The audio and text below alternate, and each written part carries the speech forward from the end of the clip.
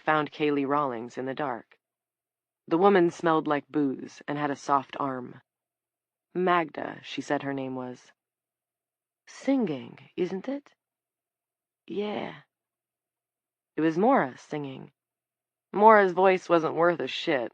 Her sense of a tune was all seasick, up and down, and creaky and broken, and to Kaylee, right then, it was incomparably sweet, carrying off the silly old words of that dirty old air. Royal Canal. The singing stopped. Where was it coming from? I don't know. Somewhere far away, that was about the only thing Kaylee could tell for sure. Had it drifted all the way from Dooling? Where was Dooling? This was definitely not Dooling. Or was it?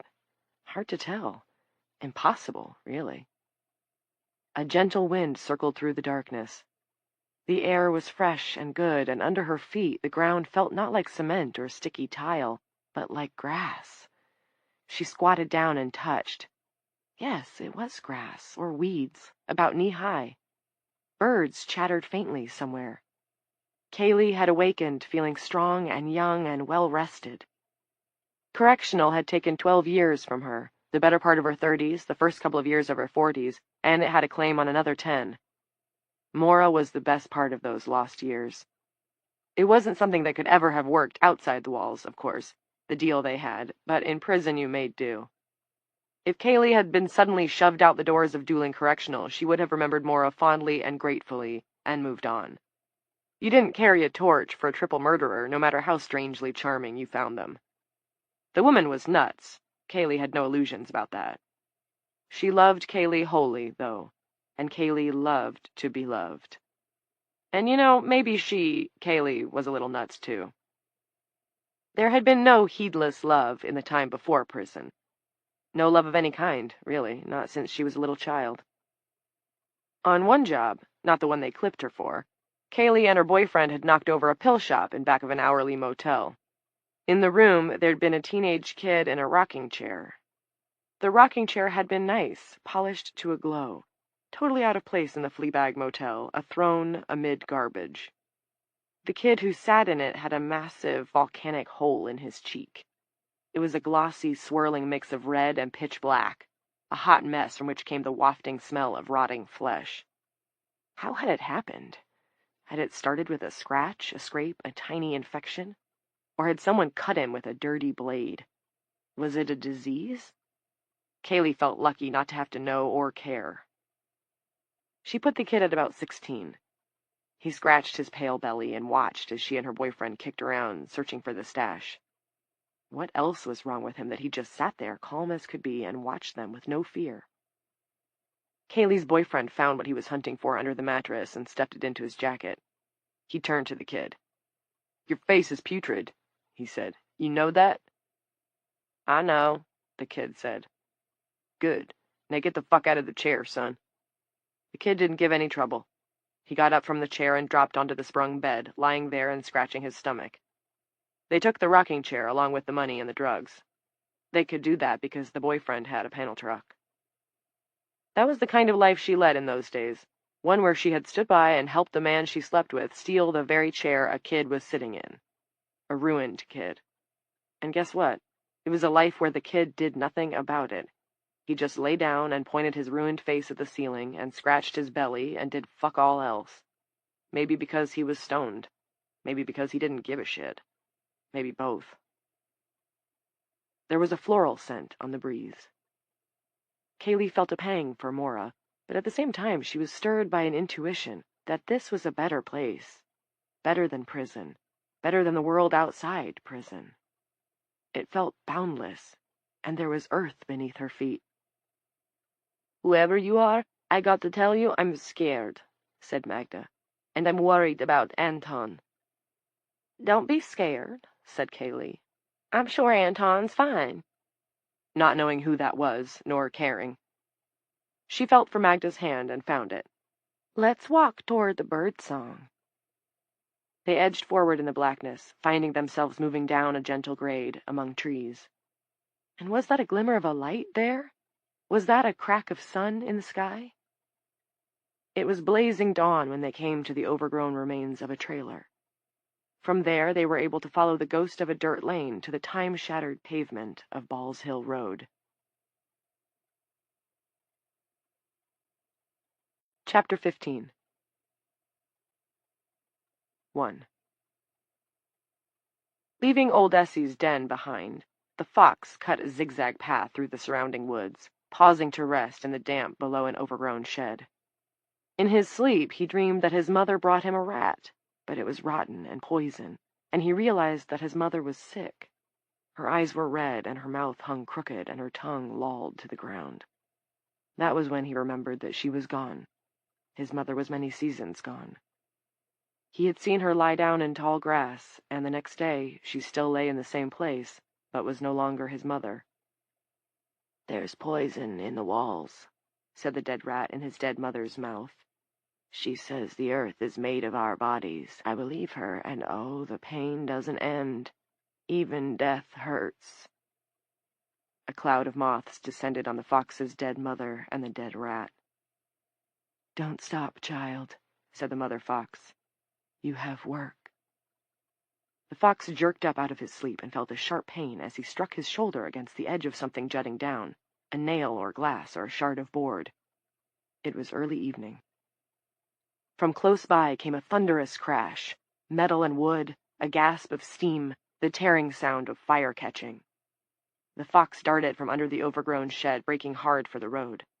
Beyond the road loomed the bigger woods, and, he hoped, safer ground. At the side of the road, a car was buckled against a tree. A woman on fire was dragging a man from the front seat of the car. The man was screaming. The sound the burning woman made was a dog sound. The fox understood what it meant. "I will kill you. I will kill you. I will kill you." Tendrils of burning web fluttered away from her body. Here was a moment of decision. High among the fox's catalogue of personal statutes was "Thou shalt not cross the road in daylight." There were more cars in the day, and cars could not be intimidated or warned off, let alone defeated. As they zoomed over the pavement, they made a sound, too, and if you listened, a fox should always listen, that sound was words, and the words were, "I want to kill you. I want to kill you. I want to kill you." The hot and leaking remains of animals that had failed to heed these words had provided the fox with many excellent snacks. On the other hand, a fox that wanted to survive needed to maintain a fluid approach to danger. He needed to balance the threat of a car that wanted to kill you with a woman cloaked in fire declaring that she was going to kill you. The fox bolted. As he passed her, the heat of the burning woman was in his fur and in the cut on his back. The burning woman had started to pound the man's head against the pavement, and the roar of her anger grew louder, but it faded as the fox scrambled down the embankment on the opposite side of the road. In the big woods, he slowed his pace. The cut in his lower back made his rear right leg hurt every time he pushed off. It was night. Last year's leaves crackled under the fox's pads. He stopped to drink from a stream. Oil swirled in the water, but he was thirsty and had to take what he could get. A hawk perched on a stump by the stream. It picked at the belly of a squirrel. "Let me have some," the fox called. "I could be a friend to you." "A fox has no friends," said the hawk. It was true, but the fox would never admit it. "What liar told you that?" "You're bleeding, you know," the hawk said. The fox didn't care for the bird's chipper tone. The fox thought it wise to change the subject. "What's going on? Something has changed. What's happened to the world?" "There's a tree further on, a new tree, a mother tree. It appeared at dawn, very beautiful, very tall. I tried to fly to the top, but although I could see the crown, it was beyond my wings." A bright red knot of intestines snapped free of the squirrel's body, and the hawk gulped it down. The hawk tilted its head. A second later, a smell twitched the fox's nostrils. Smoke. It had been a dry season. If the burning woman had crossed the road, a few steps into the brush would have been enough to make it all go up. The fox needed to get moving again. He panted. He was afraid and he was hurt, but he still had his wits. "Your eyes will make a fine meal for some lucky animal," the hawk said, and took flight, the limp squirrel locked in its talons. 2. As was hardly uncommon, the First Thursday Book Club had begun to drift away from that month's text, which happened to be Atonement by Ian McEwan. The novel's story followed two lovers, sundered from one another almost before their relationship had begun, by the false accusation of a preternaturally imaginative young girl named Bryony. Dorothy Harper, at 79 the group's elder stateswoman, said she was unable to forgive Bryony for her crime. That little baggage ruined their lives. Who cares if she was sorry? They say the brain doesn't fully develop until you're much older, said Gail Collins. Bryony was only 12 or 13 when she told the lie. You can't blame her. Gail held her glass of white wine in both hands, cupped around the bowl. She was situated at the nook table by the kitchen bar. Blanche McIntyre, Warden Coates's faithful assistant, usually faithful at least, had met Gail in a secretarial class 30 years earlier. Margaret O'Donnell, the fourth member of the First Thursday Book Club, was Gail's sister, and the only woman Blanche knew who had a stock portfolio. Who says that? Dorothy asked. About the brain. Scientists, Gail said. Pish-tush. Dorothy waved a hand as if to make a bad smell go away. Dorothy was the only woman Blanche knew who still said things like pish-tush. It's true. Blanche had heard Dr. Norcross at the prison say almost exactly the same thing, that the human brain wasn't fully developed until a person reached their 20s. Was it really such a surprise, though? If you had ever known a teenager, or for that matter been one, wasn't it axiomatic? Teenagers didn't know what the hell they were doing, especially male ones. And a girl of 12? Forget it. Dorothy sat in the armchair by the front window. It was her condo, a neat second-floor unit on Malloy Street, with plush, slate-colored carpeting and fresh beige walls. The view was of the woods that backed up the building. Of the world's current unrest, the only visible sign was a fire, like a match flame at this distance, off in the west, toward Ball's Hill and Route 17. It was just so cruel. I don't care how small her brain was. Blanche and Margaret were seated on the couch. On the coffee table stood the open bottle of Chablis and the still-corked bottle of Pinot. There was also the plate of cookies that Dorothy had baked, and the 3 bottles of pills that Margaret had brought. I loved it, said Margaret. I loved the whole book. I thought all the details about nursing during the Blitz were amazing, and everything about the big battle and France and walking to the shore. Wow, a real trek. An epic trek, you could say. And romance, too. It was pretty spicy stuff. She shook her head and laughed. Blanche twisted to look at her, annoyed, despite the fact that Margaret was on her side about liking Atonement. Margaret had worked for the railroads until they gave her a nifty bundle of cash to take early retirement. Some people were just so darn lucky. She was a terrible giggler, was Margaret O'Donnell, especially for someone who was past 70, and foolish about ceramic animals, dozens of which were crowded on her windowsills. For her last book pick, she'd chosen the Hemingway novel about the idiot who wouldn't let go of the fish, a book that had aggravated Blanche because it was, let's face it, just a goddamn fish. Margaret had thought that one was romantic, too. How could a woman like that have turned her early retirement bundle into a stock portfolio? It was a mystery.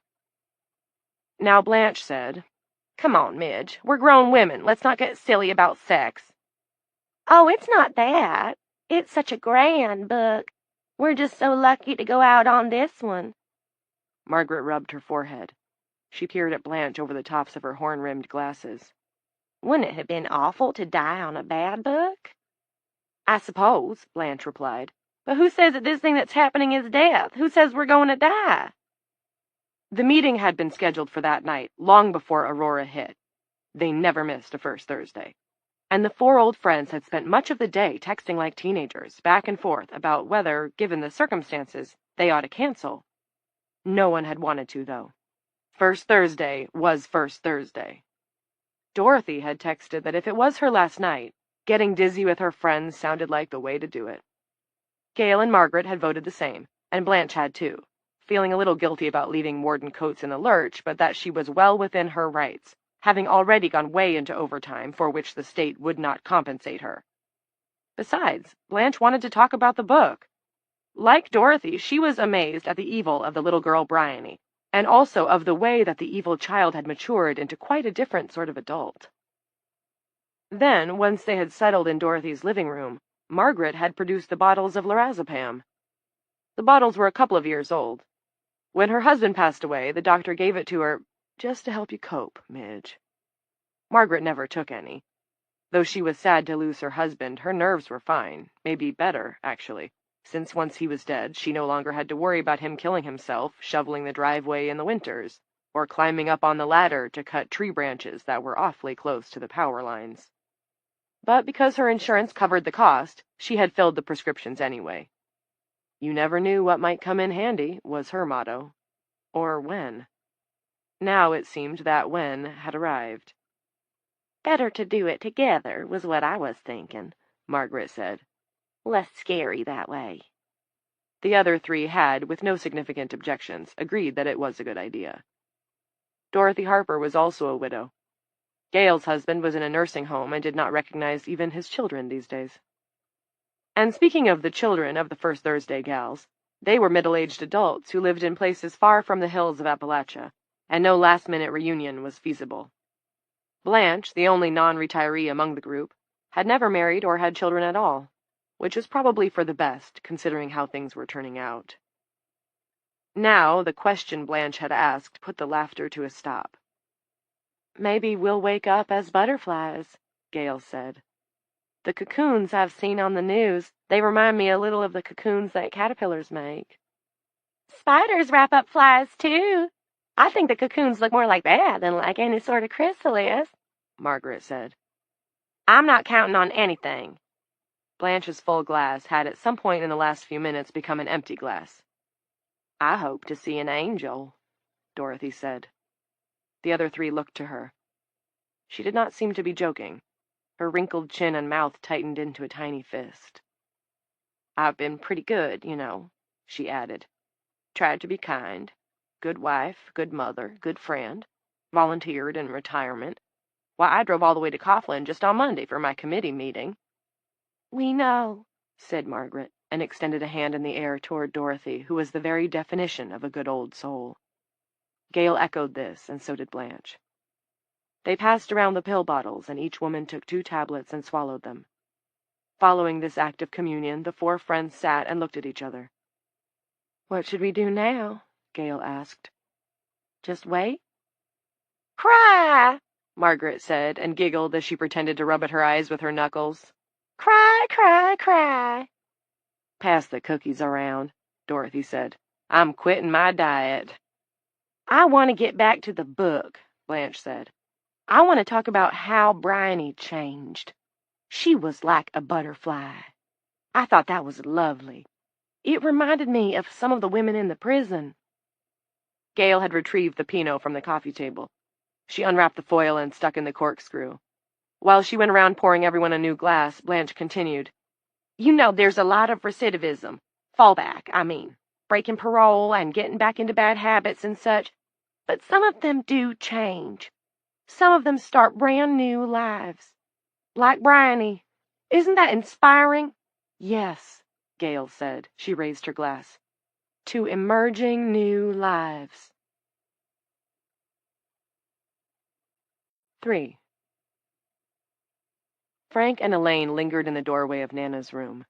It was past 9. They'd laid her down on the bed, leaving aside the covers. There was a poster of a uniformed marching band on the wall and a bulletin board tacked with Nana's best drawings of manga characters. A wind chime of colored pipes and glass beads hung from the ceiling. Elaine insisted on neatness, so there were no clothes or toys on the floor. The blinds were pulled shut. Around Nana's head the growth was bulbous. The growths bunched around her hands were identical, only smaller. Mittens with no thumbs. Though neither had said anything, after standing together in silence for more than a minute, Frank realized that they were both afraid to turn off the light. Let's come back and check on her again in a little while. Out of habit, Frank whispered this to Elaine, as on so many occasions when they were desperate to keep from waking Nana, instead of the opposite. Elaine nodded. As one, they retreated from their daughter's open door and went downstairs to the kitchen. While Elaine sat at the table, Frank made a pot of coffee, filling the urn, sifting out the grounds. It was something he'd done 1,000 times before, though never at so late an hour. The normality of the activity soothed him. She was thinking along similar lines. It's like the old days, isn't it? Sick baby upstairs, us down here wondering if we're doing the right things. Frank pressed the brew button. Elaine had her head on the table, tucked between her arms.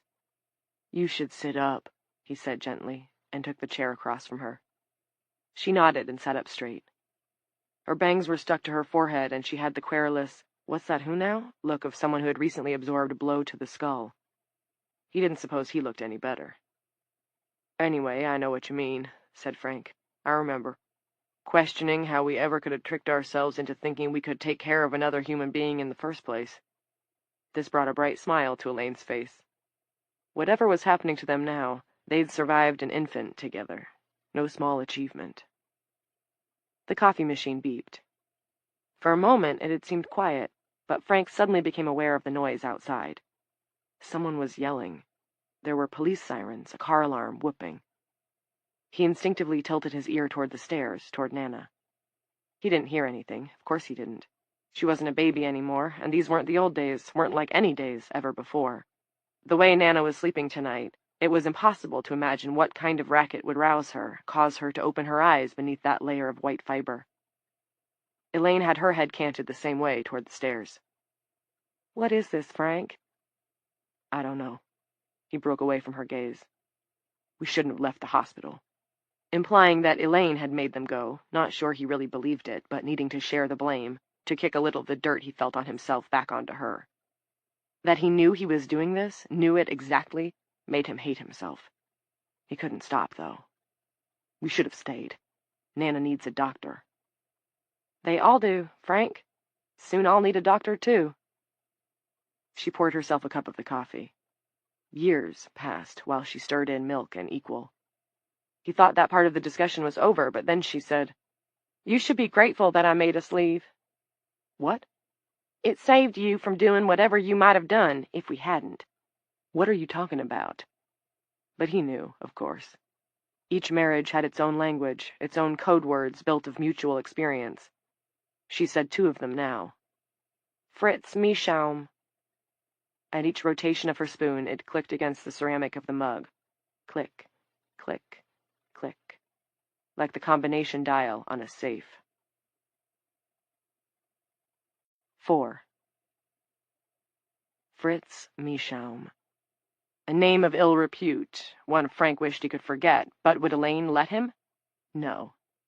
Shouting at Nana's teacher that time had been bad, and the famous wall punch had been worse, but the Fritz Mieschaum incident was worst of all. Fritz Mieschaum was the dead rat she waved in his face whenever she felt pushed into a corner, as she did tonight. If only she could see they were in the corner together, on the same side, Nana's side. But no. Instead, she had to bring up Fritz Mieschaum. She had to wave the dead rat. Frank had been hunting a fox, not that unusual in the wooded Tri-County area. Someone had seen one running around in the fields south of Route 17, not far from the women's prison. It had its tongue hanging out, and the caller thought it might be rabid. Frank had his doubts, but he took rabies calls seriously. Any animal control officer worth his salt did. He drove out to the collapsing barn where the sighting had occurred and spent a half-hour stalking around in the puckies. He didn't find anything except the rusted-out skeleton of a 1982 Cutlass with a pair of rotting panties knotted to the antenna. On the way back to the shoulder where he'd parked his truck, he'd cut alongside a fenced property. The fence was a mix of junk, decaying planks, hubcaps, and corrugated sheet metal so full of holes it did more to invite attention than to discourage intruders. Through the gaps, Frank took in the peeling white house and shabby yard beyond. A tire swing on a fraying rope hung from an oak tree. Black, tattered clothes surrounded by circling insects were piled at the base of the tree. A milk crate full of iron scraps stood guard by the porch steps. A presumably empty oil can was carelessly pitched aside to rest like a hat on top of an unruly growth of bougainvillea, which was itself partially draped over the porch. Glass fragments from a smashed second-floor window were scattered over the bare tar paper roof, and a brand-new Toyota pickup, blue as the Pacific, stood waxed up and parked in the driveway. Littered around its rear tires were a dozen or so spent shotgun shells, once bright red, now faded to pallid pink, as if they had been there a long time. It was so perfectly country, the wreck of a house and the shiny truck, that Frank almost laughed out loud. He strolled on, smiling to himself, his mind requiring several seconds to compute something that hadn't made sense. The black clothes had been moving, shifting around. Frank retraced his steps to a break in the hodgepodge fence. He watched the clothes. They breathed.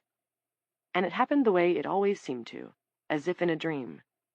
He didn't slip under the fence and actually walk across the yard so much as he seemed to teleport the distance separating him from the black shape under the tree.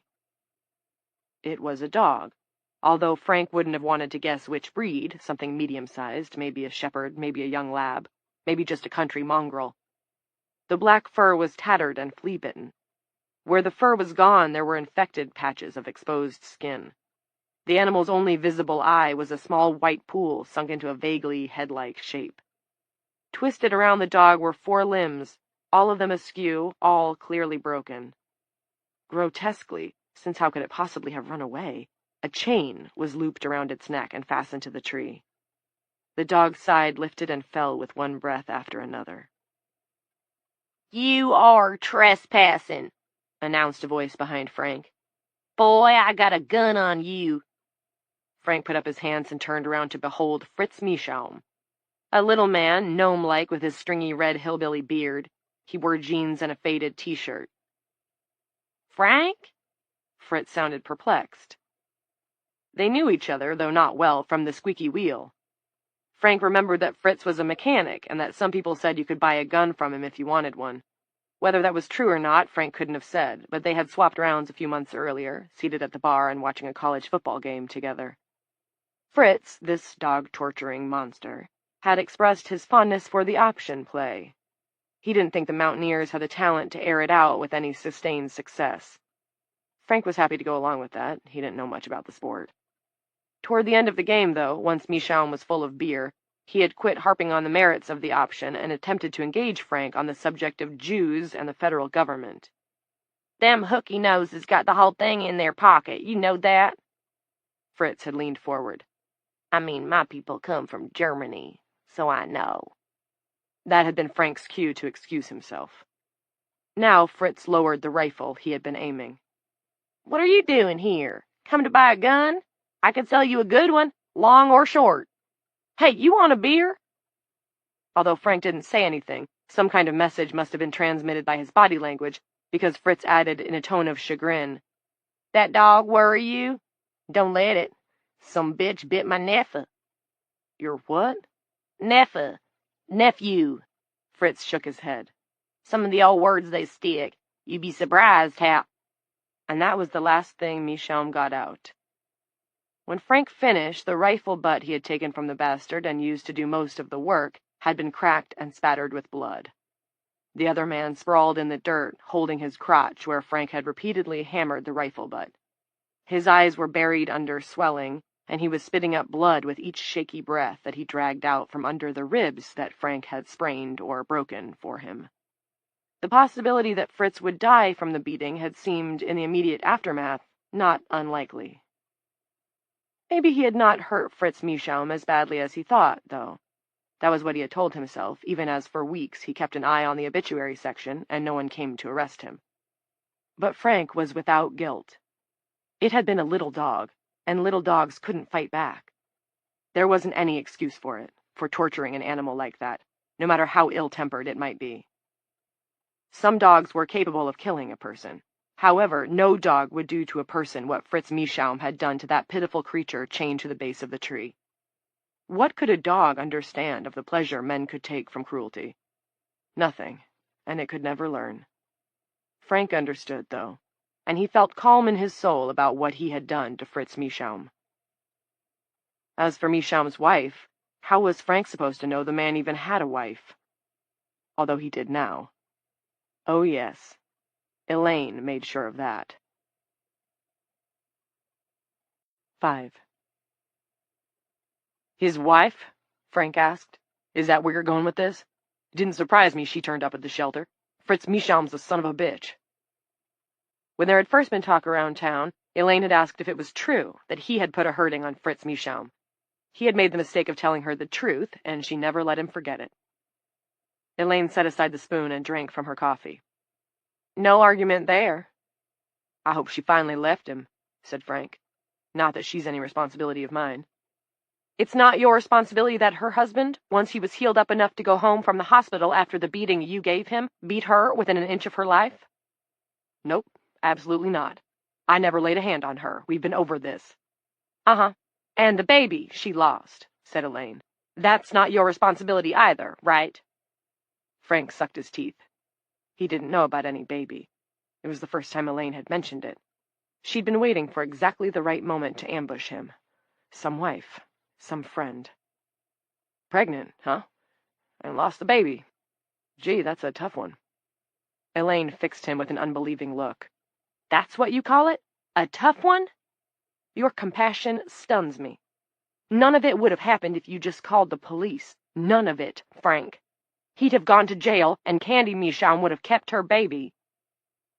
Guilt trips were Elaine's specialty. But if she'd seen the dog, what Fritz had done to it, she might think twice about giving him the stink eye. The Michons of the world had to pay. It was the same with Dr. Flickinger. Which gave him an idea. Why don't I go get the Mercedes man? He's a doctor. You mean the guy who ran over that old man's cat? Yeah. He felt really bad about driving so fast. I'm sure he'd help.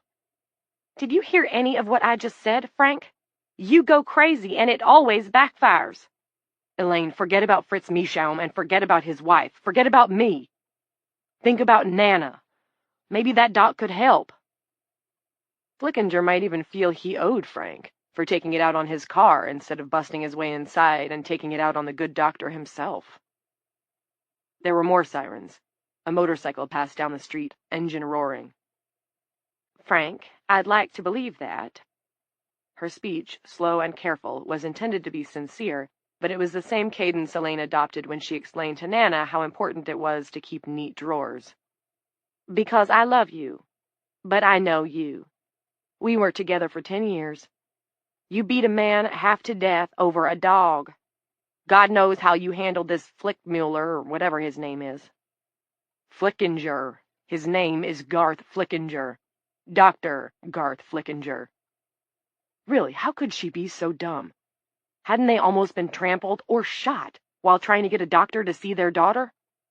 She drank down the rest of her coffee. Just be here with your daughter. Don't try to fix what you don't even understand.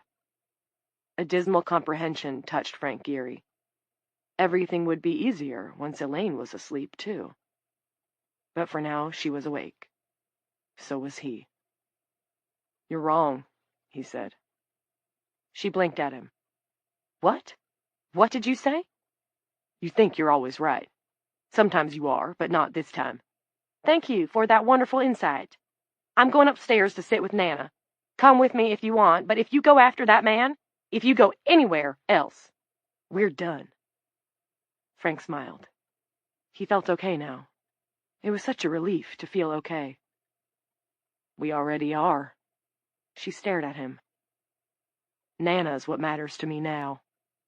Just her. 6. Frank stopped on the way to his truck to look at the woodpile by the back stoop. Hardwood he'd split himself. Half a cord left from the winter just past. The little yodel stove in the kitchen made the place homey and welcoming in the cold weather. Nana liked to sit near it in the rocker, doing her homework. When she was bent over her books with her hair curtaining her face, she looked to Frank like a little girl from the 19th century, back when all these man-woman things were a lot simpler. Back then, you told a woman what you were going to do, and she either agreed or kept her mouth shut. He remembered something his father had told his mother when she protested over the purchase of a new power lawnmower. You keep the house. I'll make the money and pay the bills. If you got a problem with that, speak up. She hadn't. They'd had a good marriage that way. Almost 50 years. No marriage counseling, no separations, no lawyers. There was a big tarp over the woodpile and a smaller one over the chopping block. He raised the smaller and pulled the hand axe free from the scarred wood. Flickinger didn't seem like much, but it never hurt to be prepared. 7. Dorothy went first, head lolling back, mouth open, dentures slipping slightly and flecked with cookie crumbs. She snored. The other three watched the white strings float and untether, split and float and fall down against her skin. They layered like bandages in miniature, wrapping in crisscross patterns. "I wish," Margaret began, but whatever it was she wished, she didn't seem to be able to catch hold of the thing. "Do you think she's suffering?" Blanche asked. "Do you think it hurts?" Though her words felt heavy in her mouth, she herself was not in any pain. "No." Gale tottered to her feet, her library copy of Atonement dropping to the floor with a flop of paper and crinkle of plastic sheeting. She braced herself on the furniture as she crossed the room toward Dorothy. Blanche was hazily impressed by this effort. Along with the pills, they dispatched the bottle of Pinot, and Gale had drunk the most. There was an officer at the prison who competed in arm wrestling contests. Blanche wondered if there were contests for drinking wine and taking drugs, and then walking around without tripping over the chairs or running into the walls. Gale might have missed her calling. Blanche wanted to express all this to Gale, but she found that the best she could do was, "Nice walking, Gale." She watched as Gale bent down close to Dorothy's ear, which was already layered in a thin coating of web. "Dorothy, can you hear us? Meet me at the—" Gale stopped. "What place do we know is in heaven, Midge? Where should I have her meet us?" Only Margaret didn't answer. Couldn't. The threads were now circling and knitting around her head, too.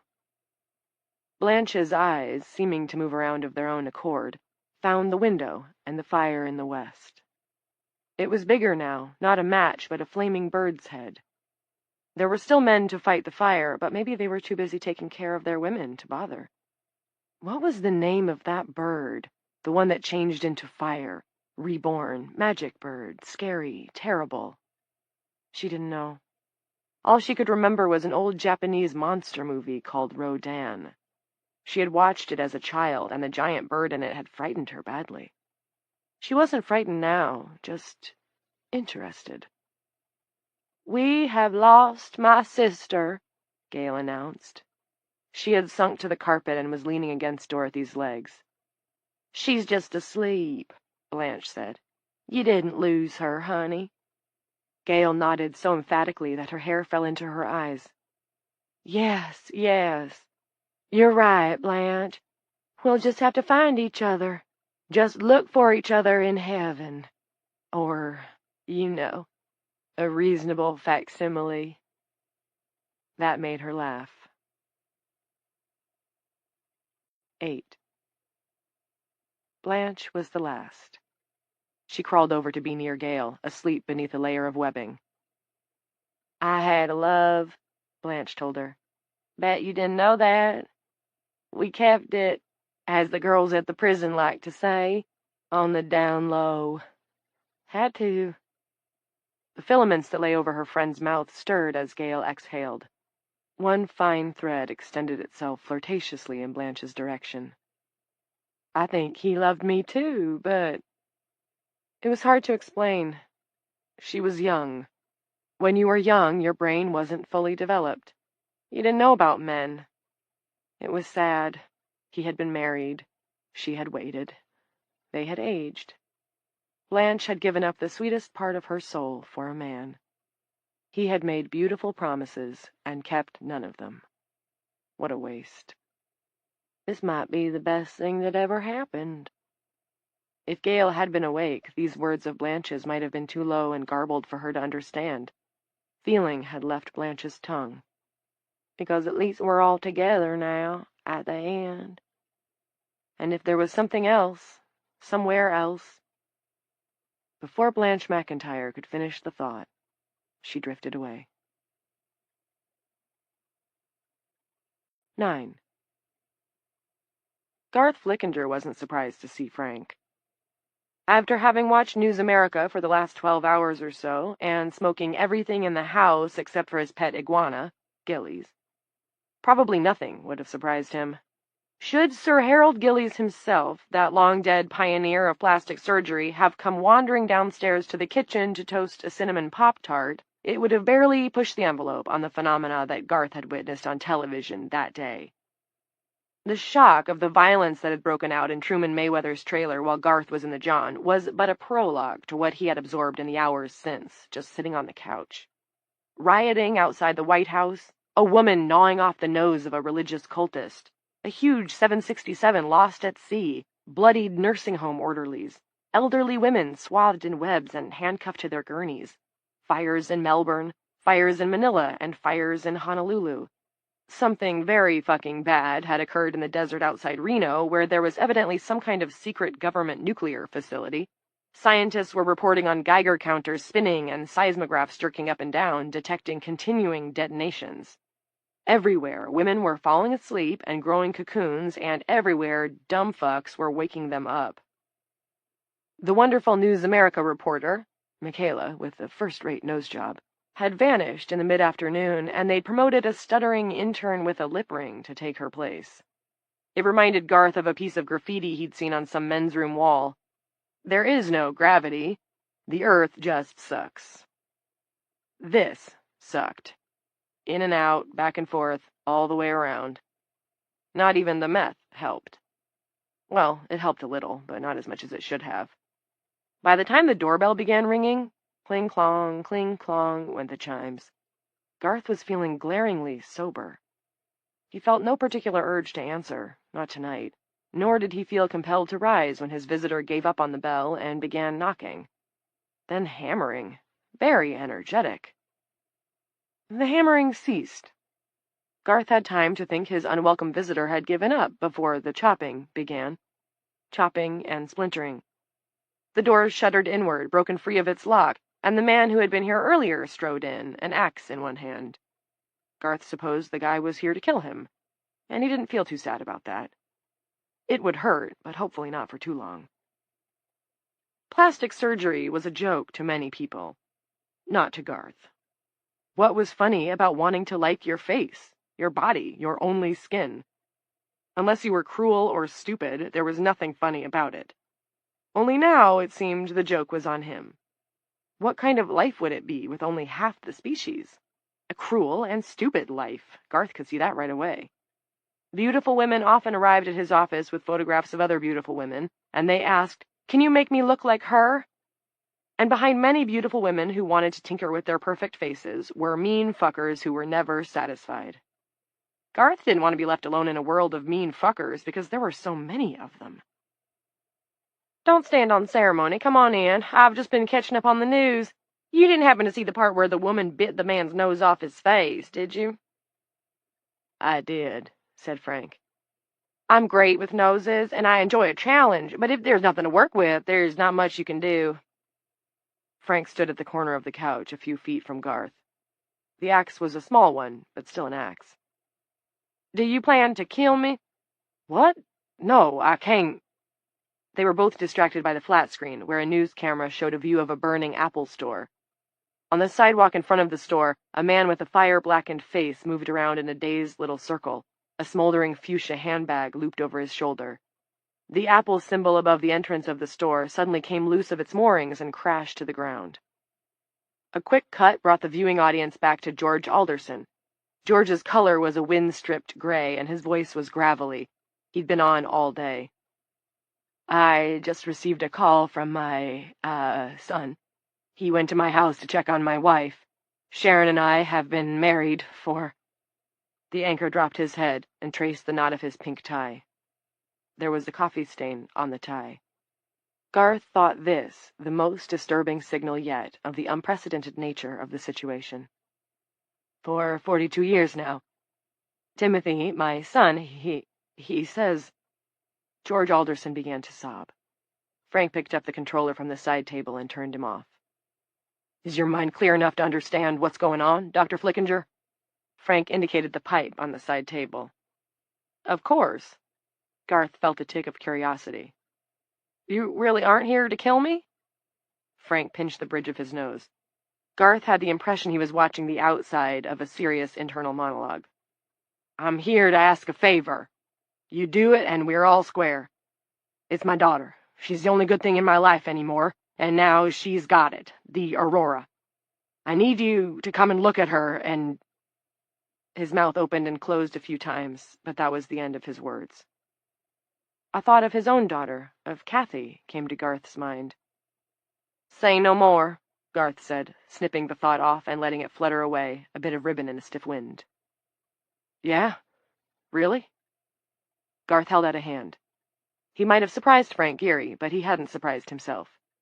There were so many things that couldn't be helped. Garth was always glad when he could. And it would be interesting to see this Aurora business up close. "Of course. Help me up, would you?" Frank got him on his feet, and after a few steps, Garth was fine. The doctor excused himself for a moment, stepping into a side room. When he emerged, he carried a small black case and a medical bag. They went outside into the night. Garth brushed his hand through the branches of the lilac tree protruding from the back left passenger window of his Mercedes as they went to Frank's truck, but refrained from comment. 10. The fox limped away from the grass fire the burning woman had started, but he carried a fire inside him. It was burning inside his lower back. This was bad, because he couldn't run fast now, and he could smell his own blood. If he could smell his blood, other things could as well. A few mountain lions still remained in these woods, and if one caught wind of his bloody back and haunch, he was finished. It had been a long time since he had seen a mountain lion, not since his mother was full of milk and his 4 littermates were alive, all dead now, one from drinking bad water, one from eating a poison bait, one taken in a trap that tore her leg as she squealed and cried, one disappeared in the night. But there were also wild pigs. The fox feared them more than the mountain lions. They had escaped some farmer's pen and bred in the woods. Now there were lots of them. Ordinarily, the fox would have had no problem escaping them, and might have even enjoyed teasing them a bit. They were very clumsy. Tonight, though, he could hardly run. Soon he would not even be able to trot. The woods ended at a metal house that smelled of human blood and human death. Yellow strips hung around it. There were metal man-things in the weeds and lying on the crushed stone in front. Mixed in with the death sense was another, something he had never smelled before. Not a human smell, exactly, but like a human smell. And female. Putting aside his fear of the wild pigs, the fox moved away from the metal house, limping and occasionally collapsing on his side while he panted and waited for the pain to subside. Then he went on. He had to go on. That scent was exotic, both sweet and bitter at the same time, irresistible. Perhaps it would take him to a place of safety. It didn't seem likely, but the fox was desperate. That exotic smell grew stronger. Mixed into it was another female smell, but this one was fresher and clearly human. The fox paused to sniff at one of Lila's shoe prints in the loam, then a patch of white stuff in the shape of a bare human foot. A small bird fluttered down to a low-hanging branch. Not a hawk this time. This was a kind of bird the fox had never seen before. It was green. A scent drifted from it, humid and tangy, for which the fox had no context. It fluffed its wings self-importantly. "Please don't sing," the fox said. "All right," the green bird said. "I rarely do at night, anyway. I see you are bleeding. Does it hurt?" The fox was too tired to dissemble. "Yes." "Roll in the web. It will stop the pain." "It will poison me," the fox said. His back was burning, but he knew about poison. Oh, yes. The humans poisoned everything. It was their best talent. "No. The poison is leaving these woods. Roll in the web." Perhaps the bird was lying, but the fox saw no other recourse. He fell on his side, then rolled onto his back, as he sometimes did in deer scat, to confuse his scent.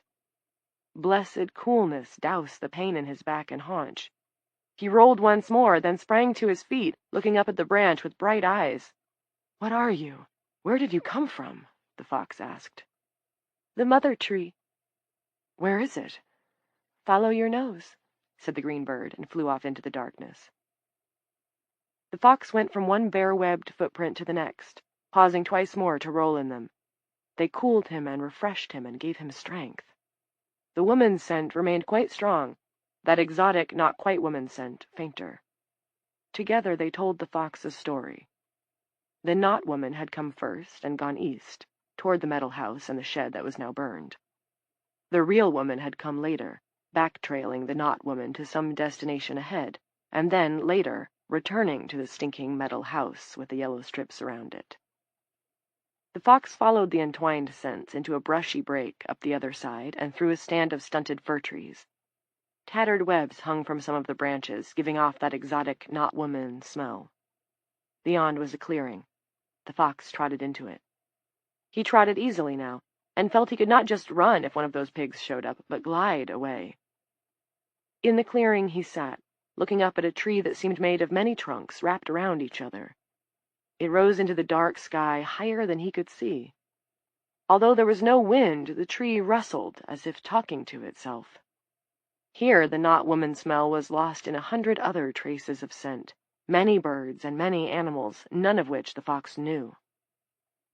A cat came padding around from the far side of the great tree. Not a wild cat, it was much bigger, and it was white. In the dark, its green eyes were like lamps. Although the instinct to run from predators was bone deep in the fox, he did not move. The great white tiger padded steadily toward him. The grass of the clearing rustled as it bent beneath the dense fur of its belly. When the tiger was only 5 feet away, the fox lay down and rolled over, showing his own belly in submission. A fox might harbor some pride, but dignity was useless. "Get up," the tiger said. The fox got to his feet and timidly stretched his neck forward to touch the tiger's nose. "Are you healed?" the tiger asked. "Yes." "Then listen to me, fox." 11. In her prison cell, Evie Black lay with her eyes closed and a faint smile on her lips. "Then listen to me, fox," she said. "I have work for you." Chapter 16. 1. Clint was about to ask Tig Murphy to buzz him out through the main door, but Assistant Warden Lawrence Hicks came buzzing in first. "Where are you going, Norcross?" The question sounded like an accusation, but at least it came out clearly. Although Lord Hicks looked disheveled, his hair a mussed halo around his bald spot, stubble on his jowly cheeks, dark circles under his eyes, the Novocaine from his morning dental procedure seemed to have worn off. "To town. I need to see my wife and son." "Did Janice okay that?" Clint took a beat to control his temper. It helped to remind himself that Hicks had either lost his wife to Aurora or would soon. That did not change the fact that the man standing before him was the last guy you wanted in charge of an institution like dueling in a time of crisis. Janice had once told Clint that her second-in-command had less than 30 credit hours of prison management from a degree mill in Oklahoma, and no hours at all in prison administration. "But Hicksy's sister is married to the lieutenant governor," Janice had said. She'd had an extra glass of Pinot on that occasion, or maybe it had been 2. "So you do the math. He's great at scheduling and checking inventory, but he's been here 16 months, and I'm not sure he could find his way to Sea Wing without a map. He doesn't like to leave his office, and he's never done a single duty tour, although that's supposed to be a monthly requirement. He's scared of the bad girls." "You'll be leaving your office tonight, Hicksy," Clint thought, "and you'll be touring, too, strapping on a walkie and making 3-wing rounds just like the other uniforms, the ones that are left." "Did you hear me?" Hicks asked now. "Did Janice okay you leaving?" "I have 3 things for you," Clint said. "First thing, I was scheduled out at 3 p.m., which was," he checked his watch, "about 6 hours ago. But, wait, here's the second thing. Warden Coates is asleep on her couch inside a big white cocoon." Hicks wore thick glasses that had a magnifying effect. When he widened his eyes, as he did now, they looked ready to fall out of their sockets. "What?" Long story short, Don Peters finally tripped over his own dick, got caught molesting an inmate. Janice canned his ass, but Don managed to load up her coffee with her prescription Xanax. It put her down fast. And before you ask, Don is in the wind. When I see Lila, I'll tell her to put out a bolo for him, but I doubt if it will be a priority. Not tonight. Oh my God. Hicks ran his hands through his hair, further disarraying what was left of it. Oh my God. Here's the third thing. We do still have the other 4 officers from the morning shift, Rand Quigley, Millie Olson, Tig Murphy, and Vanessa Lampley. You are number 5. You'll need to make midnight rounds with the others. Oh, and Van will bring you up to speed on what the inmates are calling super coffee. Jeanette Sorley and Angel Fitzroy are pushing it. Super coffee? What's that? And what's Fitzroy doing out? She's not trustworthy, not at all. She has anger issues. I read your report. She's not angry tonight, at least not yet. She's pitching in, like you need to. And if nothing changes, all these women are going to fall asleep, Lore. Every single one. Super coffee or no super coffee. They deserve some hope. Talk to Van and follow her lead if a situation comes up. Hicks grabbed Clint's jacket. His magnified eyes were panicky. You can't go. You can't desert your post. Why not? You did. Clint saw Hicks wince and wished he could have called those words back. He took Hicks's hand and removed it from his jacket gently. You checked on your wife. I need to check on Jared and Lila. And I will be back. When? As soon as I can. I wish they'd all go to sleep, Hicks burst out. He sounded like a petulant child. Every last thieving, whoring, drug-taking one of them. We ought to give them sleeping pills instead of coffee. That would solve the problem, wouldn't it? Clint merely looked at him. All right. Hicks did his best to square his shoulders. I understand. You have loved ones. It's just all this. All these women. We have a jail full of them. Are you just figuring that out? Clint thought, then asked Hicks how his wife was doing. He supposed he should have asked earlier, except hell, it wasn't as if Hicksy had asked after Lila. Awake, at least so far. She had... Hicks cleared his throat, and his eyes shifted away from Clint's. She had some pep pills. Good, that's good. I'll be back. Doc? It was Vanessa Lampley, and not on the intercom. She was at his elbow in the hall by the main door. She had left the booth unmanned, a thing almost unheard of. You need to come and see this. Van, I can't. I need to check on Jared, and I need to see Lila. So I can say goodbye, Clint thought. It occurred to him suddenly. The potential finality. How much longer could she stay awake? Not much. On the phone she had sounded far off, like she was part of the way to another world already. Once she nodded off, there was no reason to believe she could be brought back. I understand, Vanessa said, but it won't take more than a minute. You too, Mr. Hicks, sir. I don't know, but this might change everything. 2. Watch monitor 2, Van said when they reached the booth. 2 was currently showing the A-Wing corridor. 2 women, Jeanette Sorley and Angel Fitzroy, were pushing a coffee trolley toward the soft cell, A10, at the end. They stopped before they got there to talk to an extremely large inmate who for some reason had taken up residence in the delousing station. So far, we've got at least 10 women asleep inside that webbing crap, Van said. Might be 15 by now. Most in their cells, but 3 in the common room and 1 in the furniture shop. That shit spins out of 'em as soon as they fall asleep. Except... She punched a button on her console, and Monitor 2 showed the interior of A10. Their new intake lay on her bunk with her eyes shut. Her chest rose and fell in slow respirations. Except for her, Van said. There was something like awe in her voice. New Fish is sleeping like a baby, and the only thing on her face is her came fresh skin. Came fresh skin. Something struck Clint about that, but it slipped away in his surprise at what he was seeing and his concern about Lila. She's not necessarily asleep just because her eyes are shut. Listen, Doc, I've been doing this job longer than you've been doing yours. I know when they're awake, and I know when they're asleep. That one is asleep, and has been for at least 45 minutes. Somebody drops something, makes a clatter, she kind of twitches and then turns over. Keep an eye on her. You can give me a full report when I get back, Clint said. I need to go. Despite Van's insistence that she could tell the difference between sleep and closed eyes, he wasn't sold. And he had to see Lila while he still had the chance. He didn't want to lose her with this, whatever it was, why she was lying, between them.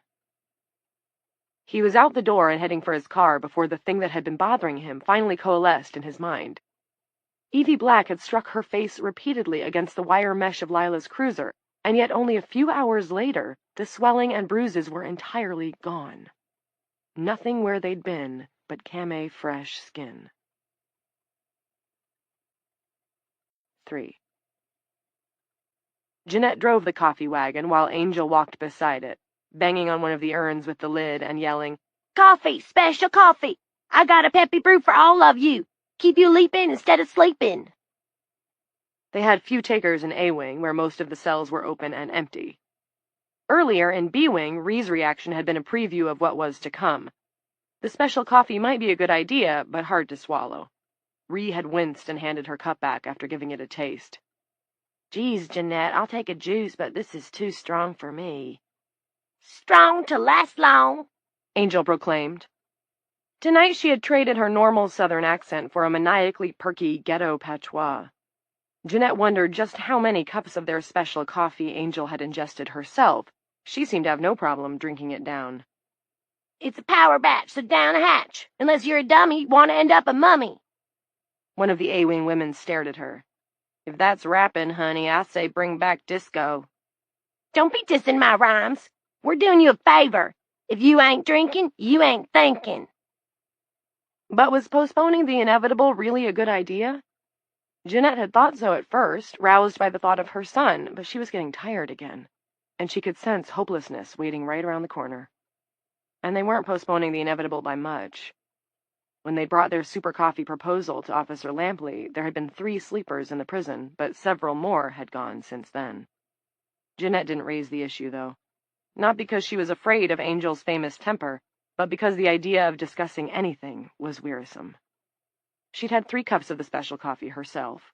Well, 2.5. Her stomach refused to take all of the 3rd cup, and she was still exhausted. It seemed like years since Rhee had awakened her, asking if Jeanette had ever watched the square of light from the window as it traveled across the floor. "I just can't be bothered with a square of light," Jeanette had said. "I say you can't not be bothered with a square of light," Rhee had replied. And now this played over and over in Jeanette's mind like some crazy Zen koan. Can't not be bothered didn't make sense, did it? Or maybe it did. Wasn't there some rule about a double negative making a positive? If so, maybe it did make sense. Maybe— "Whoa! Hold up, girlfriend!" Angel bellowed, and gave the coffee wagon a hard butt shove. It rammed into Jeanette's crotch, temporarily bringing her wide awake. The special coffee sloshed in the urns, and the juice sloshed in the pitchers. "What?" she asked. "What the hell is it, Angel?" "It's my homegirl Claudia!" Angel shouted. "Hey, baby!" They were 20 feet or so up the A-Wing corridor. Sitting slumped on a bench next to the Quell dispenser was Claudia Stevenson, known to all the inmates, and the officers, although they did not use the nickname while in Gen Pop, as Claudia the Dynamite Badia. The bod in question wasn't quite as dynamite as it had been 10 months ago, however. Since her intake, starches and gallons of prison gravy had packed on 30 or 40 pounds. Her hands were resting on her brown uniform pants. The top that went with them lay crumpled at her feet, revealing an XL sports bra. Claudia's boobs, Jeanette thought, were still pretty amazing. Angel ladled coffee into a styrofoam cup, splashing some on the floor in her amped-up enthusiasm. She held the cup out to Claudia. "Drink it up, Miss Dynamite. Made strong to last long. Power by the hour, my sister." Claudia shook her head and kept staring at the tile floor. "Claudia?" Jeanette asked. "What's wrong?" Some of the inmates were jealous of Claudia, but Jeanette liked her and felt sorry for her. Claudia had embezzled a great deal of money from the Presbyterian Church, where she had been director of services, in order to underwrite the ferocious drug habits of her husband and oldest son. And those 2 were both currently on the street, free as birds. "I got a rhyme for you, Angel," Jeanette thought. "Men play, women pay." "Nothing's wrong. I'm just getting up my nerve." Claudia didn't take her eyes from the floor. "To do what?" Jeanette asked. "To ask her to let me sleep normal. Like her." Angel winked at Jeanette, let her tongue loll from the corner of her mouth, and made a couple of circles around one ear with her finger. "Who you talking about, Miss Dynamite?" "The new one," Claudia said.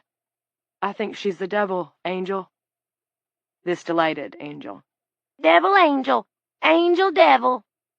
She made scales in the air, lifted them up and down. "That's the story of my life, Miss Dynamite." Claudia droned on. "She must be some kind of wicked, if she's the only one who can sleep like before." "I'm not getting you," Jeanette said. Claudia raised her head at last. There were purple scoops under her eyes. She's sleeping, but not in one of those cocoons. Go see for yourself. Ask how she's doing it. Tell her if she wants my soul, she can have it. I just want to see Myron again. He's my baby and needs his mama. Angel dumped the cup of coffee she'd offered Claudia back into the urn, then turned to Jeanette. We are going to see about this. She didn't wait for Jeanette to agree.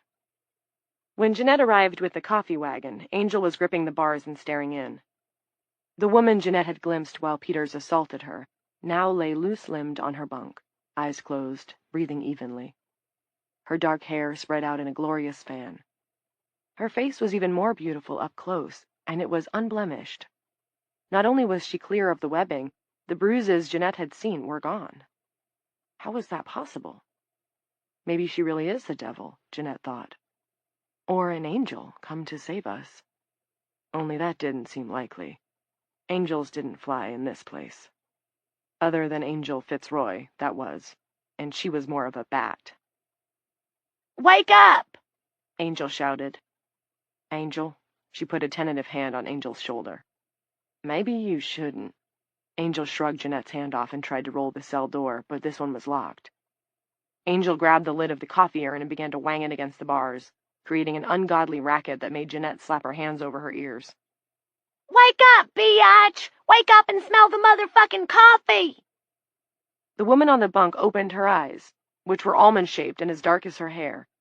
She swung her legs down to the floor, long and lovely they were, even in her baggy intake coverall, and yawned. She stretched her arms, thrusting forward a pair of breasts that put Claudia's to shame. "Company!" she cried. Her bare feet hardly seemed to touch the floor as she ran across to the bars and reached through them, grasping one of Angel's hands and one of Jeanette's. Angel instinctively pulled away. Jeanette was too stunned. It felt like some mild electricity was passing from the new woman's hand and into her own. "Angel, I'm so glad you're here! I can talk to the rats, but they're limited conversationalists. Not a criticism, just a reality. Each individual creature on its merits. My understanding is that Henry Kissinger is a fascinating discussion partner, yet consider all the blood that man has on his hands. Force me to choose? I'll take a rat, thank you, and you can print that in the newspaper. Just be sure you spell my name right." What in the hell are you talking about? Angel asked. "Oh, nothing really. Sorry to blabber. I was just visiting the world on the other side of the world. Scrambled my brains a little to go back and forth. And here's Jeanette Sorley. How's Bobby, Jeanette?" How do you know our names? Angel asked. And how come you can sleep without growing that shit all over you? "I'm Evie. I came from the tree. This is an interesting place, isn't it? So lively, so much to do and see."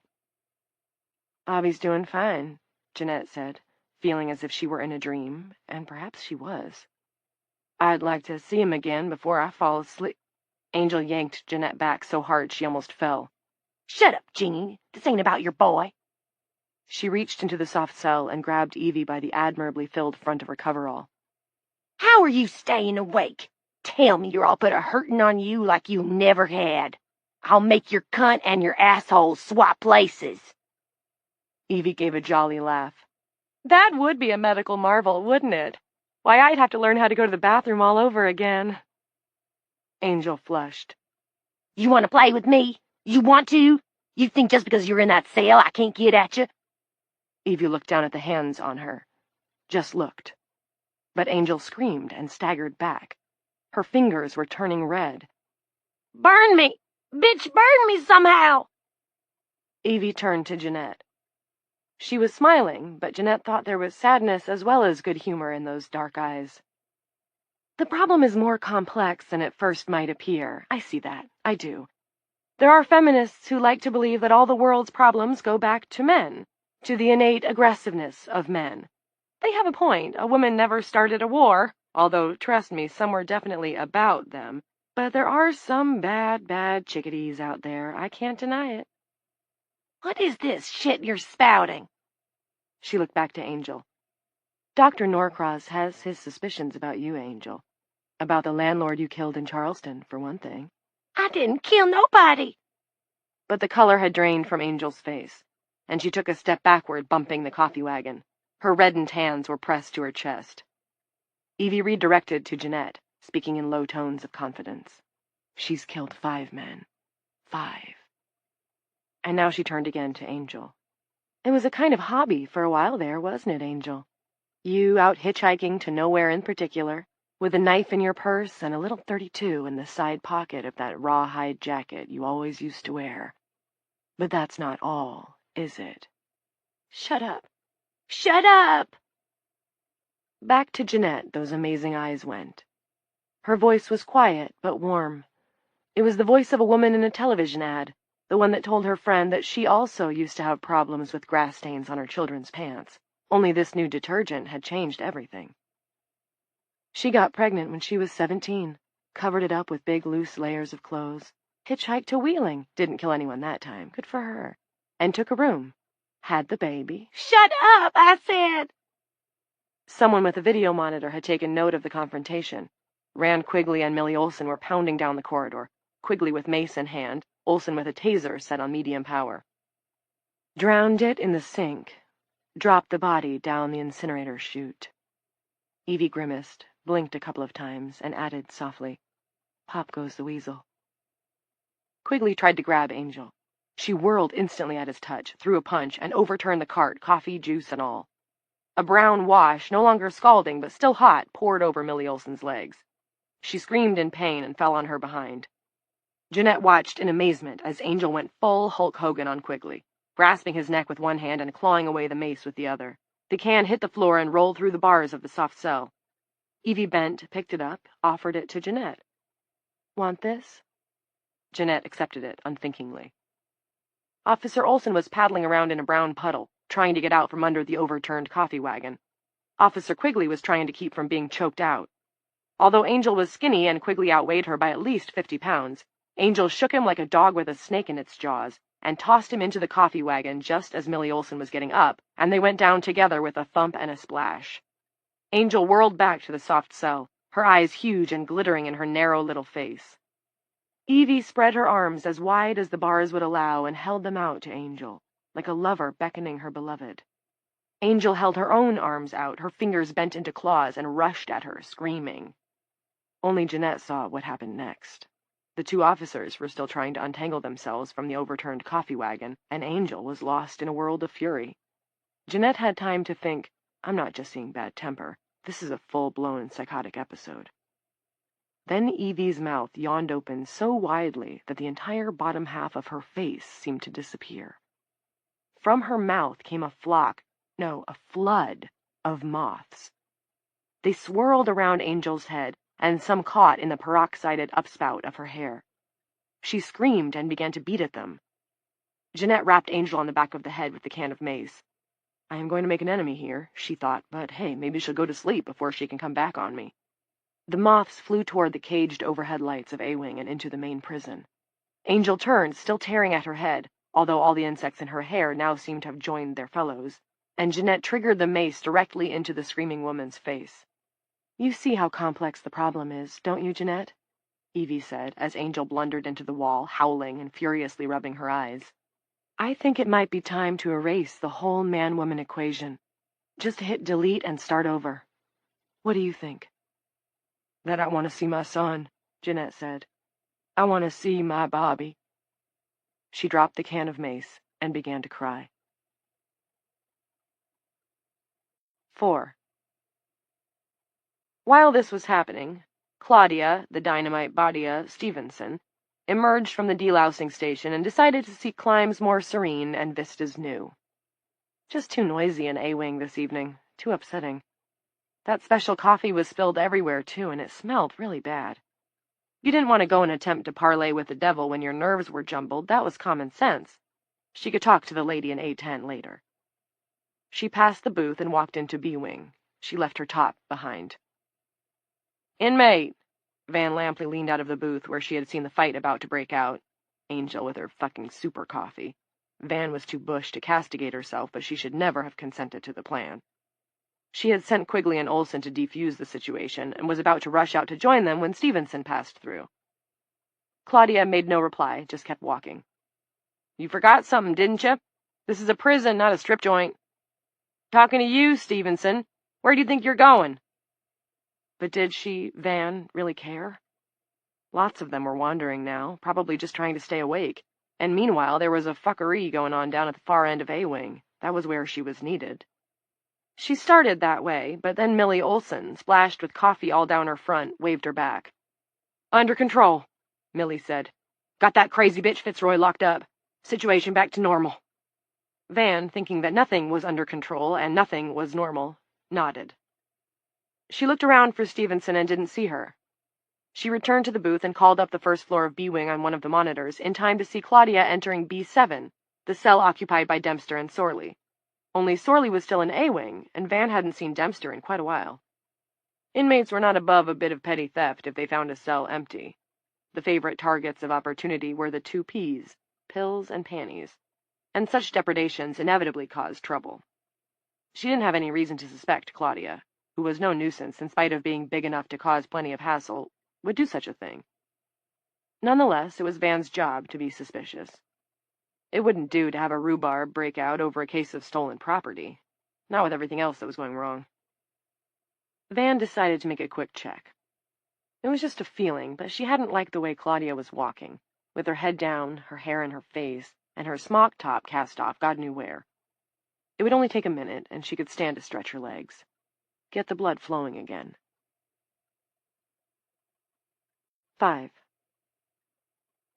Claudia didn't have theft on her mind. All she wanted was a bit of calm conversation. It would pass the time until A-Wing settled down and she could speak to the new woman and find out how she, Claudia, could also go to sleep and wake up like on any other day. The new woman might not tell her, but then again, she might. The devil was unpredictable. He had been an angel once. Ree was on her bunk with her face turned to the wall. Claudia noted for the first time, and not without pity, that Ree's hair was starting to turn gray. That was true of Claudia as well, but she dyed hers. When she couldn't afford the real stuff, or when none of her few visitors could be persuaded to bring her some Nutrice Champagne Blonde, her favorite, she used real lemon from the kitchen. It worked pretty well, but didn't last very long. She reached out to touch Ree's hair, then jerked back with a little cry when some of the gray stuck to her fingers. The threads wavered in the air for a second or two, then melted away to nothing. "Oh, Ree," Claudia mourned. "Not you, too." But maybe it wasn't too late. There were only a few strands of that cocoon stuff in Ree's hair. Maybe God had sent Claudia to B7 while there was still time. Maybe this was a test. She took Ree by the shoulder and rolled her onto her back. The webbing was spiraling out of Ree's cheeks and her poor, scarred forehead. Strands of it were emerging from her nostrils and eddying in her breath, but her face was still there. Well, mostly. Claudia used one hand to begin scrubbing the crap from Ree's cheeks, going from one side to the other, not neglecting the whitish threads emerging from her mouth and strapping themselves across her lips. With her other hand, Claudia grabbed Ree's shoulder and began to shake her. "Stevenson?"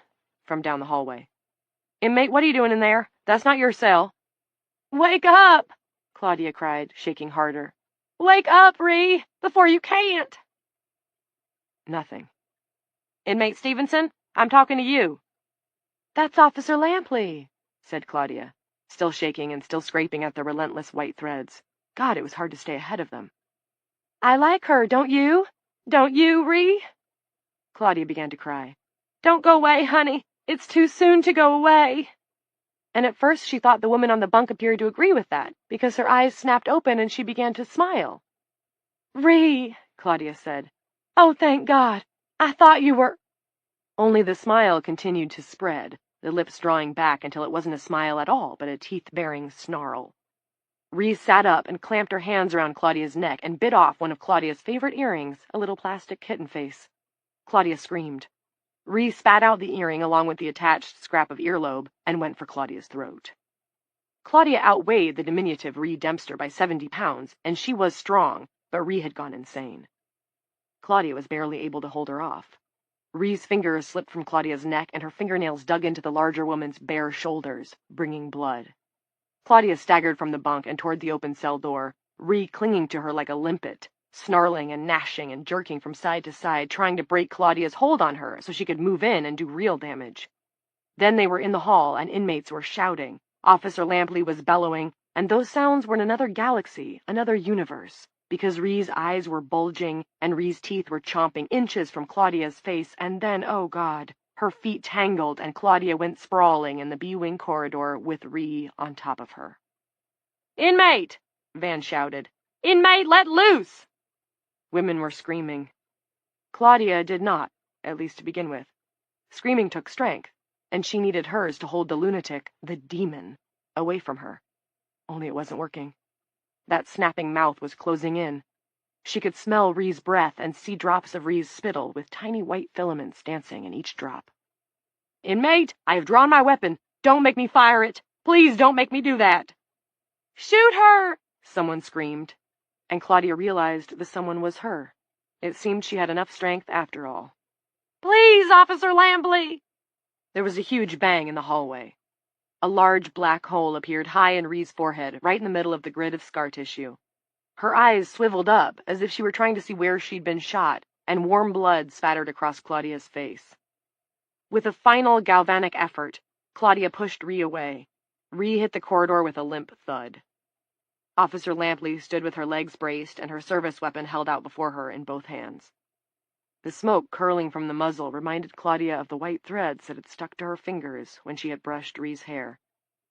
Officer Lampley's face was dead pale, save for the purple pouches under her eyes. "She was going to kill me," Claudia gasped. "I know," Van said. "I know." Chapter 17. 1.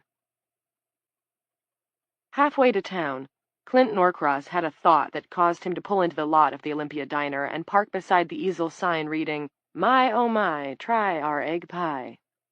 He pulled out his phone and searched Hicks.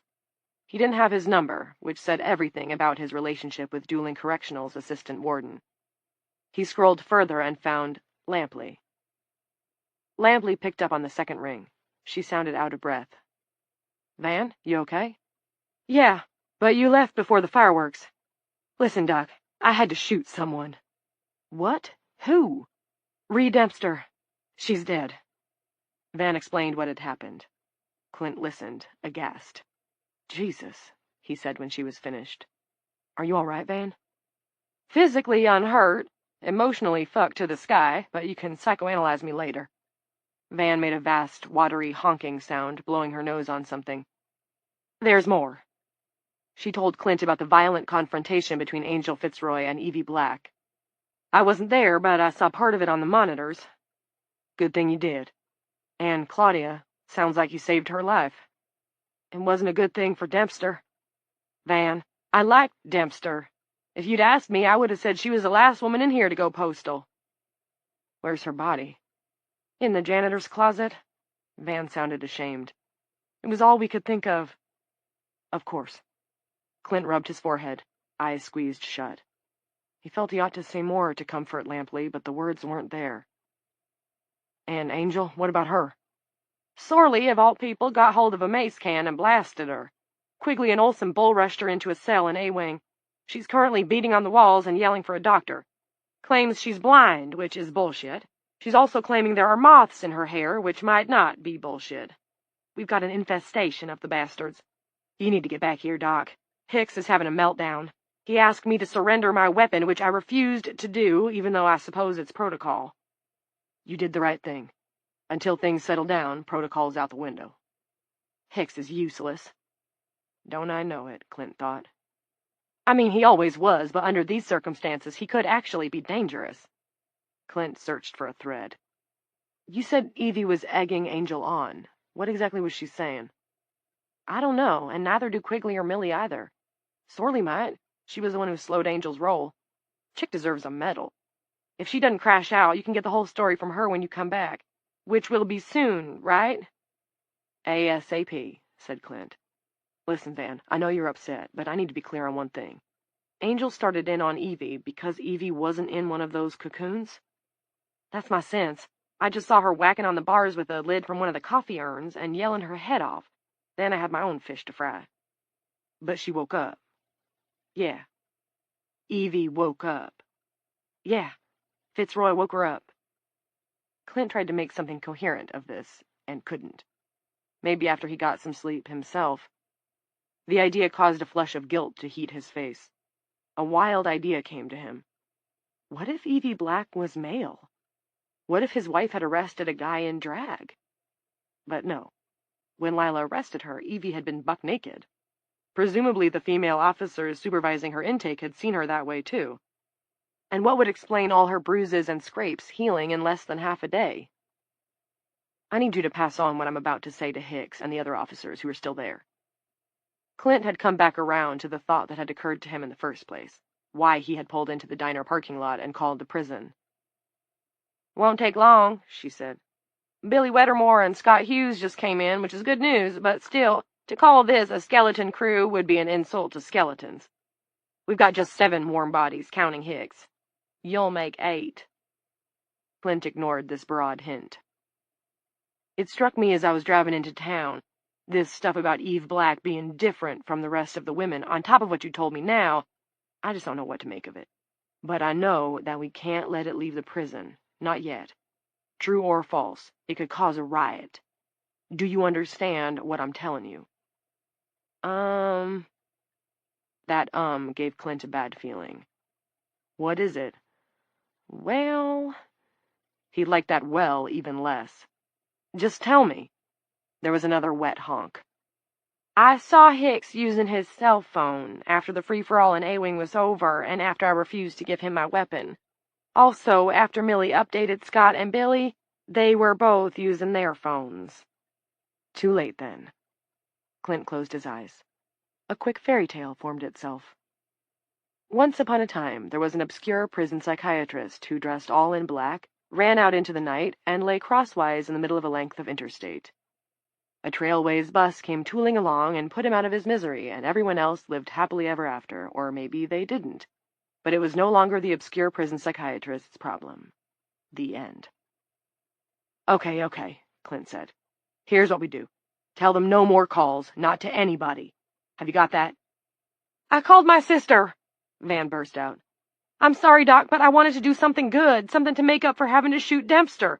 I told Bonnie not to go to sleep no matter how much she wanted to, because we might have an immune person in the prison, and that might mean there's a cure, or that it cures itself.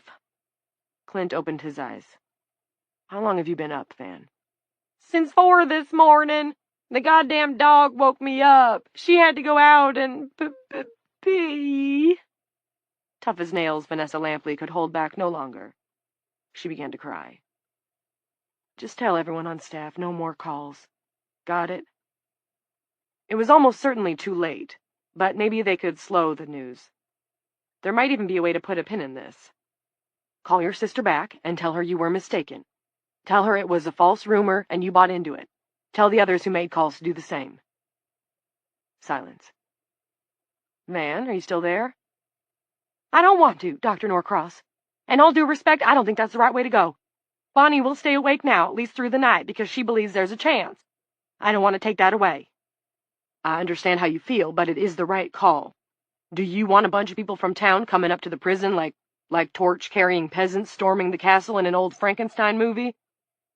Go see your wife, Van said. You said she's been up even longer than me. See if you can look her in the face and not tell her there might be a little light at the end of the tunnel. Van, listen. But Van was gone. Clint stared at the call-ended message in the window of his phone for a long time before he put it in his pocket and drove the rest of the way into town. Dempster was dead. Cheerful Reed Dempster. He couldn't believe it. And his heart ached for Van Lampley in spite of her insubordination. Although really, how could she be insubordinate to him? He was just the jailhouse shrink, for God's sake. 2. Clint pulled into one of the 15-minutes-only spaces in front of the sheriff's office and heard the last thing he would have expected, the sound of laughter spilling out through the open door. There was quite a crew in the ready room. Lila was sitting at the dispatch desk next to Linny. Ranged around them in a rough circle were 5 other deputies, all male. Terry Coombs, Reed Barrows, Pete Ordway, Elmore Pearl, and Vern Wrangle. Sitting outside the circle of cops was Barry Holden, the public defender who had briefly handled Evie Black's case, and a white-bearded elderly gent that Clint knew from around town. Willie Burke. Lila was smoking. She had stopped 8 years ago when Jared had one day remarked that he hoped she wouldn't die from lung cancer until he grew up. Linnie Mars and 2 of the others present were also puffing away. The air was blue and fragrant. "What's going on, guys?" he asked. Lila saw him and her face brightened. She snuffed her cigarette out in a coffee cup, ran across the room to him, and jumped into his arms. Literally, with her ankles hooked together at the backs of his thighs.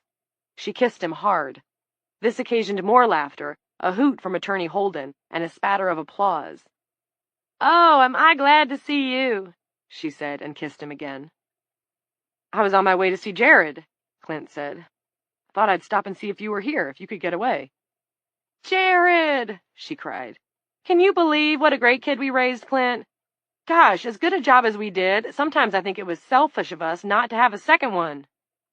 His wife thumped him on the chest and detached herself. Above her smile, Lila's pupils were pinpoints. Terry Coombs came over. His eyes were red-rimmed and puffy. Terry shook Clint's hand. "You know what happened to Roger, don't you? Tried to unwrap his wife. Bad idea. Should have waited for Christmas." Terry burst into a peal of laughter that turned into a sob. "My wife's gone, too. Can't get in touch with my kid." There was liquor on Terry's breath, but there had been none on Lila's. Whatever she had ingested was a lot more up-tempo than booze. Clint thought of matching Terry by recounting what had just happened at the prison. He pushed the idea away. The death of Reed Dempster wasn't a party story, and that was exactly what this gathering looked like. "I'm sorry, Terry." Pete Ordway hooked an arm over Terry's shoulder and drew him away. Lila pointed to the bearded man. "Hon, you know Willie Burke, don't you? He helped me transport Roger and Jessica to the morgue with his pickup truck. Except by morgue, I actually mean the freezer at the Squeaky Wheel. Turns out the hospital is a no-go these days. Talk about low rent, huh?" She giggled and clapped her hands to her face. "I'm sorry, I can't help it." "Good to see you, sir," Willie said. "Got a fine wife there. She's well about her business, tired as she is." "Thanks." And to his fine wife, "I take it you've been into the evidence locker." "Just Lila and me," Lenny said. "Terry had a little scotch." Lila produced the Provigil script from her back pocket and gave it to Clint. "No luck with this or anything else. 2 of the pharmacies have been looted, and the Rite Aid is nothing but ashes and embers. You probably smelled it when you came into town." Clint shook his head. "We've been having what I guess you'd call a wake," Vern said, "which is what I wish all the women would do." For a moment everyone looked puzzled. Then Barry started laughing, and the other deputies, and Willie and Lila and Linnie joined in. The sound was jarringly merry. "Awake," Lila said. She punched Clint on the arm. "Awake! Get it?" "Got it," Clint said. He had stepped into the law enforcement version of Wonderland. "Sober over here," Willie Burke said, raising his hand. "I make a little from time to time." He shot a wink at Lila. "You didn't hear that, Chief. But I don't touch this stuff. Been teetotal for going on 40 years. "I must admit I appropriated Mr. Burke's nip for myself," said Barry Holden. "Seemed like the right thing to do, given all that's going on." Deputies Barrows, Ordway, Pearl, and Wrangle declared themselves sober, Vern Wrangle raising his own hand as if he were testifying in court. Clint was beginning to be angry. It was the laughter. He understood it. Certainly Lila was entitled to get a little wonky after 30 or more hours of sleeplessness, and getting into the evidence locker had been his own idea, but he still didn't like it a bit. On the drive into town, he'd thought himself ready for just about anything, but he hadn't been prepared to hear about Van shooting Ree, and he hadn't been ready to walk in on an Irish wake at the police station. Lila was saying, "We were just talking about the time Roger rolled on a domestic and the lady of the house leaned out of an upstairs window and told him to fuck off and die. When he wouldn't do either, she poured a bucket of paint on his head. He was still scrubbing it out of his hair a month later. Dutch boy, Roomba red!" Linnie screamed with laughter and dropped her cigarette in her lap. She picked it up, almost puffed on the lit end, and dropped it on the floor trying to get it turned around. That brought on more general laughter. "What did you take?" Clint asked. "You and Linnie. Was it the coke?" "No, we're saving the blow for later," Lila said. Don't worry, Sheriff, I'll defend you, Barry said. I'll plead exigent circumstances. No jury in America will convict. That caused another explosion of hilarity. We took in over 100 blue scooties in the Griner Brothers bus, Lenny said. Lila opened one of the capsules, and we snorted the powder. Clint thought of Don Peters, first getting Jeanette Sorley to perform a sex act on him in the common room, then drugging Janice's Java. He thought of the idiotic coffee mix that Coates had signed off on. He thought of the strange woman in A-Wing. He thought of Ree choking Claudia and trying to open her throat with her teeth. He thought of terrified inmates crying in their cells, and of Vanessa Lampley saying, "I don't want to, Dr. Norcross." "I see it worked," Clint said. To hold himself in took a concentrated effort. "You seem very awake." Lila took Clint's hands. "I know how it looks, honey, how we look, but we had no choice. The pharmacies are a bust, and anything of a speedy nature that the supermarkets sell is long gone. Jared told me. I spoke with him. He's all right. You know, you don't have to worry. Uh-huh. Can I talk to you alone for a minute?" "Of course." 3. They walked outside into the cool night. Now he could smell ashes and burning plastic, all that remained of the Rite Aid, he supposed. Behind them, the conversation started up again, and the laughter.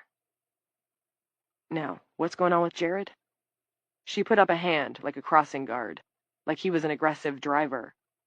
"He's babysitting a little girl named Molly. She's old Mrs. Ransom's granddaughter. Mrs. Ransom is cocooned, so he took charge. He's all right for now. You don't need to worry about him." No, he thought, don't tell me not to worry about our son. Until he turns 18, our job is to worry about him. Are you so drugged that you've forgotten that? Or, at least, not any more than you have to, she added after a moment. She's tired, and she's got a lot on her plate, Clint reminded himself. She just killed a woman, for God's sake. You have no reason to be angry with her. But he was angry, just the same. Logic had very little power over emotions. As a shrink, he knew that. Not that knowing it was any help at this moment. "Any idea how long you've been awake?" She closed one eye, calculating. It gave her a piratical aspect he didn't care for. "Since maybe 1 o'clock or so yesterday afternoon, I guess. That makes it—" She shook her head. "Can't do the math. Boy, my heart's pounding. But I'm wide awake, there's that. And look at the stars. Aren't they pretty?" Clint could do the math. It came to roughly 32 hours. "Lenny went on the internet to see how long a person can go without sleep," Lila said brightly. "The record is 264 hours. Isn't that interesting? 11 days. It was set by a high school kid who was doing a science project. I'll tell you, that record is going down. There are some very determined women out there." Cognition declines pretty quickly, though, and then emotional restraint. In addition, there's this phenomenon called microsleep, which I myself experienced out at Truman Mayweather's trailer. Whew, that was scary. I felt the first strands of that stuff coming right out of my hair. On the bright side, humans are diurnal mammals, and that means as soon as the sun comes up, all the women who've managed to stay awake through the night will get a boost. It's apt to be gone by mid-afternoon tomorrow, but... "It's too bad you had to pull that graveyard shift last night," Clint said. The words were out before he even knew they were on the way. "Yeah." The laughter went out of her at once. "It is too bad I had to do that." "No," said Clint. "Pardon?" "A pet food truck did overturn on Mountain Rest Road, that much is true, but it happened a year ago. So what were you doing last night? Where the hell were you?" Her face was very white, but in the darkness, her pupils had grown to more or less the normal size. "Are you sure that's something you want to get into right now? With everything else that's going on?" He might have said no, but then another burst of that infuriating laughter came from inside, and he gripped her arms. "Tell me." Lila looked at his hands on her biceps, then at him. He let go and stepped back from her. "At a basketball game," said Lila. "I went to see a girl play. Number 34. Her name is Sheila Norcross. Her mother is Shannon Parks. So tell me, Clint, who's been lying to who?" He opened his mouth. To say what, he didn't know. But before he could say anything at all, Terry Coombs burst out through the door, eyes wild. "Oh, Jesus, Lila! Jesus fucking God!" She turned away from Clint. "What?" "We forgot! How could we forget? Oh, Jesus!" "Forgot what?" "Platinum!" "Platinum?" She only stared at him, and what Clint saw on her face caused his rage to collapse. Her perplexed expression said she sort of knew what he was talking about, but couldn't put it in any context or frame of reference. She was too tired. "Platinum! Roger and Jessica's baby daughter," Terry shouted. "She's only 8 months old, and she's still at their house. We forgot the fucking baby." "Oh, dear God," Lila said. She spun and ran down the steps with Terry on her heels. Neither of them looked at Clint or looked around when he called after them. He took the steps 2 at a time and caught Lila by the shoulder before she could get into her car. She was in no shape to drive, neither of them were, but he could see that wouldn't stop them. "Lila, listen. The baby is almost certainly okay. Once they're in those cocoons, they seem to enter a kind of steady state, like life support." She shrugged his hand away. "We'll talk later. I'll meet you at the house." Terry was behind the wheel. Terry, who had been drinking. "Hope you're right about that baby, Doc," he said, and slammed the door. 4. Near Fredericksburg, the spare tire the warden's daughter had been driving on for several weeks blew at the least opportune time, the way her mother, maniacally dedicated, as mothers and wardens are wont to be, to the calculation of worst-case scenarios, would have warned her that it inevitably would. Michaela eased her car to a stop at a McDonald's parking lot. She went inside to pee. A biker guy, massive and bare-chested except for a leather vest with Satan's 7 stitched on it, and what appeared to be a Tech 9 strapped over his back, was at the counter. He was explaining to a raccoon-eyed counter girl that no, he wouldn't be paying for any of his Big Macs. There was a special tonight. Everything he wanted was free. At the hush of the door closing, the biker guy turned to see Michaela. "Hey, sister." His look was appreciative. Not bad. "I know you?" "Maybe," Michaela replied, not stopping as she strode up the side of the McDonald's, skipping the bathroom and continuing right back outside again through the rear exit door. She hustled for the rear of the parking lot and pushed between the branches of a hedge. On the other side of the hedge was the parking lot for a Hobby Lobby. The store was lit, and she could see people inside. Michaela wondered how goddamn dedicated to your scrapbooking you had to go shopping at Hobby Lobby on this night of all nights. She took a step, and something closer caught her attention. A Corolla idling about 20 feet away. A white form occupied the front seat. Michaela approached the car. The white form was a woman, of course, head and hands cocooned. Although Michaela was still high from the coke, she wished she were much, much higher. In the cocooned woman's lap was a dead dog. A poodle, the body wrung and twisted. "Oh, Fido, you shouldn't lick the webs off Mommy's face when she's snoozing in the parking lot. Mommy can be very cross if you wake her up." Michaela gingerly transported the dead dog to the grass. Then she dragged the woman, by her driver's license, Ursula Whitman Davies, over to the front passenger side. While she didn't much like the idea of keeping the woman in the car, she was deeply uncomfortable with the alternative, which would be depositing her in the grass next to her dead poodle. And there was the utilitarian to consider. With Ursula along, she could legally use the carpool lane. Michaela got behind the wheel and rolled onto the service road that would take her back to I-70. As she passed the McDonald's, an evil idea struck her. It was no doubt coke-fueled, but it seemed divinely right, nevertheless. She turned around at the Motel 6 next door and went back to Mickey D's. Parked right in front and heeled over on its kickstand was a Harley Softail that looked vintage. Above the Tennessee plate on the rear fender was a skull decal with Satan's in one eye socket and 7 in the other. Written across the teeth was, "Beware." "Hang on, Ursula," Michaela said to her cocooned co-pilot, and aimed the Corolla at the motorcycle. She was doing less than 10 miles an hour when she struck it, but it went over with a satisfying crash. The biker guy was sitting at a table by the front window, with a mountain of food stacked before him on a tray. He looked up in time to see Michaela backing away from his iron horse, which now looked like one dead pony. She could see his lips moving as he ran for the door, a Big Mac dripping secret sauce in one hand and a milkshake in the other, Tech 9 bouncing against his back. Michaela couldn't tell what he was saying, but she doubted if it was shalom. She gave him a cheerful wave before swinging back onto the service road and putting Ursula's Toyota up to 60. 3 minutes later, she was back on the interstate, laughing wildly, knowing that the euphoria wouldn't last, and wishing for more blow so that it might. 5. Ursula's Corolla was equipped with satellite radio, and after fiddling with the buttons for a while, Michaela found News America. The news was not so terrific.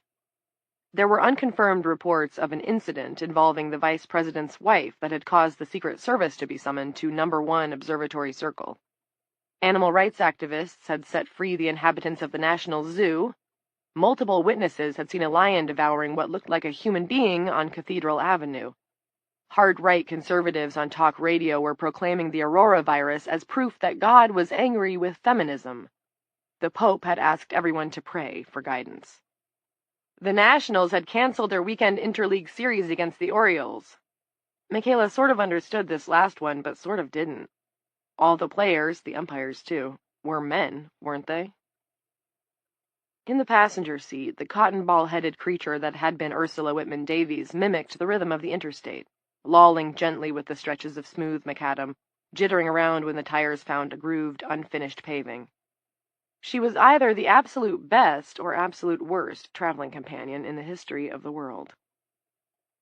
For a while, Michaela had dated a girl who was devoted to crystals, who believed that with calm focus and sincere belief, you could take the form of light.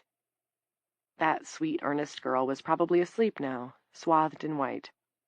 Michaela thought of her own late father, good old Dad, who used to sit beside her bed when she was scared at night, or at least that's what her mother had told her. Michaela had been 3 when he died. She couldn't remember him as a living man. Michaela, despite her nose job, despite her fake last name, was a true reporter. She knew the facts, and the one fact about Archie Coates that she did know well was that he had been placed in a coffin and planted in the soil of the Shady Hills Cemetery in the town of Dooling, and was there still. He had not become light.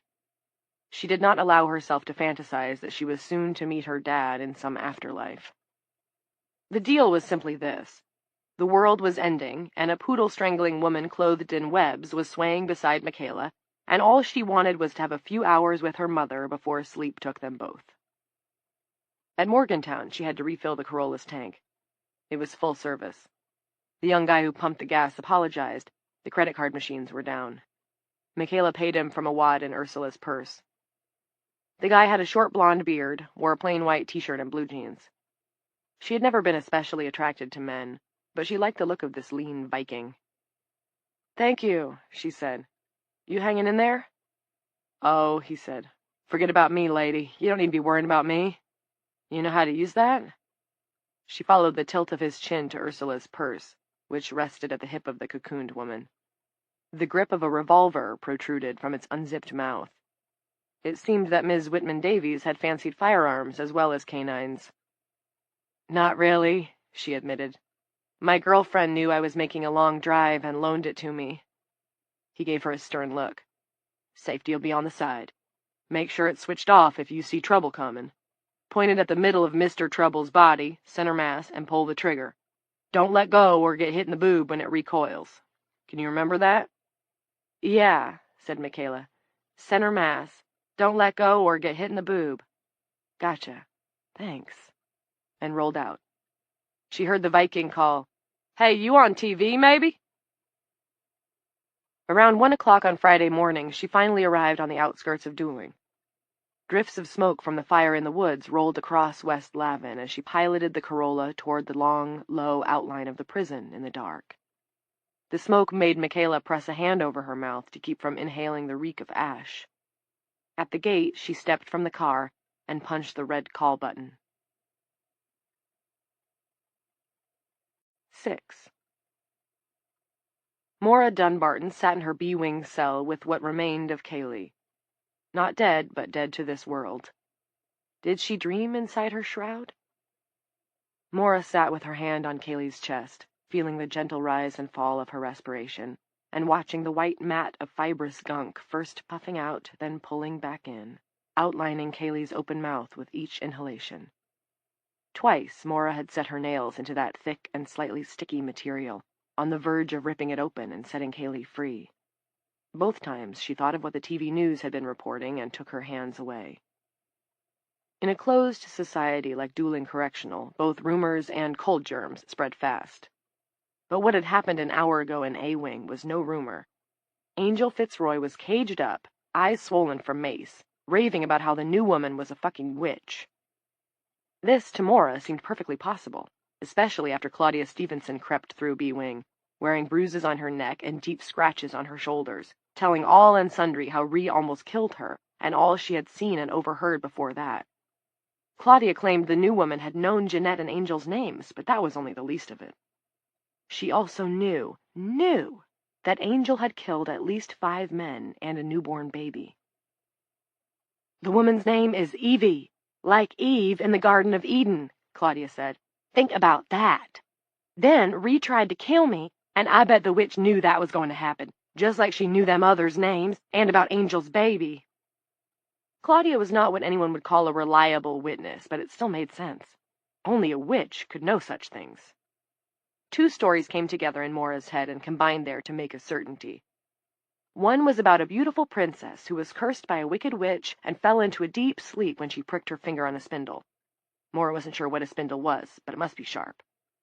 After countless years, a kiss awakened the princess from her slumber. The other was the story of Hansel and Gretel. Captured by a witch, they kept their cool and escaped after burning the hag alive in her own oven. Stories were only stories, but the ones that survived over hundreds of years must contain nuggets of truth. The truth in these 2 could be, spells could be broken, witches could be destroyed. Popping off the witch woman in A-Wing might not wake up Kaylee and all the other women in the world. On the other hand, it might. It really might. Even if it didn't, the woman named Evie had to have something to do with this plague. Why else would she be able to sleep and wake normally? How else could she know things she had no way of knowing? Maura had been in prison for decades. She had done a lot of reading, and even made her way through the Bible. It had seemed like a fairly worthless stack of paper at the time, men creating laws and women begetting beget-me-nots, but she remembered a compelling line: "Thou shalt not suffer a witch to live." A plan assembled itself in Maura's mind. She would need a bit of luck to execute it, but with half the guards AWOL and the prison's ordinary nighttime routine all shot to hell, maybe not too much. Angel Fitzroy hadn't been able to do it, because all of Angel's rage was on the surface, for anyone to see. That was why she was currently in a locked cell. Maura's rage, on the other hand, was a deeply banked fire, its glowing coals masked with ashes, which was why she was a trustee with the run of the prison. "I'll be back, honey," she said, patting Kaylee's shoulder. "Unless she kills me, that is. If she's a real witch, I guess she might." Maura lifted her mattress and felt for the tiny slit she'd made. She reached in and brought out a toothbrush. The hard plastic handle had been sharpened to a point. She slid it into the elastic waistband of her pants at the small of her back, bloused her baggy top over it, and left her cell. In the B-Wing corridor, she turned back and blew her faceless cellmate a kiss. 7. "Inmate, what are you doing?" It was Lawrence Hicks, standing in the doorway of Dooling Correctional's small but surprisingly well-stocked library.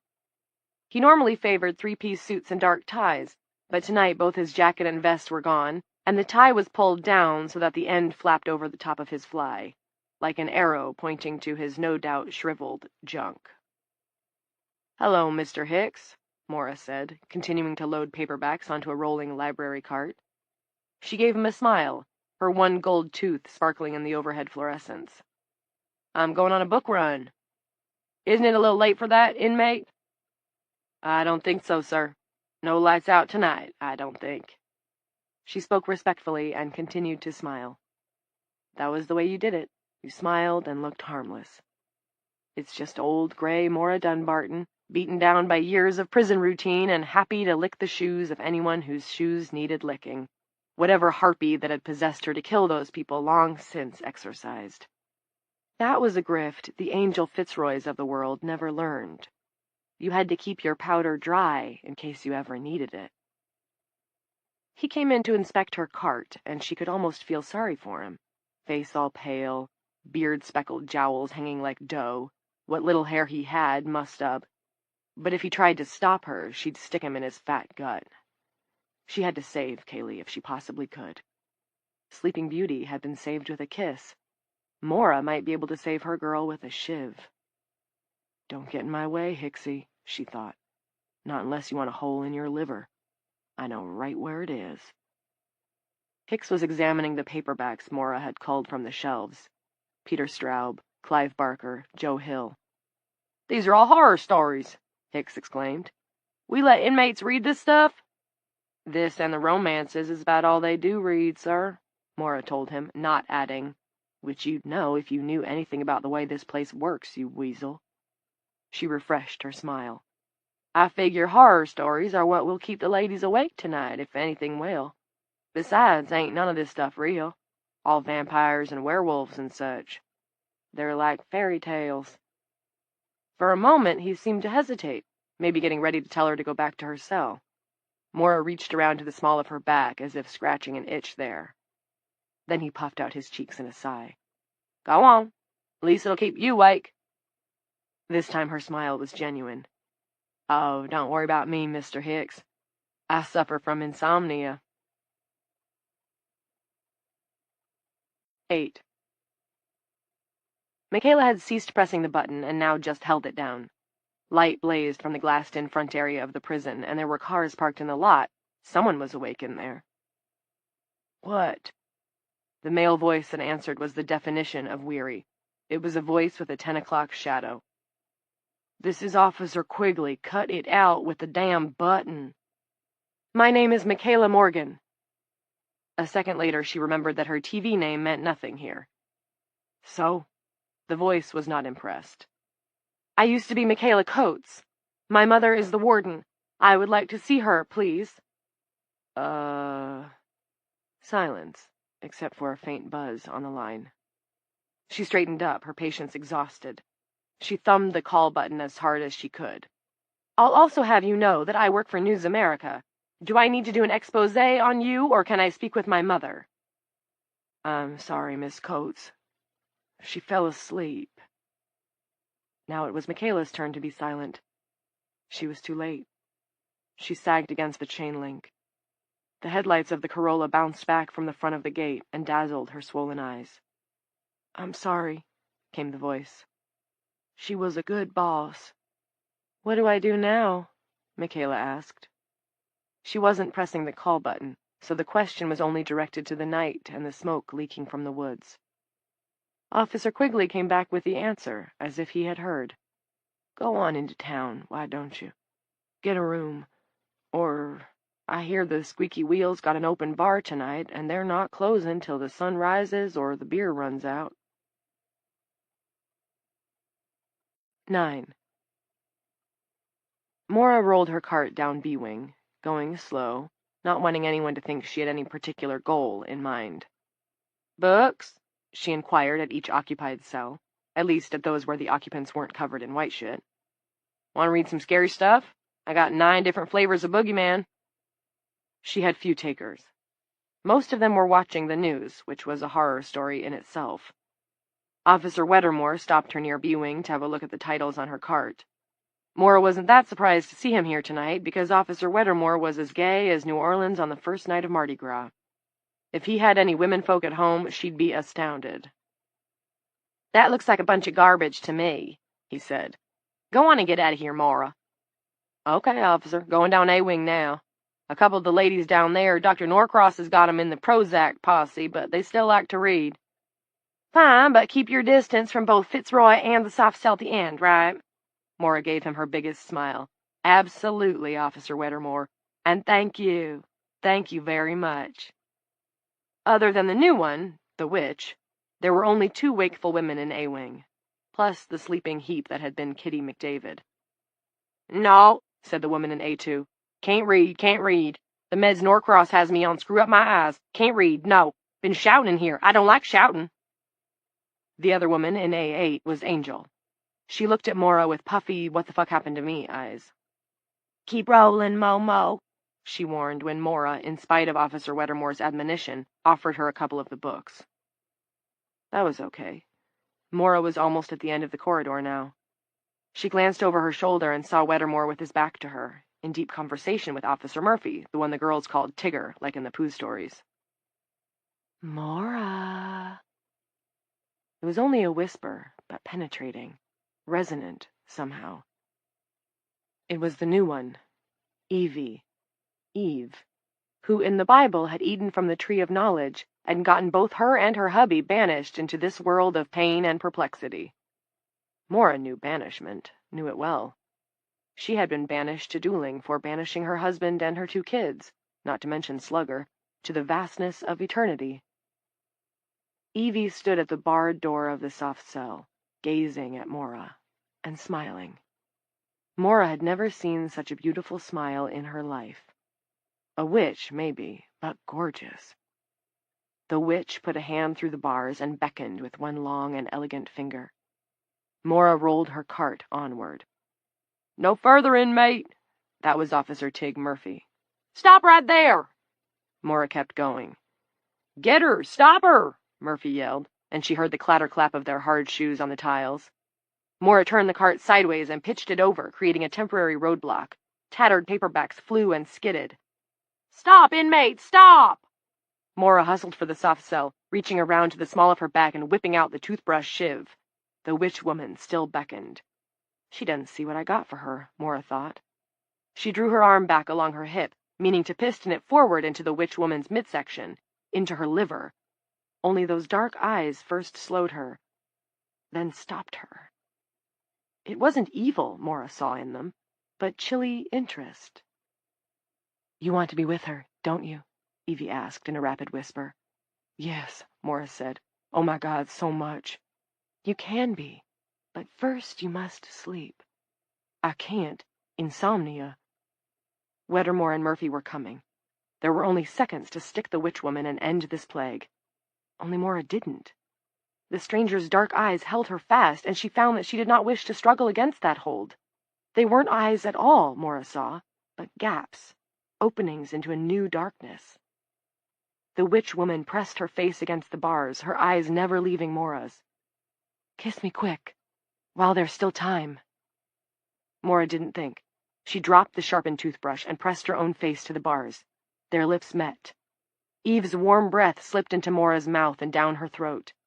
Mora felt blessed sleep rising from the bottom of her brain as it had when she was a child, safe in her own bed with Freddie the teddy curled in one arm and Gussie the stuffed dragon curled in the other, listening to a cold wind outside and knowing she was safe and warm inside, bound for the land of dreams. When Billy Weddermore and Tig Murphy reached her, Mora was lying on her back outside Evie's cell, the first strand spinning out of her hair, out of her mouth, and from beneath the closed lids of her dreaming eyes.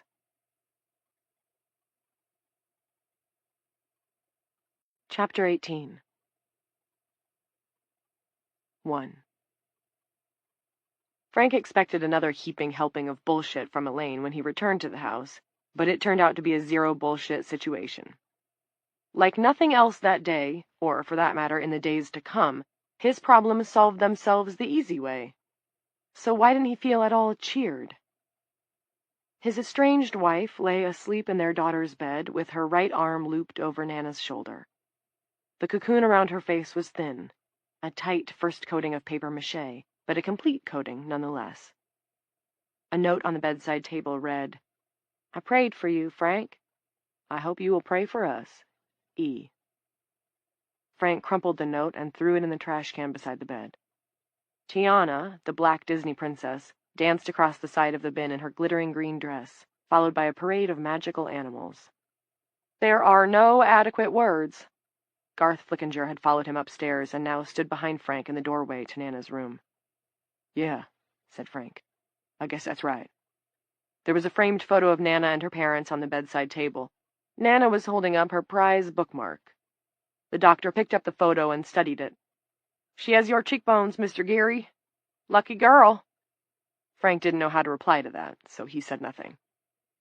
The doctor, untroubled by the silence, set the photo back down. Well, shall we?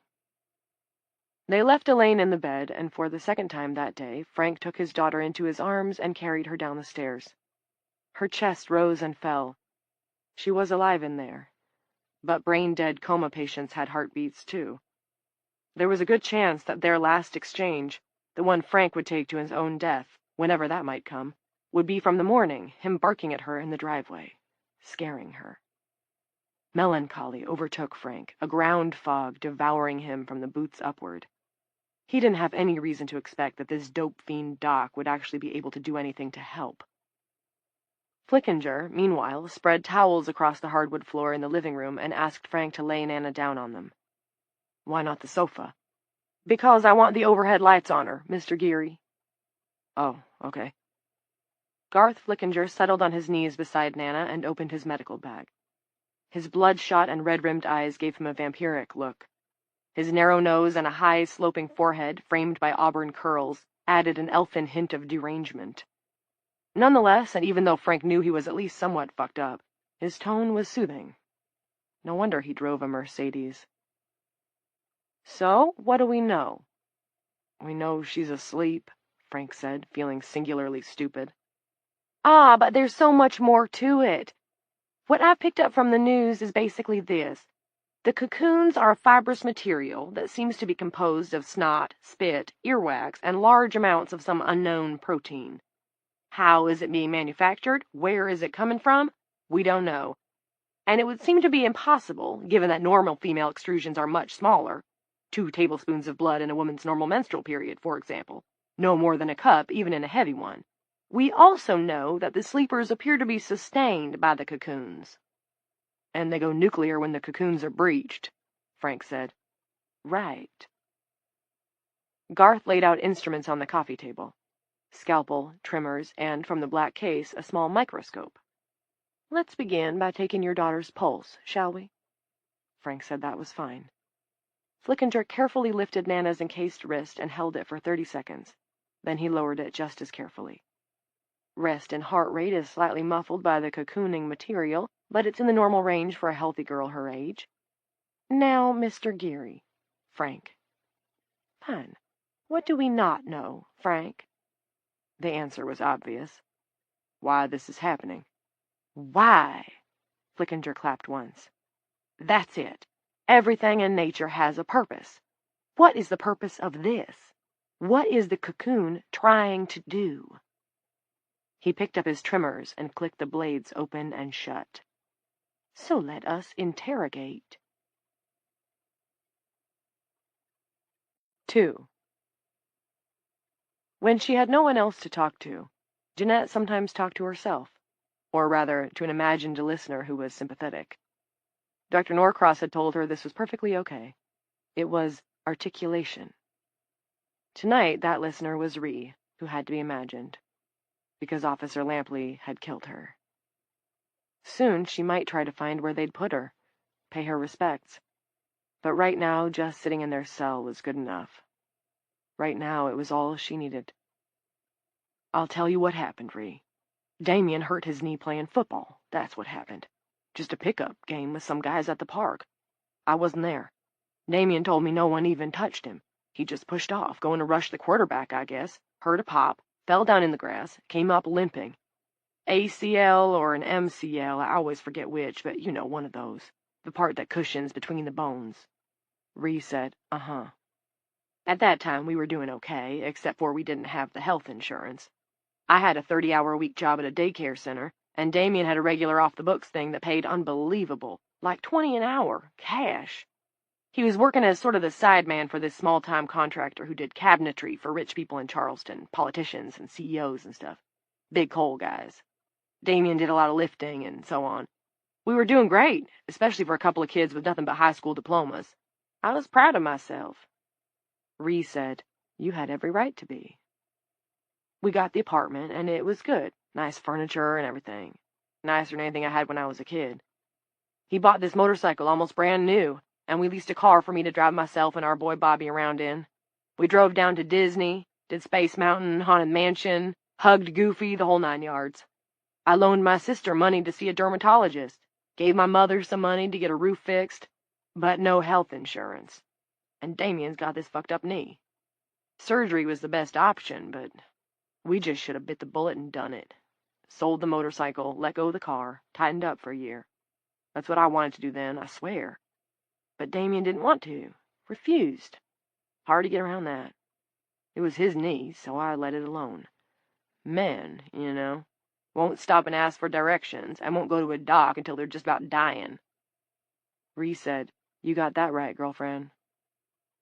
"Nah," he says, "I'm gonna stick it out." And I must admit we did have a party habit. We always partied, like kids do. Ecstasy, weed, obviously, coke if someone had it. Damien had some downers hid away. Started taking them to keep his knee from hurting him too much. Self-medicating, Dr. Norcross calls it. And you know my headaches, my blue meanies? Ree said, "I sure do." Yeah, so one night I tell Damien my head's killing me, and he gives me a pill. "Try one of these," he says. "See if it don't sand the edge off." And that's how I got hooked. Right through the bag. Easy as that. You know? Ree said, "I know." 3. The news became too much for Jared, so he switched to the public access channel, where an extremely enthusiastic craftswoman was giving a lesson on beading fringe. It had to be a pre-recording. If it wasn't, if this was the craftswoman's actual current mien, he wouldn't have wanted to meet her on a normal day. "We are going to make something beautiful," she cried, bouncing on a stool in front of a gray backdrop. The craftswoman was his only companion. Molly had fallen asleep. Around 1, he had ducked out to use the John. When he returned 3 minutes later, she was passed out on the couch, clutching the can of Mountain Dew he'd given her, her poor kid face already half covered in webs. Jared crashed out himself for a couple of hours in a leather armchair. His exhaustion had swamped his distress. An acrid smell awakened him, drifting in through the screen doors, the sensory alert of a distant fire. He drew the glass doors shut and returned to the armchair. On the TV, the camera focused tight on the craftswoman's hands as they wove a needle in and out, over and under. It was 2:54 on Friday morning. A new day, according to the clock, but it felt like the previous day wouldn't be letting them go any time soon, if ever. Jared had ventured across the street to requisition Mrs. Ransom's cell phone from her purse. He texted Mary on it now. "Hey, it's Jared. You okay?" "Yeah, but do you know if something is on fire?" "Think so, but I don't know what." "How is your mother? How is your sister? How are you?" "We're all fine, drinking coffee and baking brownies. Sunrise, here we come." "How's Molly?" Jared glanced at the girl on the couch. He'd draped her with a blanket. The covering on her head was round and white. "Great," he wrote. "Chugging Mountain Dew. This is her granny's phone I'm using." Mary said she'd text him again soon. Jared returned his attention to the television. The craftswoman was inexhaustible, it seemed. "Now, I know this'll upset some people, but I just do not care for glass. It scratches up. It's my true conviction. You can do just as well with plastic." The camera went tight on a pink bead she held between her thumb and forefinger. "See, not even an expert eye's likely to tell the difference." "Pretty good," Jared said. He had never been one to talk to himself, but he had never been alone in his house with a white-swathed body while the woods burned, either. And there was no denying that little pink fucker looked like glass to his eye. "Pretty dang good, lady." "Jared? Who are you talking to?" He hadn't heard the front door open. He leaped to his feet, wobbled 4 or 5 steps on his aching knee, and threw himself in his father's arms. Clint and Jared stood, locked together between the kitchen and the living room. They both wept.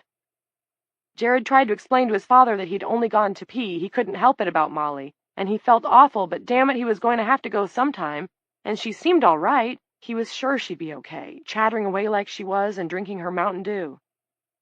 Everything wasn't okay, but Clint said it was. He repeated it over and over, and father and son held tighter and tighter, as if by force of will they could make it so. And maybe, for a couple of seconds, they did. 4. The trimming that Flickinger had taken from an area of Nana's hand resembled, as Frank peered through the lens of the small microscope, a finely threaded piece of fabric. The threads had threads, and those threads had threads. "It actually looks like a plant fiber," said the doctor. "To me, at least." Frank imagined snapping a celery stalk, the stringy bits that hung loose. Garth pressed and rolled the piece of white fiber between his fingertips. When he spread his fingers apart, the stuff stretched between them like bubblegum.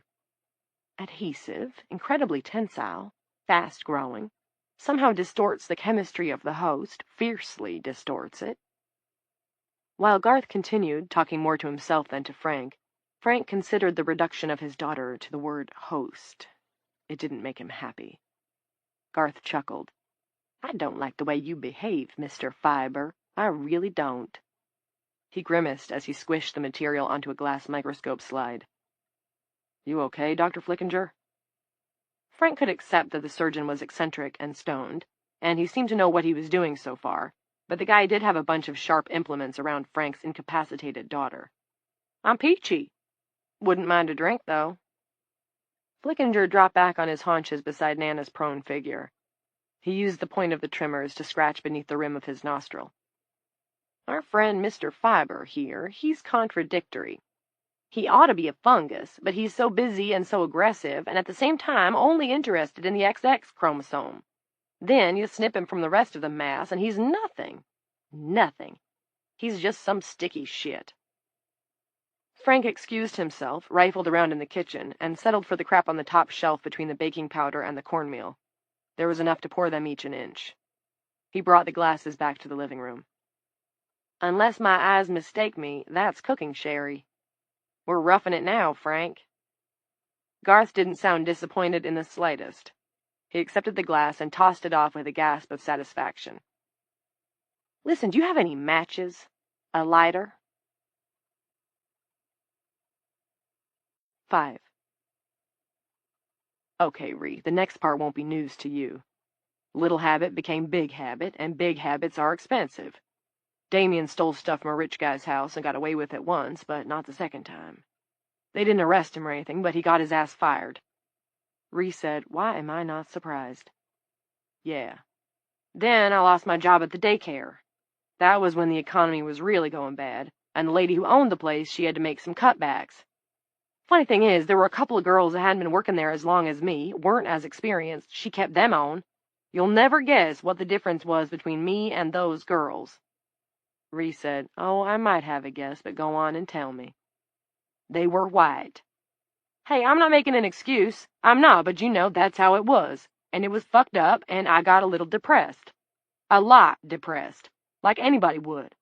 So I started taking pills even when my head didn't hurt. And you know what made it especially bad? I understood what was happening. It's like, oh, so this is the part where I become a stupid fucking junkie, just like people always thought I'd become. I hated myself for that. Fulfilling this destiny people gave me for growing up poor and black." Ree said, "Yeah, tough." "Okay, so you get it. And what Damien and I had, it probably never would have lasted anyway. I know that. We were the same age, but he was way younger on the inside. Guys usually are, I think. But he was young more than most. Like going off to play football in the park that day while our baby was homesick. That seemed normal to me then. He went off all the time like that. 'I'll be back,' he'd say, or 'just going over to Rick's,' or whatever. I never questioned it. It didn't seem like questioning was allowed. He'd butter me up, flowers and whatever, candy, new shirt from the mall, stuff that's nice for a second. But there was a part of him that was supposed to be funny, and it wasn't. It was just unkind. Like he'd pull up beside a lady walking a dog and yell, 'You look like twins.' Or he'd be strolling along and faint at some teenager going the other way like he was going to punch him, make the kid cringe. 'I'm just playing around,' he'd say. And the drugs, they soured him. He still did whatever he wanted, but it wasn't happy-go-lucky anymore, the way he went about it. And his meanness got loose, like a dog off his chain. 'Look at this stone bitch, Bobby,' he says to our son, and laughs like it's hilarious, like I was a clown in the circus, that kind of thing. I finally slapped him for it, and he punched me back. Then, when I punched him for that, he broke a bowl over my head. Ree said, "That must have hurt." "Not so much as the feeling that it was what I deserved, me getting my junky face beaten in by my junky husband. I hate myself for that. I remember lying on the floor, seeing a nickel in the dust under the fridge, pieces of this blue bowl all around, and figuring that the next thing that would happen would be social services taking Bobby. And sure enough, they did. A cop carried Bobby out my house, and my baby cried for me, and it should have been the saddest thing that ever happened, except I was so out of it, I didn't feel anything." Ree said, "That's sad." 6. 10 minutes had passed, and Terry still hadn't come out of the house next door to the Elways. Zolnik, read the mailbox. Lila didn't know what to do. Earlier, they had gone into the Elways' house, making a wide half-circle around the blood-spattered area where the bodies had been, and entering through the front door. The baby, named Platinum by the Elway Brain Trust with typical care and understatedness, had been in her bassinet, peaceful as could be inside the kidney bean-shaped cocoon that had formed all around her. Lila had been able to feel the shape of the infant's body by pressing her hands against the cocoon. There had been something hilariously ghastly about that. It was like testing a new mattress, gauging it for firmness. But her smile had dried up on her face when Terry started to sob. It was after 2 a.m. That made it 20 hours deep into the crisis, give or take, and 35 hours since her last shut-eye. Lila was blitzed, and her best deputy was drunk and maudlin. Well, they were doing the best they could, weren't they? And there was still all that cat litter spread over Mountain Road. No, there's not, she corrected herself. That was months ago. Maybe a year? There's not what? They were outside again, moving to the cruiser parked out in front of Roger's house. Lila, cradling the cocoon, blinked at Terry. Was I talking out loud? Yeah, said Terry. Sorry. This sucks so much. He sniffled and started toward the Zolnik house. Lila asked him where he was going. Door's open, he said, pointing. It's the middle of the night and their door is open. Need to check it out. I'll just be a sec. Lila sat down in the passenger seat of the cruiser with the baby. It seemed like only a moment ago, but the digital readout said 2:22. She thought it read 2:11 when she had sat down. 22 and 11 were not the same numbers, but 11 plus 11 made 22, which meant... 11 tumbled through her thoughts. 11 keys, $11, 11 fingers, 11 wishes, 11 tents in 11 campgrounds, 11 beautiful women in the middle of the road waiting to get run down, 11 birds on 11 branches on 11 trees, regular trees, mind you, not imaginary trees. What was that tree? If things kept going like they were going, someone was going to hang that Evie woman from a tree. Lila could see that as clear as day, because it had started with her. Somehow or other, it had started with her and the tree. Lila could feel it like the warmth of the cocooned infant in her lap. Little baby Silver. 11 babies in 11 lima bean cocoons. Platinum, Platinum, she found herself saying. The baby's stupid name was Platinum, not Silver. Silver was the name of the judge. If Lila had ever known the name of the judge's dead cat, she didn't now. Clint's daughter's name was Sheila Norcross. Of course he hadn't admitted it. What a disappointment. The worst disappointment of the whole thing, to not even admit it, that Platinum was his kid, or that Sheila was his kid. Lila's lips were dry, and she was sweating, even though it was cool in the car. The door to the Zolnik house hung open. 7. Whether Terry could have done anything for the guy or not, he wasn't sure. It never even occurred to him to try. Instead, he sat on the bed and put his hands on his knees and took a few slow, deep breaths. He needed to try to get his poor old shit together. The sleeper was on the floor. Webs covered her head and her hands, as well as her lower body. There was a pair of slacks knotted together with a pair of underwear tossed off in a corner. She was small, around 5 feet. From the pictures on the wall and on the bureau, she appeared to be in her 70s, perhaps older. Terry figured that the man who had tried to rape her must have yanked her from the bed and onto the floor in the process of removing the slacks. The rapist was on the floor, too, a few feet away.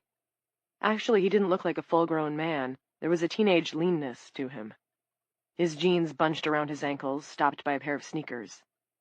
Kurt M. read a magic marker label on the side of one of the sneaker soles.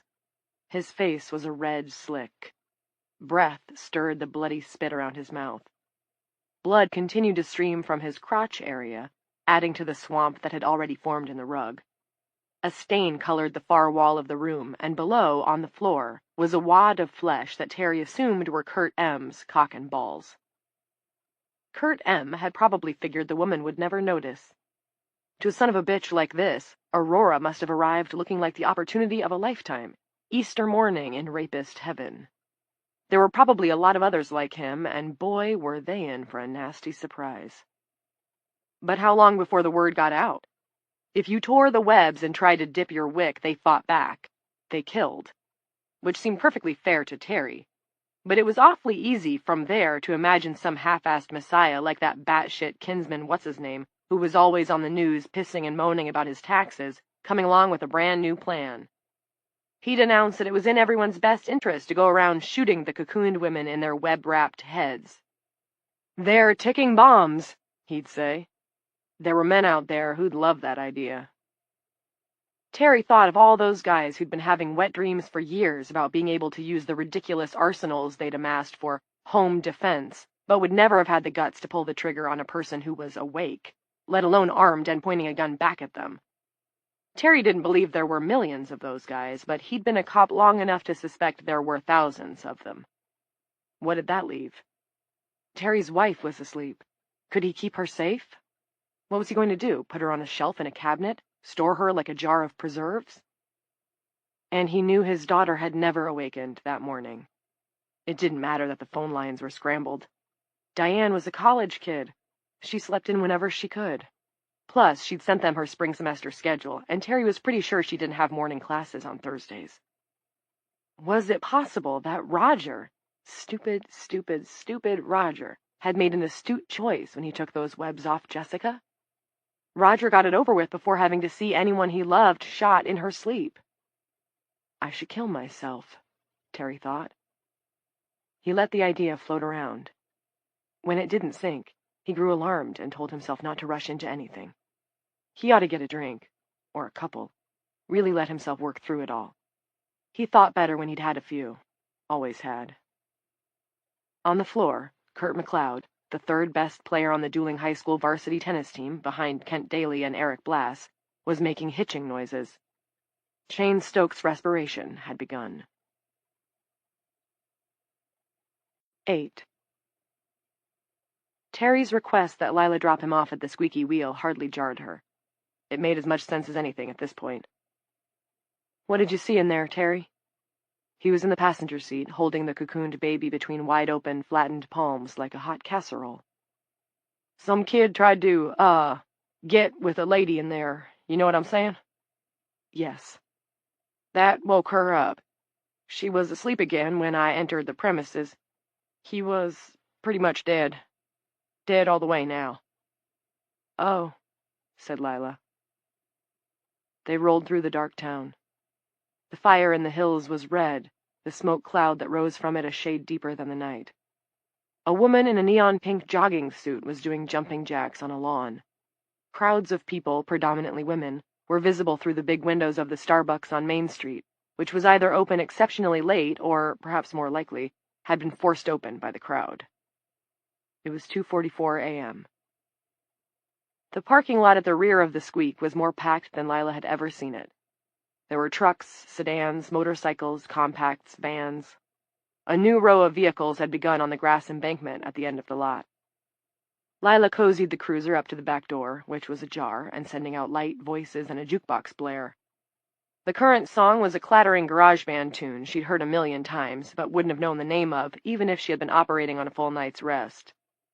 The singer's voice was iron dragged over asphalt. "You're gonna wake up wondering, find yourself all alone," he wailed. A barmaid had fallen asleep sitting on a milk crate beside the door. Her cowboy boots were sprawled out in a V. Terry got out of the car, put Platinum on the seat, then leaned back in. Neon from a beer sign washed over the right side of his face and gave him the acid green visage of a movie corpse. He gestured at the cocooned bundle. "Maybe you should hide that baby somewhere, Chief." "What?" "Think about it. They'll start wiping the girls and women out soon, because they're dangerous. They wake up on the wrong side of the bed, so to speak." He straightened. "I have to get a drink. Good luck." Her deputy shut the door carefully, as if afraid he might rouse the infant. Lila watched Terry walk in through the back door of the bar. He didn't spare a glance for the woman asleep on the milk crate, the heels of her boots planted in the gravel, toes pointed up. 9.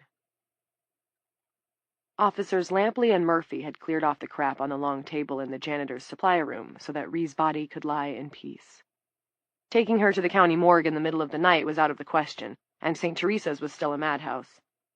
Tomorrow, if things settled down, one of the officers could transport her remains to Crowder's funeral home on Kruger Street. Claudia Stevenson sat at the foot of the table in a folding chair, holding an ice pack to her throat. Jeanette came in and sat in another folding chair at the head of the table. "I just wanted someone who'd talk to me," Claudia said. Her voice was husky, hardly more than a whisper. "Rhee was always a good listener." "I know," said Jeanette, thinking that was true even though Rhee was dead. "I'm sorry for your loss," Ban said. She was in the open door, her muscular body looking slack with weariness and sorrow. "You should have used your taser," Jeanette said, but she couldn't muster any real accusation. She was also weary. "There was no time," Ban said. "She was going to kill me, Jeannie." Claudia said this in a tone of apology. "If you want to blame anyone, blame me. I was the one who tried to get the webs off her." She repeated, "I only wanted someone to chat with." At rest, Rhee's uncovered face was both slack and stunned, lids low, mouth open. It was the in-between expression, between laughs, between smiles, you wore in the photograph that you threw out or deleted from your phone. Someone had scrubbed the blood from her forehead, but the bullet hole was stark and obscene. The tattered webbing hung loose around her hair, lank and wilted instead of fluttering and silken, as dead as Rhee herself. The stuff had stopped growing when Rhee stopped living. When Jeanette tried to picture the living Rhee, all she could find that was solid was a few moments from that morning. "I say you can't not be bothered by a square of light." Claudia sighed or moaned or sobbed, or maybe did all three simultaneously. "Oh, Jesus Christ," she said in her choked wheeze. "I'm so sorry." Jeanette closed Rhee's eyelids. That was better. She let her finger graze a small portion of the patch of scar tissue on Rhee's forehead. "Who did that to you, Rhee? I hope whoever did that hates himself and punishes himself. Or that he's dead. And it almost certainly was a he. 99%. The girl's eyelids were paler than the rest of her sandy skin. Jeanette bent low to Rhee's ear. "I've never told anyone what I told you, not even Dr. Norcross. Thanks for listening. Now sleep well, honey. Please sleep well." 10. The fragment of burning web rose into the air, twisting orange and black, blooming. It didn't flare. Blooming was the only word for the way it opened, the fire becoming so much bigger than the fuel. Garth Flickinger, holding the lit match that he'd used to test the trimming of web, reared back against the coffee table. His medical implements skidded across it, and a few clattered to the floor. Frank, watching from near the door, lowered himself to a crouch and moved quickly toward Nana, to shield her. The flame formed a swirling circle. Frank pressed his body over his daughter.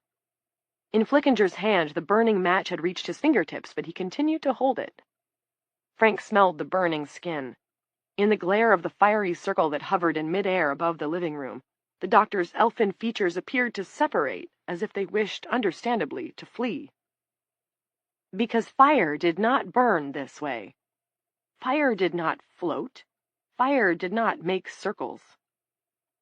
The last experiment on the web was delivering a conclusive answer to the question of why, and the answer was, because what was happening was not of this world, and could not be treated by the medicine of this world. This realization was on Flickinger's face for anyone to read. Frank guessed it was in his own face as well. The fire collapsed into a rippling brown mass that jittered into 100 pieces. Moths spilled into the air. Moths rose to the light fixture. They fluttered to the lampshade, to the corners of the ceiling, through the entryway to the kitchen. Moths went dancing to the print of Christ walking on water on the wall and settled on the edges of the frame. A moth tumbled through the air and landed on the ground close to where Frank was draped across Nana. Flickinger was scrambling in the opposite direction on his hands and knees toward the front hall, yelling the whole way, screaming, actually, his poise shattered. Frank didn't move. He kept his eyes on one single moth. It was the color of nothing you'd notice. The moth crept forward across the floor. Frank was afraid, terrified, really, of the little creature that weighed roughly as much as a fingernail and was a living shade of mute. What would it do to him? Anything. It could do anything it wanted, as long as it didn't hurt Nana. "Don't touch her," Frank whispered. Embracing his daughter like this, he could feel her pulse and her breath. The world had a way of spinning from Frank's grasp, of making him wrong or foolish when all he wanted was to be right and good, but he wasn't a coward. He was ready to die for his little girl. "If you have to have someone, you can have me." 2 spots of ink on the brown chevron of the moth's body, its eyes, saw into Frank's eyes, and from there into his head.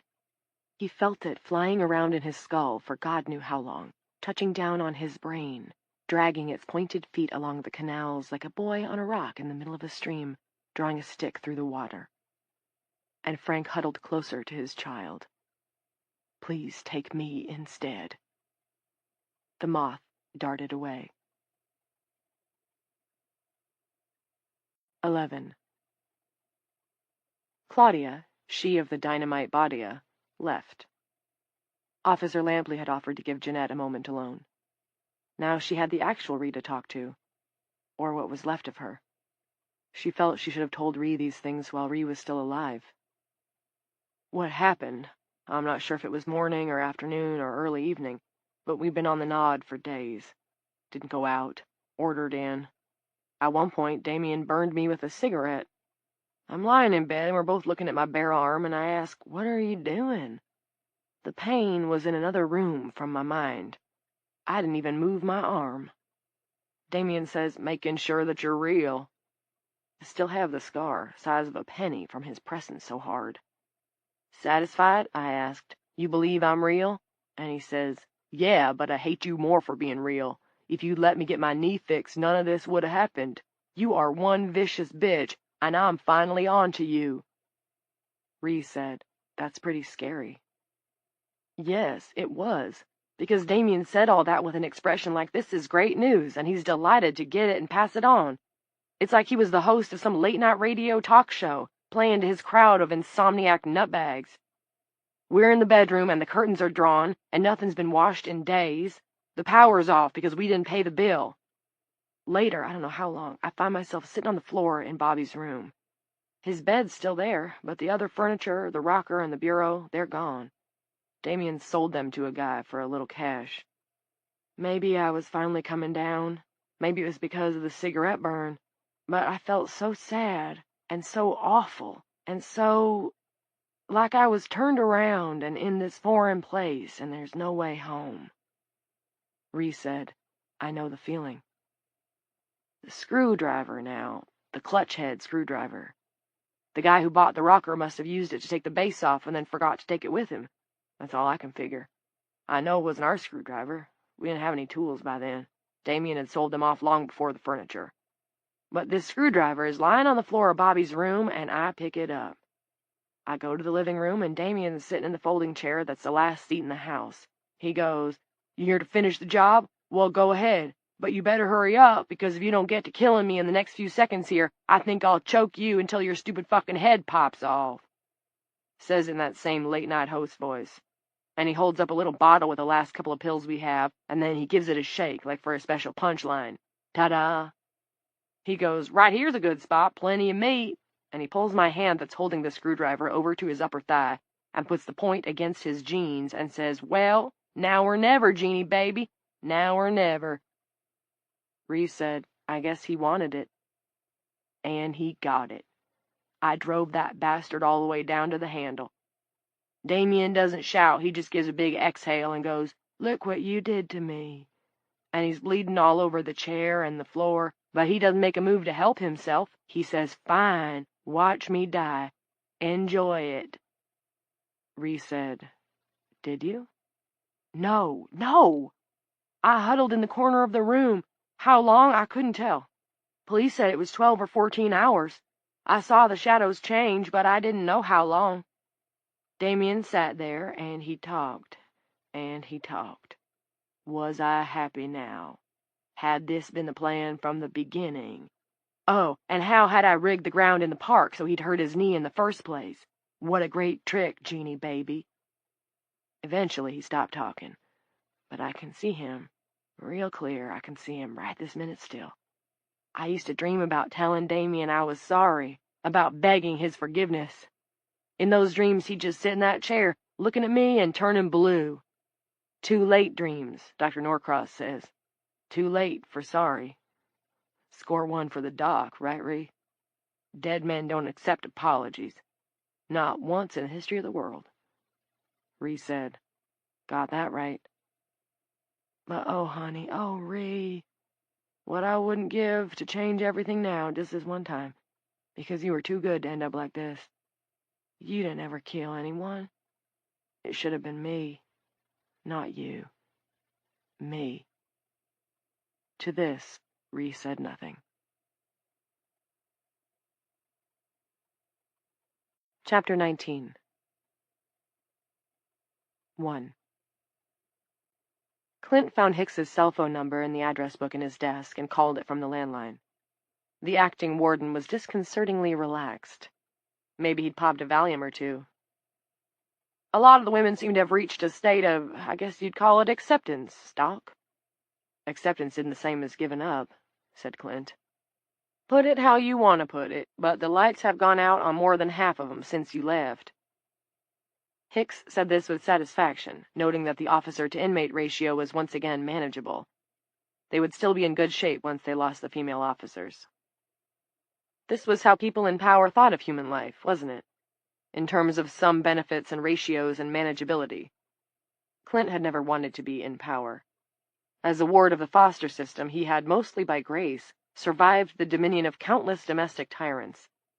He had chosen his field in clear reaction to that experience, in order to help the helpless, people like the boy he'd been, like Marcus and Jason and Shannon, and like his own mother, that pale, worried ghost of his faintest memory. Jared squeezed his father's shoulder.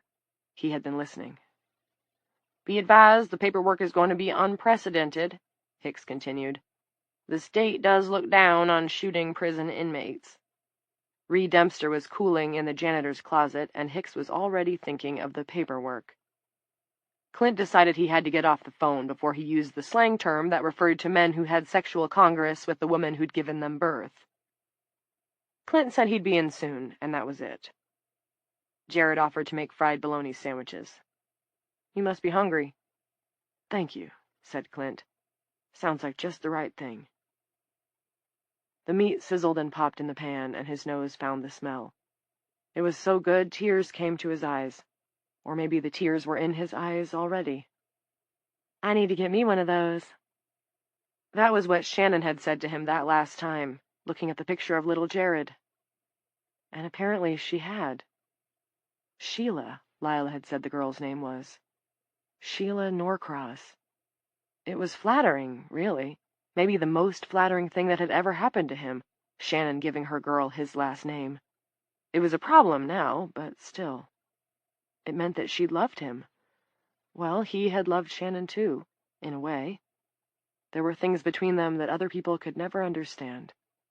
He remembered that New Year's Eve. With that damp in her eyes, Shannon asked him if it was all right. The music had been blaring. Everything had smelled like beer and cigarettes. He had bent down to her ear to make sure he heard her. A bite or two was all that Clint could manage. As fine as the smell was, his stomach was a hard rubber ball. He apologized to his son. "It's not the food." "Yeah," said Jared. "My appetite's not great either." He was picking at the sandwich he'd made himself. The glass door slid open with a whoosh, and Lila entered, holding a white bundle. 2. Once he'd killed his mother, Don Peters struggled to proceed. The first step was apparent: clean up. That was going to be hard to do, however, because Don had opted to murder his mother by pressing the barrel of a Remington shotgun against her web-encrusted forehead and then pulling the trigger. This had done the job with aplomb, or maybe he meant some other word, but it had created a hell of a mess, and Don was better at making messes than cleaning them up. This was a point his mother had made often. And what a mess it was. Blood, brains, and bits of web sprayed up the wall in the shape of a huge, ragged megaphone.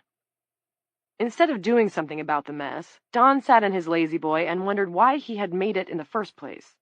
Was it his mother's fault that Jeanette Sorley had waved her perky little tail in his face and then tattled when he would only let her jerk him off? Was it? Or that Janice Coates had hounded him out of his job? Or that Norcross, the head-shrinking priss, had sucker-punched him? No, his mother had nothing to do with any of that. And yet Don had driven home, seen that she was asleep, fetched his shotgun from the pickup, returned inside, and blown her dreaming brains out. Always supposing she was dreaming.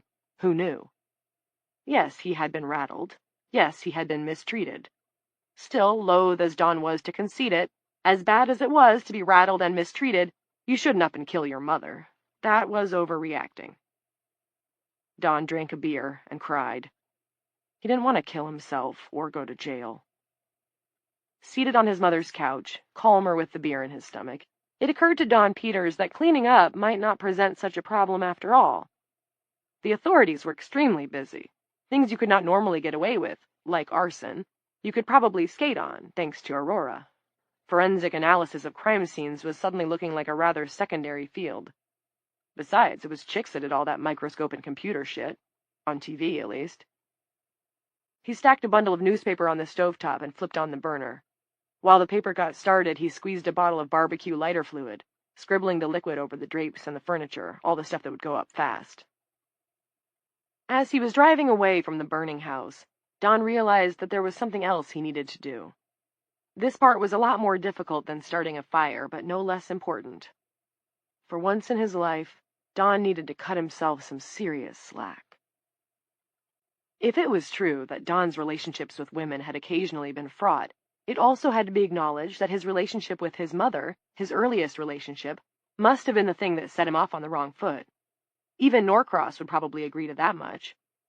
She had raised him on her own, and he thought she did her best. But what had his mother ever done to prepare him for the likes of Jeanette Sorley, Angel Fitzroy, or Janice Coates? Don's mother had made him grilled cheese sandwiches and baked him individual strawberry pies shaped like UFOs. She had brought him ginger ale and looked after him when he had the flu. When Don was 10, she had constructed for him a black night costume out of cardboard and strips of felt that was the envy of the entire 4th grade, the entire school. That was all lovely, but maybe his mother had been too kind. Hadn't his own go-along, get-along nature gotten him in trouble more than once? For instance, when Sorley came on to him. He had known it was wrong, and yet he had let her take advantage of him. He was weak. All men were when it came to women. And some, many even, were too generous. Yes! Generosity was a ticking bomb handed down to him by his mother, and it had exploded in her face. There was a justice to that, an incredibly cruel justice, granted, and although Don could accept it, he vowed that he would never like it. Death was a harsh punishment for generosity. The real criminals were the Janice Coates types. Death wouldn't be too harsh for Janice Coates. Instead of dosing her with the pills, he wished he'd had the chance to choke her out, or cut her throat and watch her bleed out. "I love you, Mom," he said to the cab of his pickup truck. It was as if he were testing the words to see if they'd ricochet. Don repeated the statement a couple of more times. He added, "I forgive you, Mom." Don Peters found that he didn't want to be alone with his voice. It was like it didn't sound right. "Are you sure that's true, Donnie?" his mother used to ask when he was little and she thought he might be lying. "Is it the God's honest that you only took one cookie from the jar, sweetheart?" "Yes," he'd say, "it's the God's honest." But it wasn't, and he supposed she had known it wasn't. But she let it slide, and look what it had gotten her. How did the Bible put it? Sow the wind, reap the whirlwind. 3. Because the lot of the squeaky wheel was packed, Don ended up parking at a curb down the street.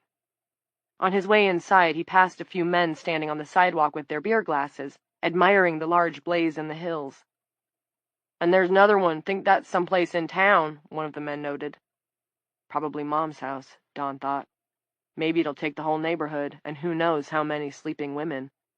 A few of them good, which was a shame, but the great majority either sluts or frigid. Always too hot or too cold. That was women for you. He acquired a shot and a beer at the bar, and found a seat at the end of a long table with Deputy Terry Coombs and a black guy whose face he recognized from previous evenings at the Squeak, but whose name he couldn't recall. Don gave a moment's consideration to the question of whether Terry might have heard about the doings at the prison, the false accusation and frame-up and so on. But if Coombs had heard, he was in no condition or mood to do anything about it. The deputy looked half asleep with a 3/4 empty pitcher on the table in front of him. "You boys mind if I join you?" Don had to yell to be heard over the commotion in the bar. The other two shook their heads. Big enough to handle 100, the barroom at 3 in the morning was handling at least that many. Although there were a few women, most of the crowd was male. Under the current circumstances, it seemed that not many women were looking to imbibe depressants. Incongruously, there were also a few teenagers lurking around, dazed expressions on their flushed faces. Don felt sorry for them, but the mama's boys of the world were going to have to grow up fast now. "Hell of a day," Don said. He felt better now that he was with men. The black guy murmured an agreement. He was tall, lots of shoulder, 40 or so, sitting ramrod straight. "I'm just trying to decide whether or not to kill myself," Terry said. Don chuckled. Coombs had a hell of a deadpan. "Did you see the Secret Service putting their boots in the asses of those rioters outside the White House? Must have been like Christmas for those guys. And Jesus, look at that." Terry and the black guy turned their gazes to one of the televisions on the wall. It was security footage from an underground garage. A woman, age and race rendered indeterminate by the placement of the camera and the grain of the footage, though clearly dressed in the uniform of a parking garage attendant, was atop a man in a business suit. She appeared to be stabbing him in the face with something. Black liquid pooled on the pavement, and bright white strands hung from her face. The TV news never would have shown something like that before today, but it seemed that Aurora had put standards and practices, that was what they called it, right, out of business. "Must have woke her up for his keys or something, huh?" Don mused. "This stuff, it's like the ultimate PMS, am I right?" The two men made no response. The television feed cut to the anchor's desk. It was empty. George Alderson, the old dude that Don had watched earlier, had disappeared. A younger guy, wearing a sweatshirt and headphones, poked his head into the frame and made a sharp get-out-of-here gesture. The feed flipped to an advertisement for a sitcom. "That was unprofessional," said Don. Terry drank directly from his pitcher of beer. Foam ran down his chin. 4. Sleeper's storage. This wasn't Lila's only consideration this early Friday morning, but it was right up there. The ideal spot would be a basement or a tunnel with a concealed entrance. A tapped-out mine shaft could serve well. Their area certainly had a healthy supply of those, but there was no time to find one, no time to set it up. So what did that leave? It left people's homes. But if groups of vigilantes, of crazies, whoever, did start to go around killing the sleeping women, homes were the first place they'd check. "Where's your wife? Where's your daughter?" "It's for your own safety, for everyone's safety. You wouldn't leave dynamite lying around your house, would you?" What if there were houses that no one lived in, though? Houses that had never had a single occupant? There were plenty of houses like that just up the street, the other half of the development on Tremaine Street, the ones that had gone unsold. It was the best option that Lila could think of. Once she had explained it to her son and her husband, Lila was drained. She felt ill and scraped, like a flu was coming on her. Hadn't a stoner she'd arrested once for breaking and entering warned her about this? About the pain of drugs wearing off? "Anything, any risk to avoid the come-down," he'd said. "The come-down is ruination. Death to your happy." Clint and Jared didn't say anything immediately. The three of them were standing in the living room. "Is that a baby?" Jared finally asked. She handed the cocoon to him. "Yes, Roger Elway's daughter." Her son pulled the baby close. "This could probably get worse," he said, "but I don't know how."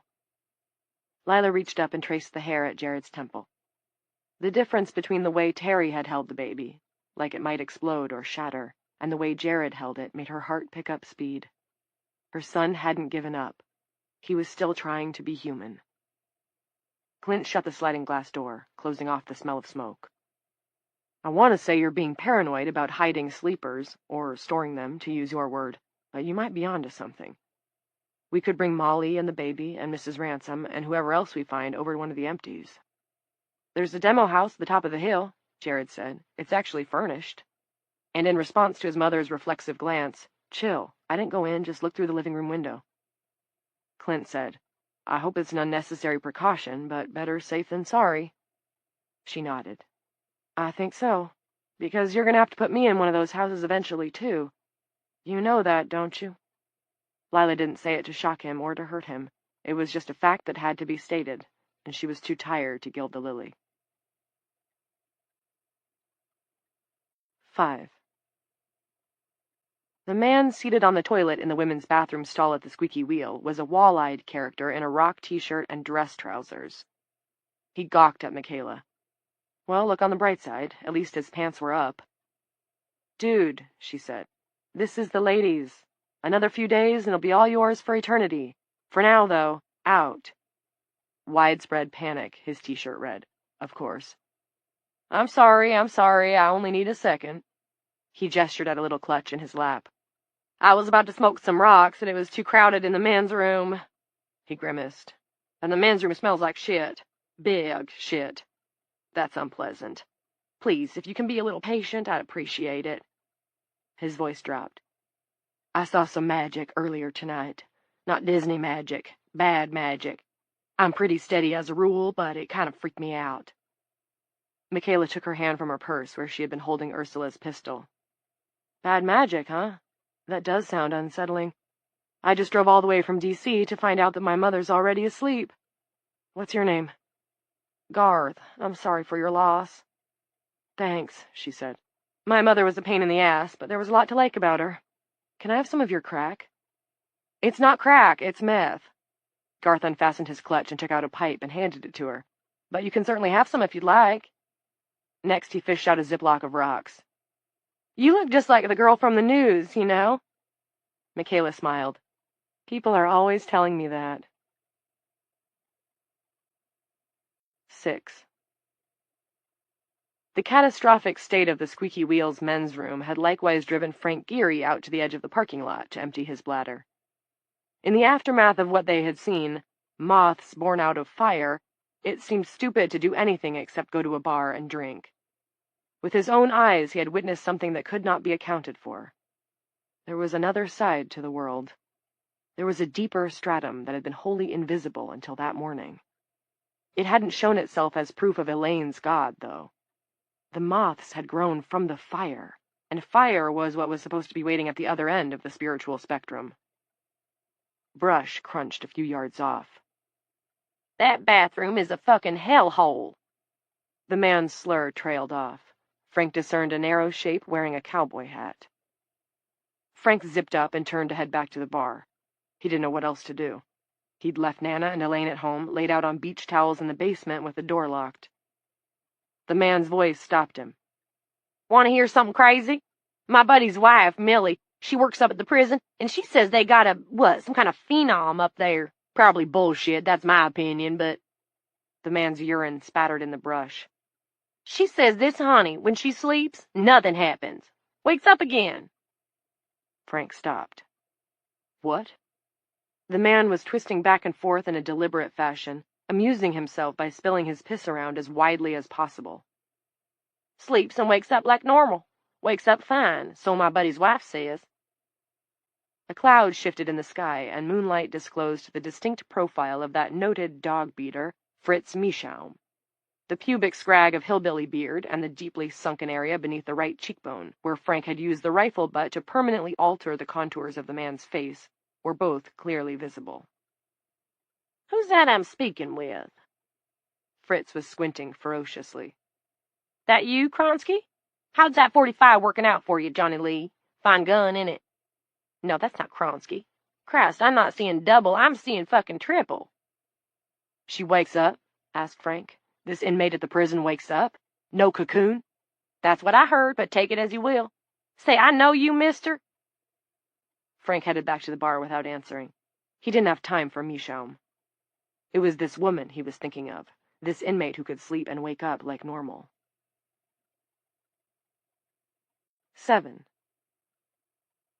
When Frank rejoined Terry and Don Peters, followed by Garth Flickinger, who came strutting back from the women's room like a new man, his drinking companions had turned around on the bench of their long table. A man in jeans, a blue chambray work shirt, and a case gimme cap was on his feet and holding forth, gesturing with a half-full pitcher of beer, and those around him had grown silent, listening respectfully. He looked familiar, a local farmer or maybe a long-haul trucker, his cheeks speckled with beard and his teeth discolored from red man, but he had a preacher's self-assured delivery, his voice rising and falling in cadences that begged for return cries of "Praise Jesus." Sitting next to him was a man Frank definitely recognized, having helped him select a dog from the shelter when his old one died. Howland, that was his name, teacher from the community college over in Maylock. Howland was looking up at the sermonizer with an expression of wry amusement. "We should have seen this coming," the trucker preacher proclaimed. "The women flew too high, like that fellow with the wax wings, and their wings melted." "Icarus," Howland said. He wore a baggy old barn jacket with patches on the elbows. His specs stuck up out of the breast pocket. "I.K. Russ, that is correct. That is a big 10-4. Want to know how far the fair sex has come? Look back 100 years. They couldn't vote. Skirts down to their ankles. They didn't have no birth control, and if they got abortion, they went down some back alley to get it. And if they got caught, they went to jail for murder. Now they can get it done any time and place they want. Thanks to Planned fucking Parenthood, abortion's easier than getting a bucket of chicken from KFC and costs about the same. They can run for president. They join the SEALs and the Rangers. They can marry their lesbo buddies. If that ain't terroristic, I don't know what is." There was a rumble of agreement. Frank didn't join in. He didn't believe his problems with Elaine had anything whatsoever to do with abortion or lesbians. "All in just 100 years. The trucker preacher lowered his voice. He could do that and still be heard because someone had pulled the plug on the jukebox, killing Travis Tritt in a dying gurgle. "They ain't just pulled even, like they said they wanted. They done pulled ahead. Do you want to know what proves it?" Now, Frank had to admit, the man was getting closer to something. Elaine could never cut him any slack. It was always her way, her call. To find himself warming to this bumpkin's homily gave Frank a sick feeling, but he couldn't deny it. Nor was he alone. The whole barroom congregation was listening closely, their mouths agape, except for Howland, who was grinning like a guy watching a monkey do a dance on a street corner. "They can dress like men. That's what proves it. 100 years ago, a woman wouldn't have been caught dead in pants unless she was riding a hoss, and now they wear 'em everywhere."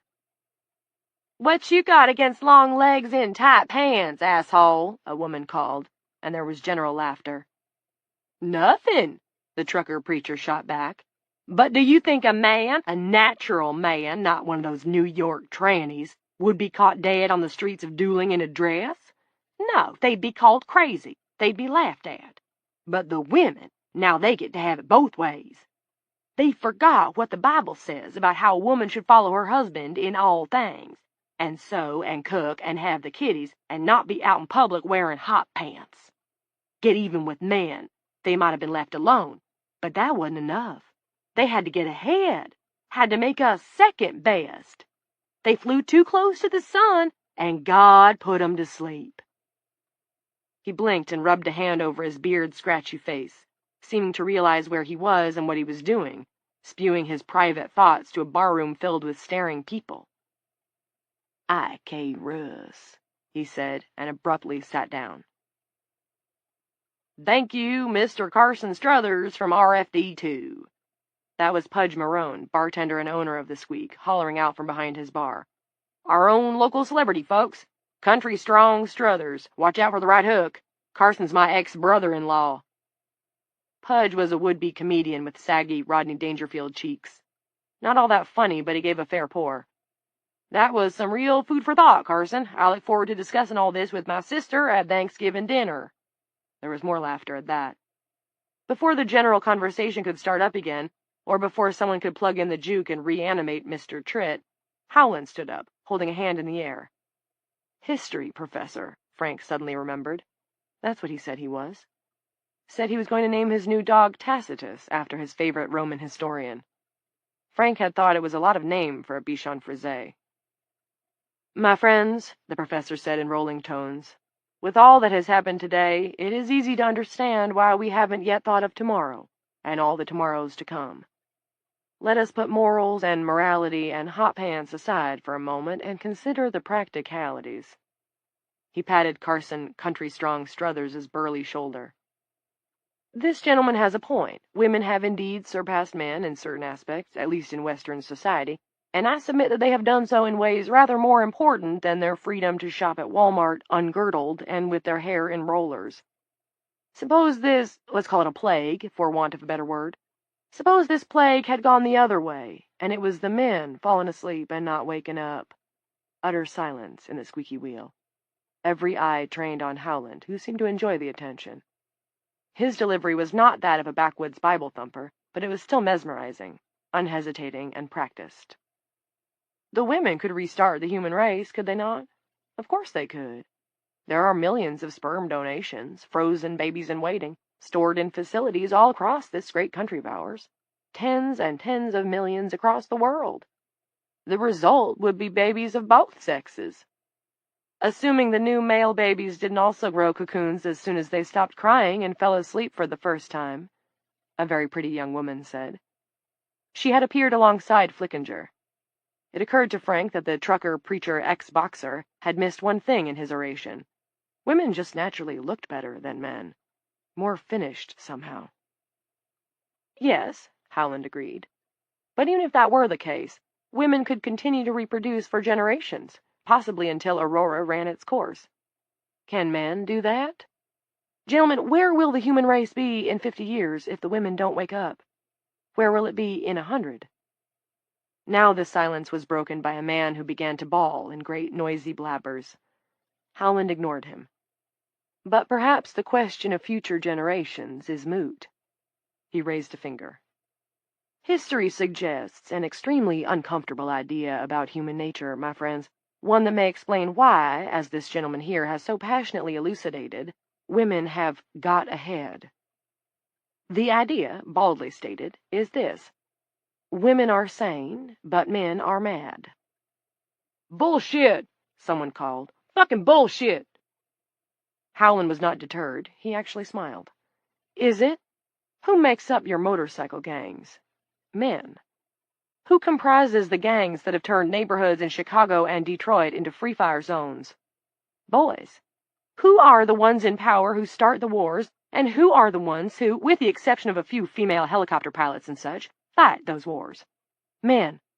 Oh, and who suffers as collateral damage? Women and children, mostly. Yeah, and who shakes their asses, egging 'em on? Don Peters shouted. His face was red. Veins were standing out on the sides of his neck. Who's pulling the motherfucking strings, Mr. Egghead, smart boy? There was a spatter of applause. Michaela rolled her eyes and was about to speak. Full of meth, blood pressure redlining, she felt like she could go on for perhaps 6 hours, the length of a Puritan sermon. But before she could start, Howland was off again. Thoughtfully put, sir, the contribution of a true intellectual, and a belief that many men advance, usually ones with a certain sense of inferiority when it comes to the fairer sex. Don started to rise.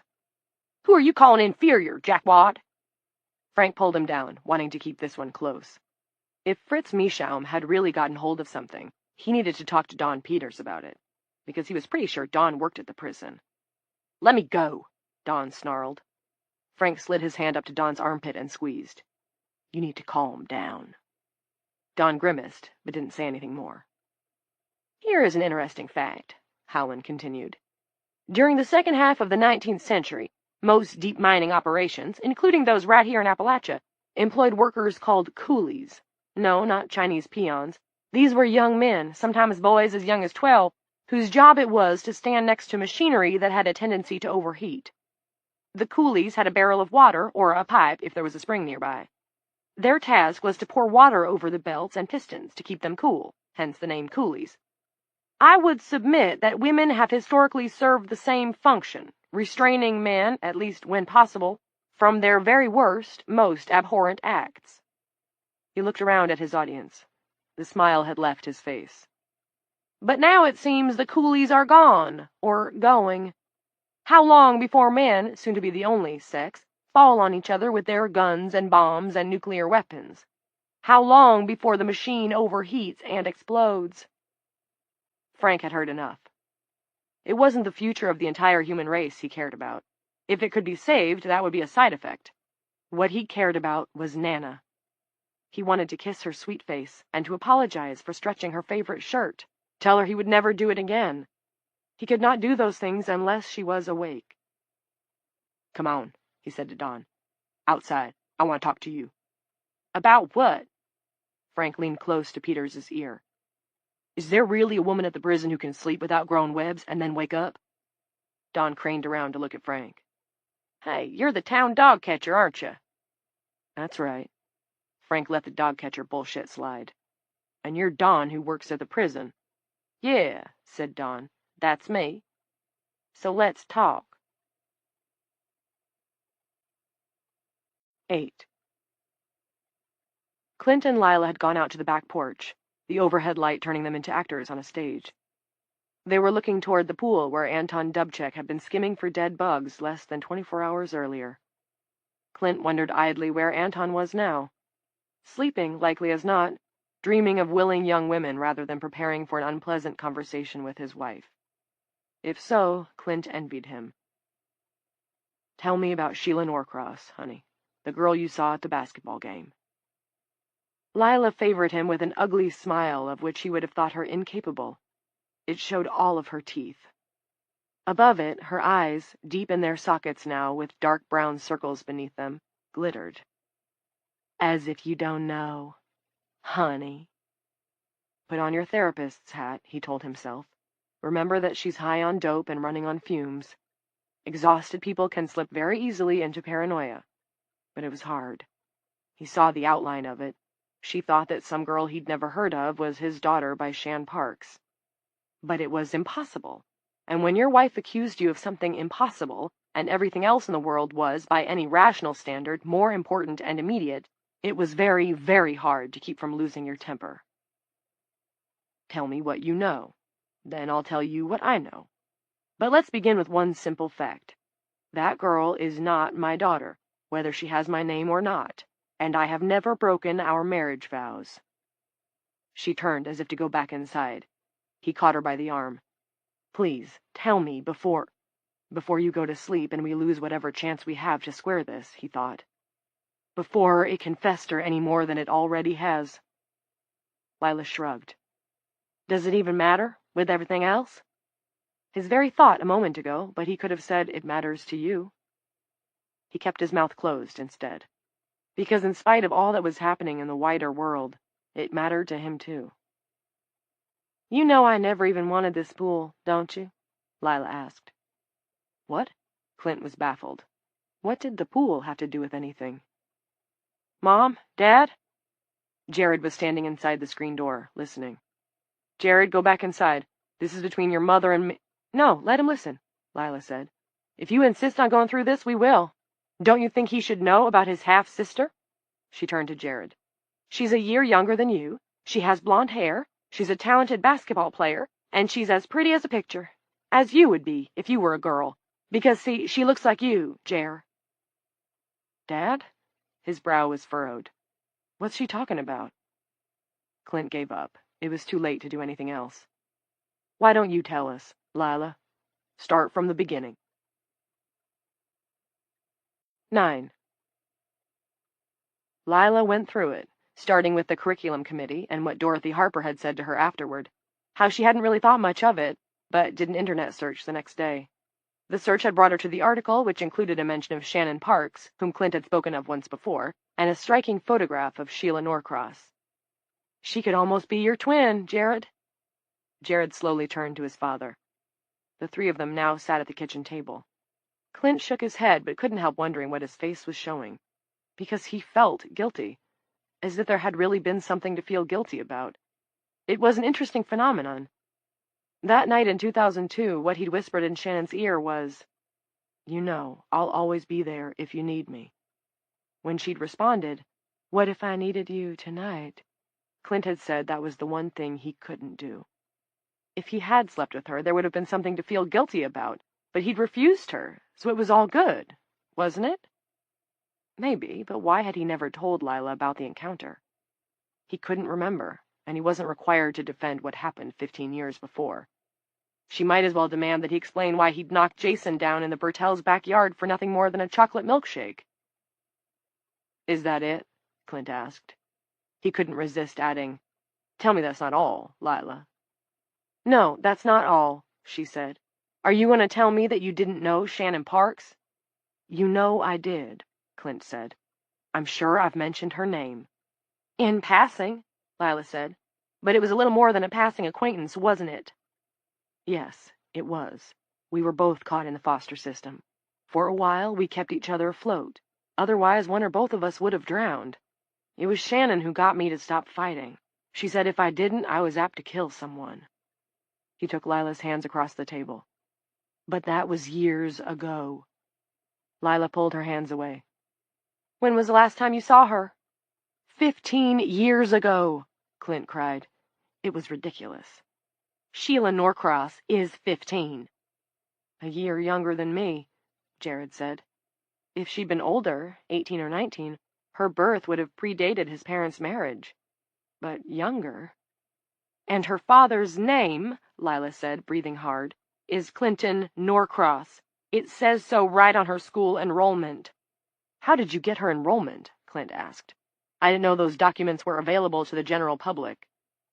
For the first time, his wife looked uncomfortable rather than angry, and thus somehow less like a stranger. "You make it sound sleazy." Lila's cheeks had flushed. "Okay, maybe it was sleazy, but I had to know the father's name. Your name, as it turns out. So then I went to see her play. That's where I was last night, in the Coughlin High gym at an AAU game, watching your daughter play hoops. And it's not just your face and your name she has." 10. The horn blasted, and the Tri-Counties AAU team jogged over to the sideline. Lila broke away from searching the stands for a sign of Shannon. She saw Sheila Norcross nod at one of her teammates, a taller girl. They did an elaborate handshake, bumped fists, locked thumbs, and clapped hands over their heads. It was the cool shake. That was it. That was when Lila's heart broke. Her husband was a man in a beguiling mask. All her doubts and dissatisfactions suddenly made sense. The cool shake. She had seen Clint and Jared do it 100 times, 1,000 times. Bump, lock, clap, clap. There was a precious slideshow in her head of Jared, growing taller with each click of the wheel, filling out, hair darkening, doing the cool shake with his father. Clint had taught it to all the boys on Jared's Little League team. He'd taught her, too. Chapter 20. 1. Around midnight Central Time, a fracas broke out between a small group of Crips and a much larger contingent of Bloods at a Chicago bar called Stoney's Big Dipper. It spread from there, becoming a citywide gang war that internet news sites described variously as apocalyptic, unprecedented, and fucking humongous. No one would ever know which member of which gang actually lit the match that ignited what became known as the Second Great Chicago Fire, but it started in West Englewood and spread from there. By dawn, large parts of the city were in flames. Police and fire department response was nearly non-existent. Most of the cops and hose jockeys were at home, either trying to keep their wives and daughters awake or watching over their cocooned bodies while they slept, hoping against hope. 2. Tell me what you saw, Frank said. He and Don Peters were standing in back of the squeaky wheel, where things had finally begun to wind down, probably because Pudge Marone's supply of alcohol was running low. Exactly what you saw. I was in the booth, right? That's the prison's nerve center. We got 50 different cameras. I was looking into what they call the soft cell, which is where they put the new one. She's down as Eve Black, although I don't know if that's her real name or just... Never mind that now. What did you see? Well, she was in a red top, like all the new intakes are, and she was falling asleep. I was interested to see the webs come out of her skin because I knew about it but hadn't seen it. Only they didn't. Don grasped the sleeve of Frank's shirt. You hear what I'm saying? No webs. Not a single thread, and by then she was asleep. Only she woke up, her eyes snapped wide open, and she stared right into the camera, like she was staring at me. I think she was staring at me. I know that sounds crazy, but maybe she wasn't really asleep. Maybe she was faking. All relaxed and sprawled out like she was? No way. Trust me. How come she's there? Why not in the sheriff's lockup downtown? Because she's as crazy as a shithouse mouse, that's why. Killed a couple of meth cookers with her bare fucking hands. Why aren't you at the prison tonight? Because a couple of rat fucks framed me, Dawn burst out. Fucking framed me and then fucking canned me.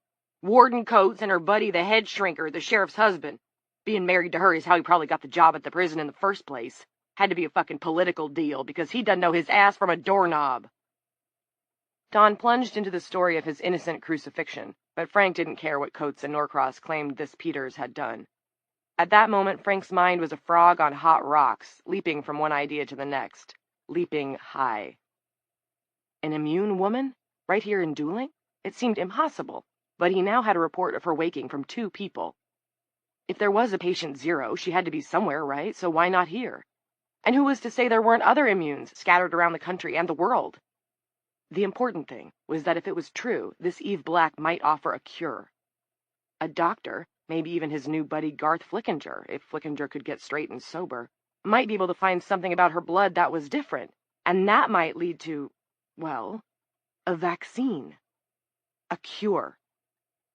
Planted evidence, like I'd want anything to do with some husband murderer who... Shut up a minute. For a wonder, Don did so. He stared up into the taller man's face with Boo's shiny eyes. How many guards at the prison right now? Officers is what we call them, and I don't know for sure. Not many with everything so screwed up. Depends on who's coming and who's going, too. He squinted while he did the math. Not a pretty sight. Maybe 7? 8 if you count Hicks. 9 if you add in Mr. Shrinky-Dink, but those 2 ain't worth a fart in a high wind. What about the warden? Don's eyes shifted away from Frank's. I'm pretty sure she went to sleep. Okay, and how many of the ones on duty now are female? When I left, just Van Lampley and Millie Olson. Oh, and Blanche McIntyre might still be there, but she's just Coates's secretary, and she's like 101. Which leaves mighty few, even counting Hicks and Norcross. And you know something else? The sheriff is also a woman, and if she's able to keep order another 3 hours, I'd be amazed. I'd be amazed if she's even awake in another 3 hours. Under sober circumstances, these were thoughts that Frank would have kept to himself. He certainly wouldn't have shared them with an excitable twerp like Don Peters. Don, computing, ran his tongue around his lips. This was another unattractive visual. What are you thinking?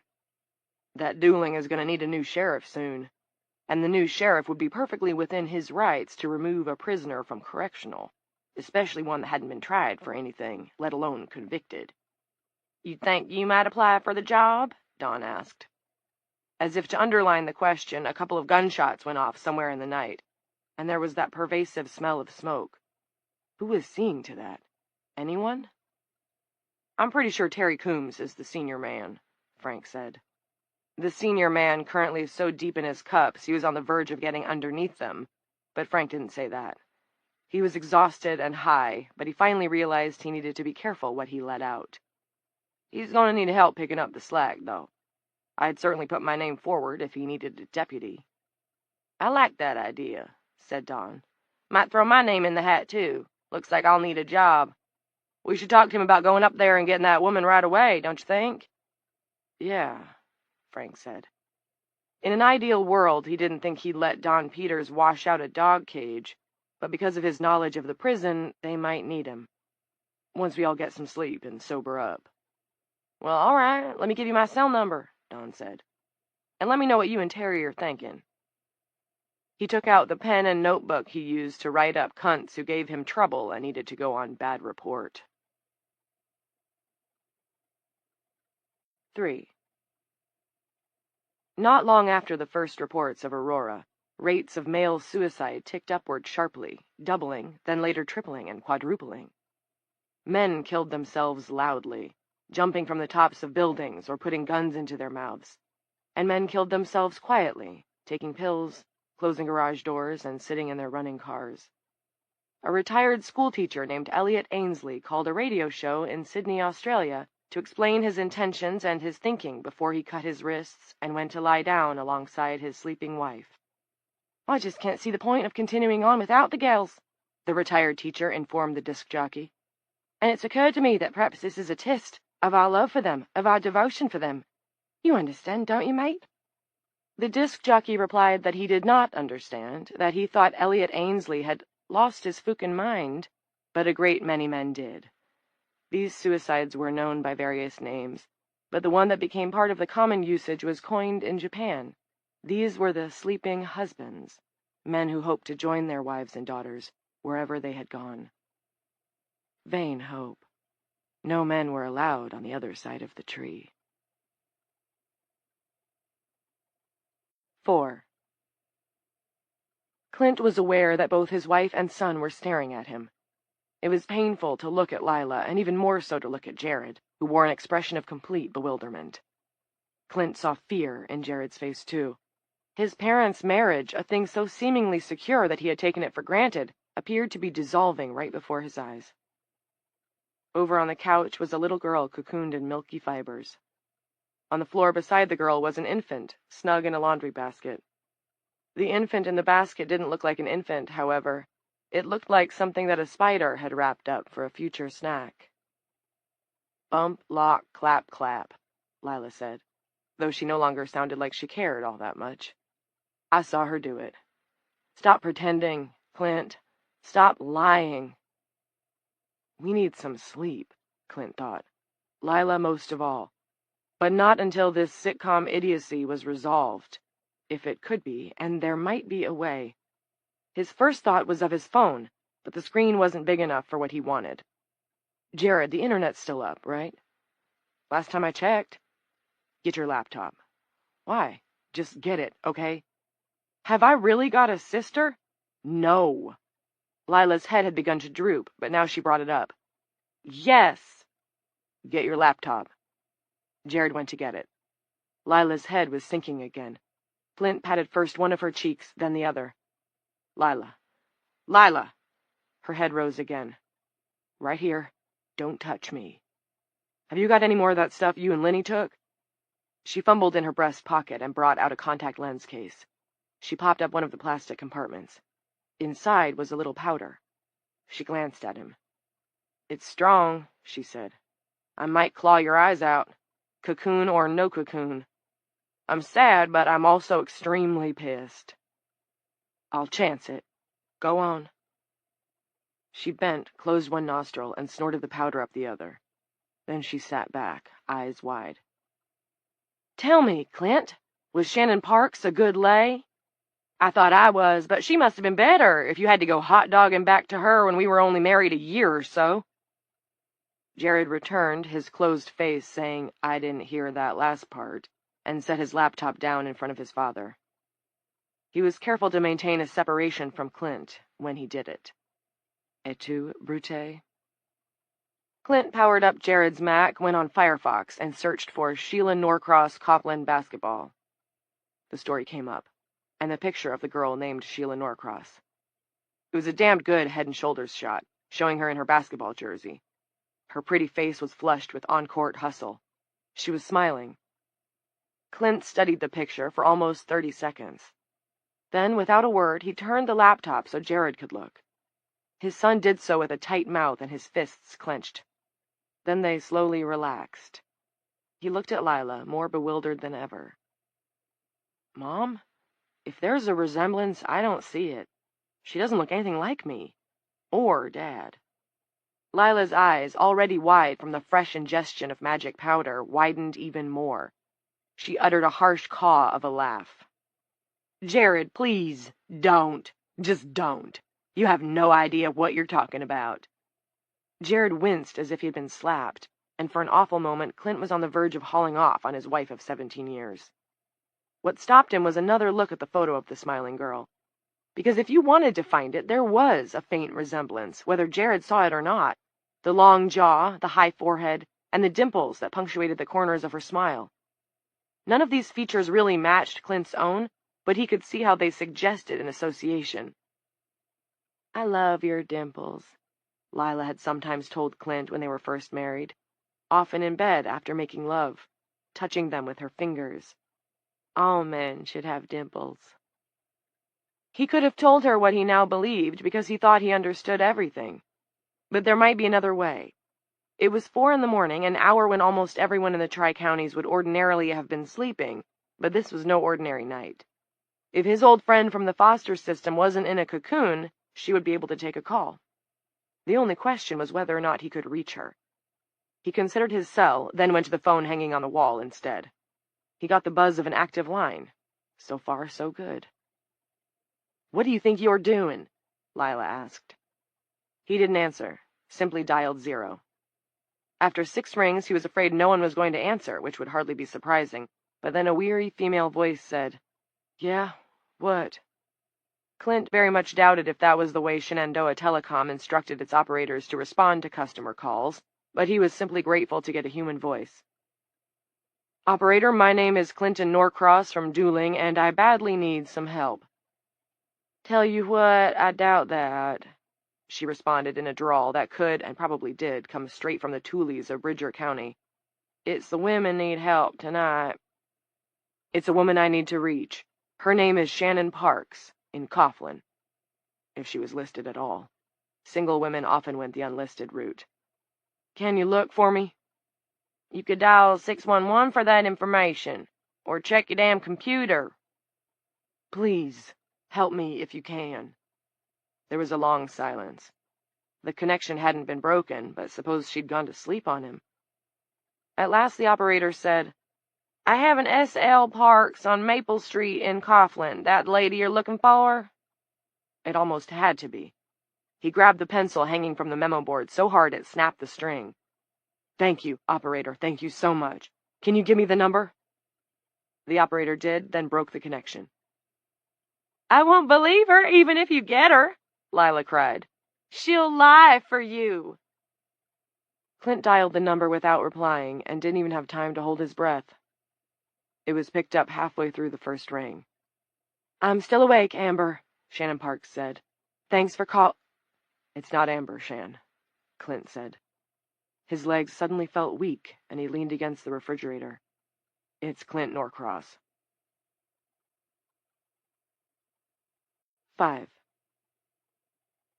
The Internet is a bright house standing above a dark cellar with a dirt floor. Falsehoods sprout like mushrooms in that cellar. Some are tasty, many are poisonous. The falsehood that began in Cupertino, which was stated as absolute fact, was one of the latter. In a Facebook post titled Aurora Truth, a man who claimed to be a doctor wrote the following. Aurora Warning, Urgent, by Dr. Philip P. Verdruska. A team of biologists and epidemiologists at Kaiser Permanente Medical Center have determined that the cocoons surrounding women afflicted with the Aurora sleeping sickness are responsible for the spread of the disease. The respiration of those afflicted passes through the cocoon and becomes a transmission vector. This vector is highly contagious. The only way to stop the spread of Aurora is to burn the cocoons and the sleeping women inside. Do this immediately. You will give your loved ones the rest they long for in their semi-conscious state and stop the spread of this pestilence. Do it for the sake of the women who are still awake. Save them! There was no doctor named Philip Verdruska on the staff of the Kaiser Permanente facility or at any of its adjuncts. This fact was quickly posted on TV and online, along with rebuttals from dozens of reputable doctors and the Atlanta Centers for Disease Control and Prevention. The Cupertino hoax became the lead story on the news networks as the sun rose over the east coast of America. But the horse was out of the barn, and Lila Norcross could have predicted what followed. In fact, she had predicted it. While people might hope for the best, Lila, closing in on 20 years in a blue uniform, knew that what they believed was the worst. In a terrified world, false news was king. By the time dawn rose in the Midwestern states, blowtorch brigades were roaming cities and towns all over America and the world beyond. Cocooned women were hauled to dumps and fields and stadium lawns, where they went up in gouts of fire. The work of Philip P. Verdruska had already begun as Clint explained the Norcross family's current situation to Shannon, and then silently extended the telephone to his wife. 6. At first, Lila said nothing, only looked mistrustfully at her husband. He nodded to her as if she had spoken, and took his son gently by the arm. "Come on," he said. "Give her some privacy." In the living room, on the TV, the public access woman continued doing beadwork. Would do so, it seemed, even unto the end of the world, but the sound was mercifully muted. "You're not that girl's father, are you, Dad?" "No," Clint said. "I am not." "But how could she have known the cool shake we used to do in Little League?" Clint sat down on the couch with a sigh. Jared sat beside him. "Like mother, like daughter, they say. And Shan Parks was also a basketball player, although never in high school or on an AAU team. She wasn't into anything where they made you take a number or run through paper hoops at pep rallies. That wasn't her style. She stuck to playground pickup games, boys and girls together." Jared was fascinated. "Did you play?" "A little, for fun, but I was no good. She could blow by me any old time she wanted because she had a ton of game. Only she didn't have to because we never played against each other. We were always on the same team." In all ways, he thought. It wasn't just how we rolled, it was how we survived. Survival was the real milkshake, the one we both fought for. "Shan invented the cool shake, Jer. She taught it to me, and I taught it to you boys when I was coaching." "That girl you knew invented the shake?" Jared sounded awed, as if Shannon had pioneered not a handshake, but molecular biology. It made Jared seem so terribly young, which of course he was. "Yep." The rest he didn't want to say to Jared, because it would sound wildly conceited, but he hoped Shannon was telling his wife now. He thought she would, because Shannon would know both women could be erased from the world in a matter of days, or even hours. That made telling the truth imperative, if not necessarily easier. Shan had been his best friend, and they had been lovers, but only for a few months. She had been in love with him, head over heels. That was the truth. Clint knew it now, and he supposed in the deepest corner of his heart he had known it then and chosen to ignore it because he didn't feel the same, and couldn't let himself feel the same. Shannon had given him the lift he needed, and he would always owe her for that, but he had not wanted to spend his life with her, had never even considered it. What they had was the bald matter of survival. His survival and hers. Shannon belonged to a life where he had been hurt and scarred and almost broken. She had convinced him to stay on the path. Once he was on it, Clint needed to keep going. She would have to find someone to help her, but it couldn't be him. And was that cruel? Was that selfish? Yes, to both. Years after they parted, she had met a guy and got pregnant. What Clint believed was that the father of Shannon's daughter was a man who looked a little like the boy she had been in love with as a teenager. She had borne a child who carried a tiny bit of that resemblance. Lila came into the living room at a slow plod and stood between the couch and the TV. She looked around as if unsure where she was. Clint said, "Honey?" and Jared said, "Mom?" at the same time. She smiled wanly. "It seems that I have some apologizing to do." "The only thing you have to apologize for is not coming to me with this sooner," Clint said, "for letting it fester. I'm just glad I could get hold of her. Is she still on the line?" He nodded toward the kitchen. "No," Lila said. "Oh, she wanted to talk to you, but I hung up on her." Not very nice, but I guess I'm still getting some residual vibration from my jealous bone. Besides, a lot of this is her fault. Giving her daughter your name. She shook her head. Idiocy. God, I'm tired. You had no problem taking my name, or giving it to your son, Clint thought, and not without resentment. The real father was some guy she met at the bar where she used to waitress. All she ever knew about him was his name, and who knows if he gave her his real one. In the story, Parks told the kid, "It's you, except you died in a car crash during the pregnancy.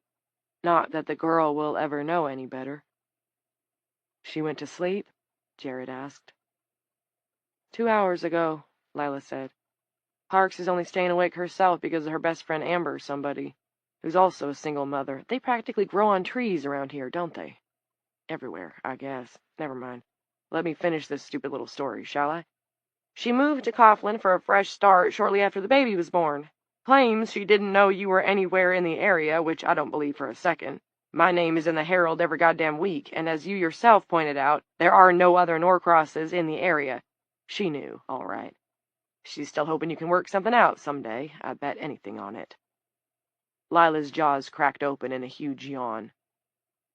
Clint considered this ragingly unfair, and had to remind himself that Lila, raised in a comfortable middle-class home with cheery parents and siblings out of an old 1970s sitcom, could not comprehend the 9 flavors of hell he and Shannon had been through. Yes, the naming business had been neurotic behavior, no argument. But there was one thing Lila either didn't see or didn't want to see. Shannon had been living only 150 miles away and had never tried to make contact. He could tell himself it was because she'd never known he was close, but as Lila had pointed out, that was far-fetched. The shake, Lila said. What about that? Clint told her. All right, Lila said. Case closed. I'm going to make some fresh coffee, then go back to the station. Jesus, I'm so fucking tired. 7. When she had her coffee, Lila hugged Jared and told him to take care of Molly and the baby, and to hide them well. He promised he would, and she moved from him as quickly as she could. If she hesitated, she'd never be able to leave him. Clint followed her into the vestibule. I love you, Lila. I love you too, Clint. She supposed she meant it. I'm not angry, he said. I'm glad, Lila said, restraining herself from adding, whoopee-ding. You know, he said, the last time I saw Shannon, years ago, but after we were married, she asked me to sleep with her. I told her no.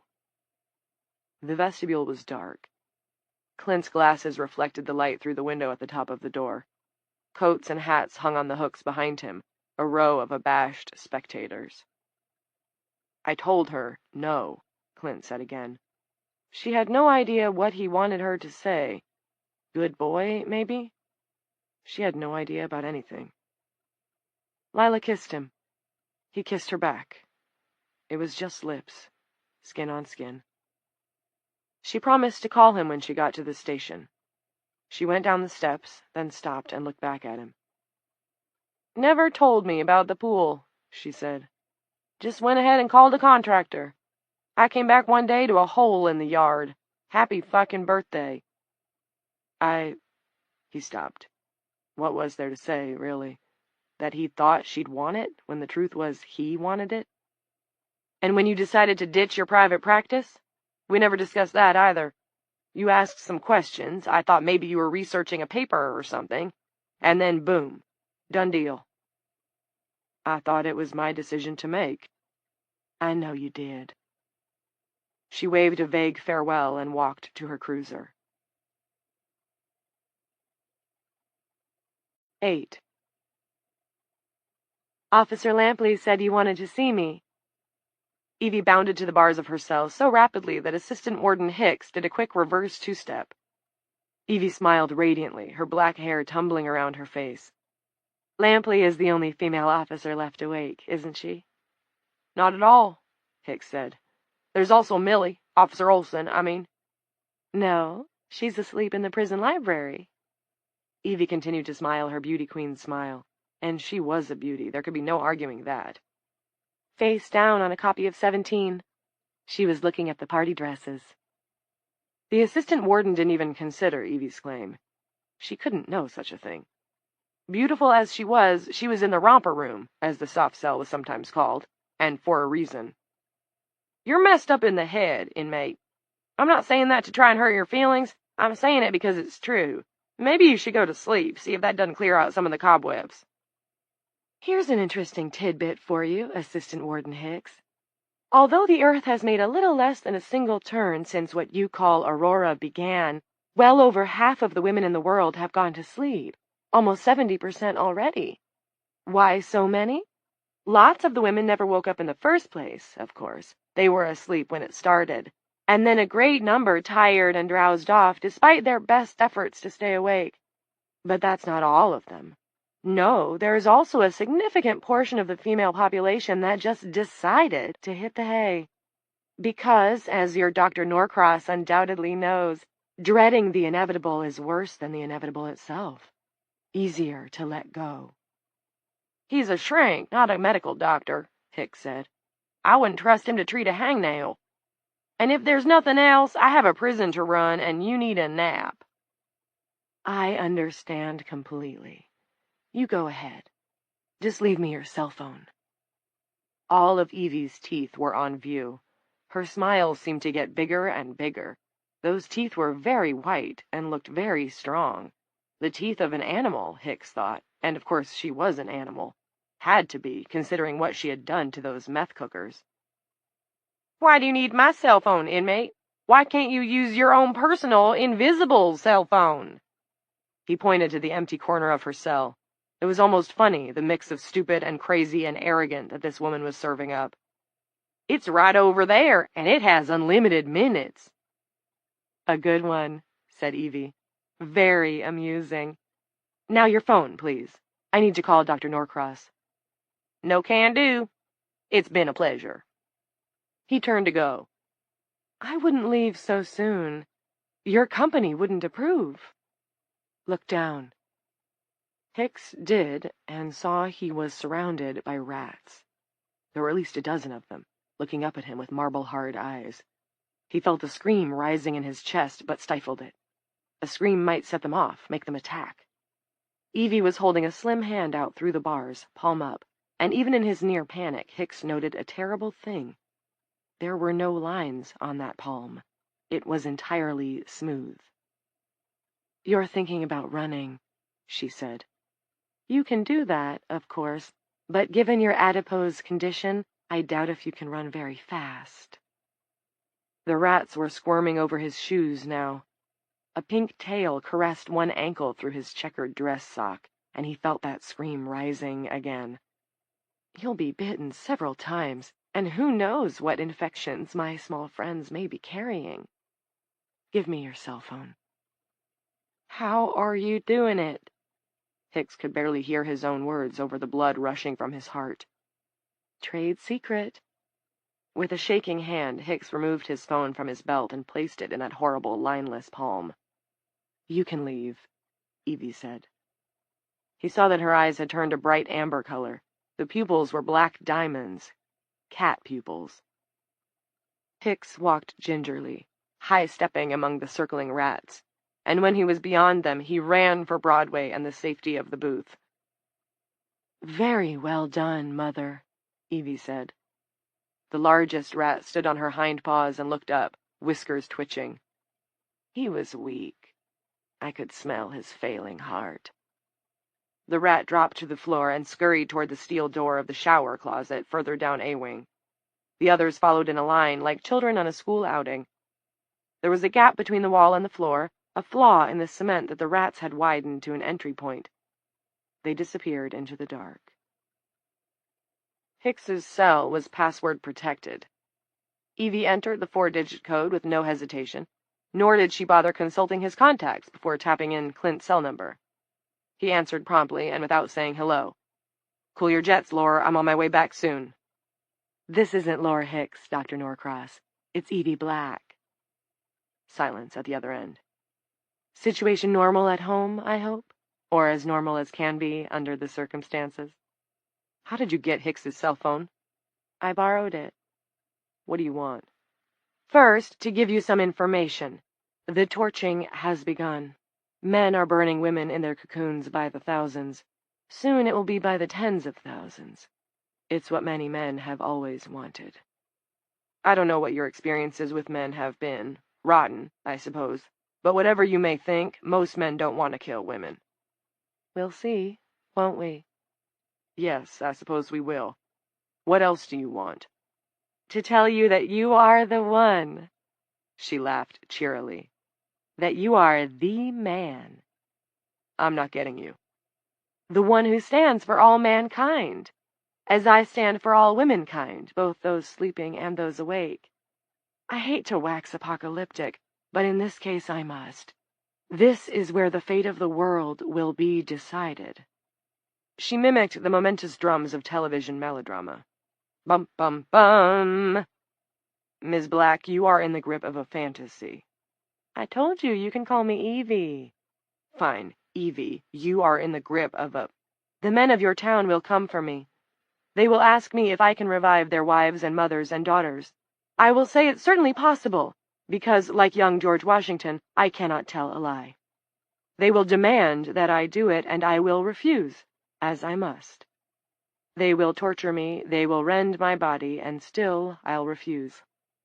Eventually, they will kill me, Clint. May I call you Clint? I know we've only just started working together, so I don't want to overstep. You might as well. He sounded numb. Once I'm dead, the portal between this world and the land of sleep will close.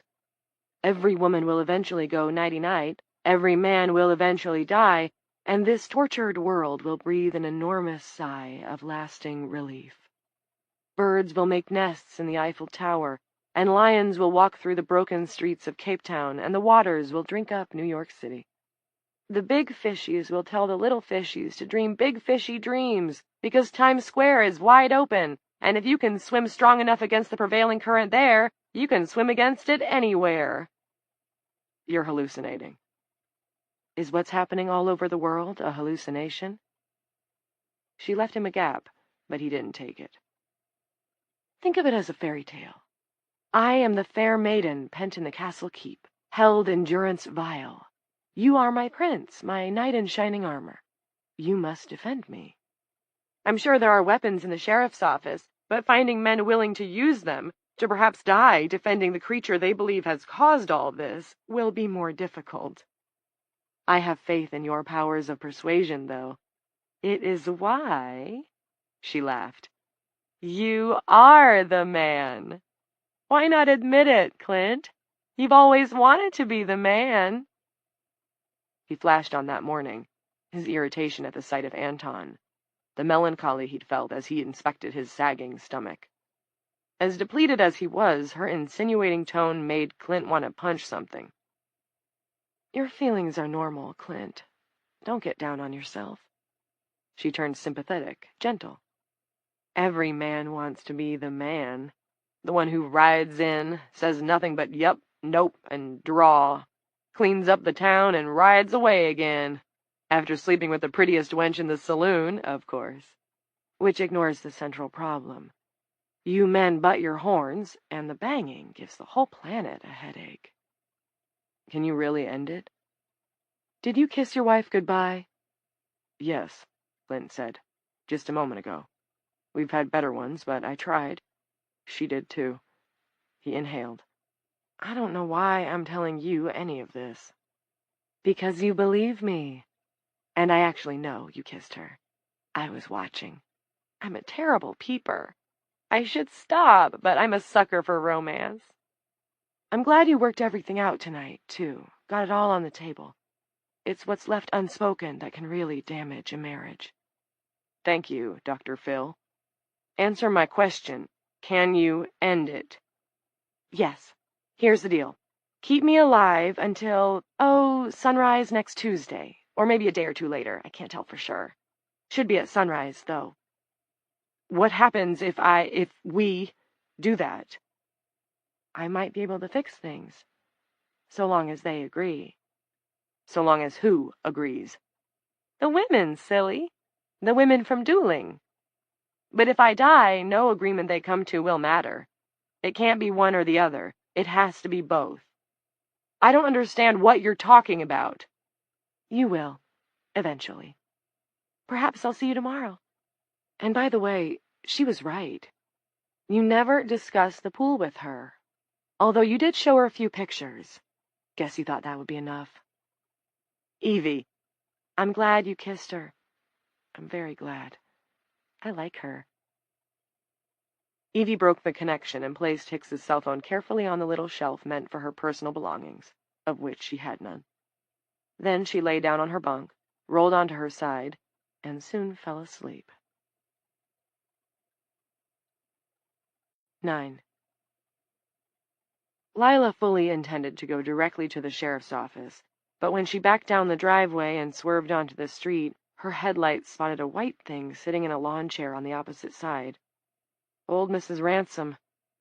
Lila could hardly blame Jared for leaving her there. He'd had the little girl to think about, the one now lying upstairs in the spare bedroom. Holly? Polly? No, Molly. A fine drizzle was falling. She pulled into the Ransom driveway, then went around back and rummaged through the crap in the rear seat for her dueling hound dog's baseball cap, because the drizzle was thickening to a steady light rain. It might put the fires out, and that was good. She checked Mrs. Ransom's front door. It was unlocked. She crossed to the lawn chair and lifted the cocooned woman into her arms. She was prepared for a burden, but Mrs. Ransom weighed no more than 90 pounds. Lila could press more than that in the gym. And what did it matter? Why was she even doing this? Because it's the decent thing, she said. Because a woman is not a lawn ornament. As she climbed the steps, she saw fine threads detach themselves from the white balls surrounding Mrs. Ransom's head. They wavered as if in a breeze, but there was no breeze. They were reaching for her, for the sea of sleep just waiting behind her forehead. She blew them away and struggled backward down the hall to the old lady's living room. Open on the rug was a coloring book with a scattering of markers around it. What was that little girl's name again? Molly, Lila said as she pulled the encased woman up onto a couch. Her name was Molly. She paused. Is Molly. Lila put a throw pillow beneath Mrs. Ransom's head and left her. After locking the old lady's front door, she went to her cruiser and started the engine, reached for the gear shift, then dropped her hand. Suddenly the sheriff's office seemed like a pointless destination. Furthermore, it seemed at least 50 miles away. She could probably get there without hitting a tree, or some woman trying to jog away sleep. But what was the sense? If not the office, what? She asked her car. What? She took the contact lens case from her pocket. There was another wake-up shot in the other container, the one marked L, but the question recurred. What was the sense in fighting it? Sleep would catch her eventually. It was inevitable, so why postpone it? According to Shakespeare, it knitted up the raveled sleeve of care. And at least she and Clint had gotten some of that fabled closure he was always going on about. I was a fool, she confessed to the police car's interior. But, Your Honor, I plead sleep deprivation. If that was all it was, why hadn't she confronted him sooner? With everything that happened, it seemed unforgivably small. It was embarrassing. All right, she said. I plead fear, Your Honor. But she wasn't afraid now. She was too spent to be afraid. She was too spent to be anything. Lila yanked the mic from its prongs. It actually felt heavier than Mrs. Ransom. How weird was that? Unit 1 to base. Are you still there, Lenny? Still here, boss. Lenny had probably been into the powdered goodies again. She sounded as chipper as a squirrel sitting on a pile of fresh acorns. Also, she had gotten a full 8 hours the night before, instead of going all the way to Coughlin in McDowell County and driving aimlessly until dawn, thinking bad thoughts about a husband who had turned out to be faithful after all. Ah, but so many of them weren't. And was that a reason or only an excuse? Was it even true? Could you find statistics about fidelity on the internet? Would they be accurate? Shannon Parks had asked Clint to sleep with her, and he had said no. That's how faithful he was. But that was what he was supposed to be, wasn't it?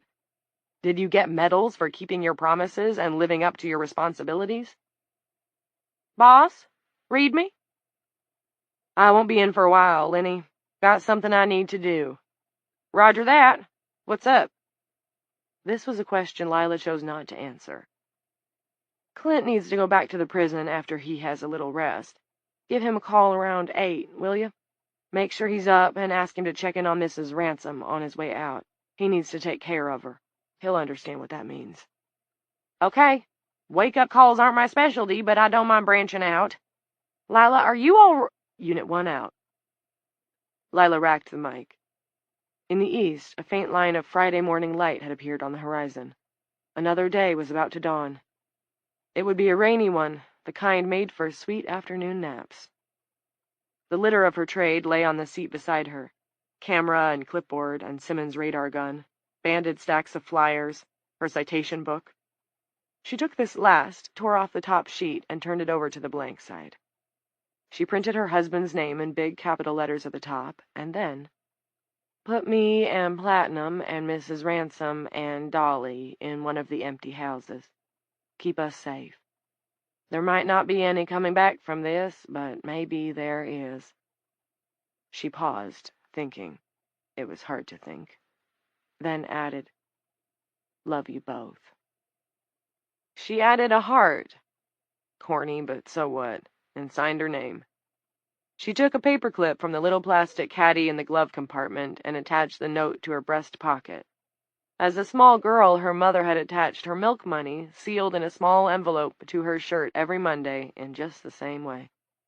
Lila couldn't remember it, but her mother had told her. With that chore taken care of, she sat back and closed her eyes. Sleep rushed at her like a black engine with no headlight. And oh, the relief. The blessed relief. The first delicate threads spun out of Lila's face and caressed her skin.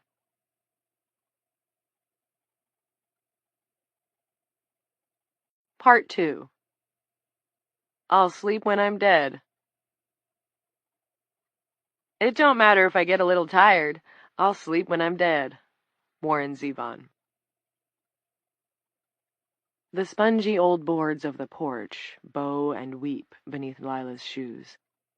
A powerful spring breeze shakes the field of oxtail that used to be her own front yard, and the noise is a beautiful roar.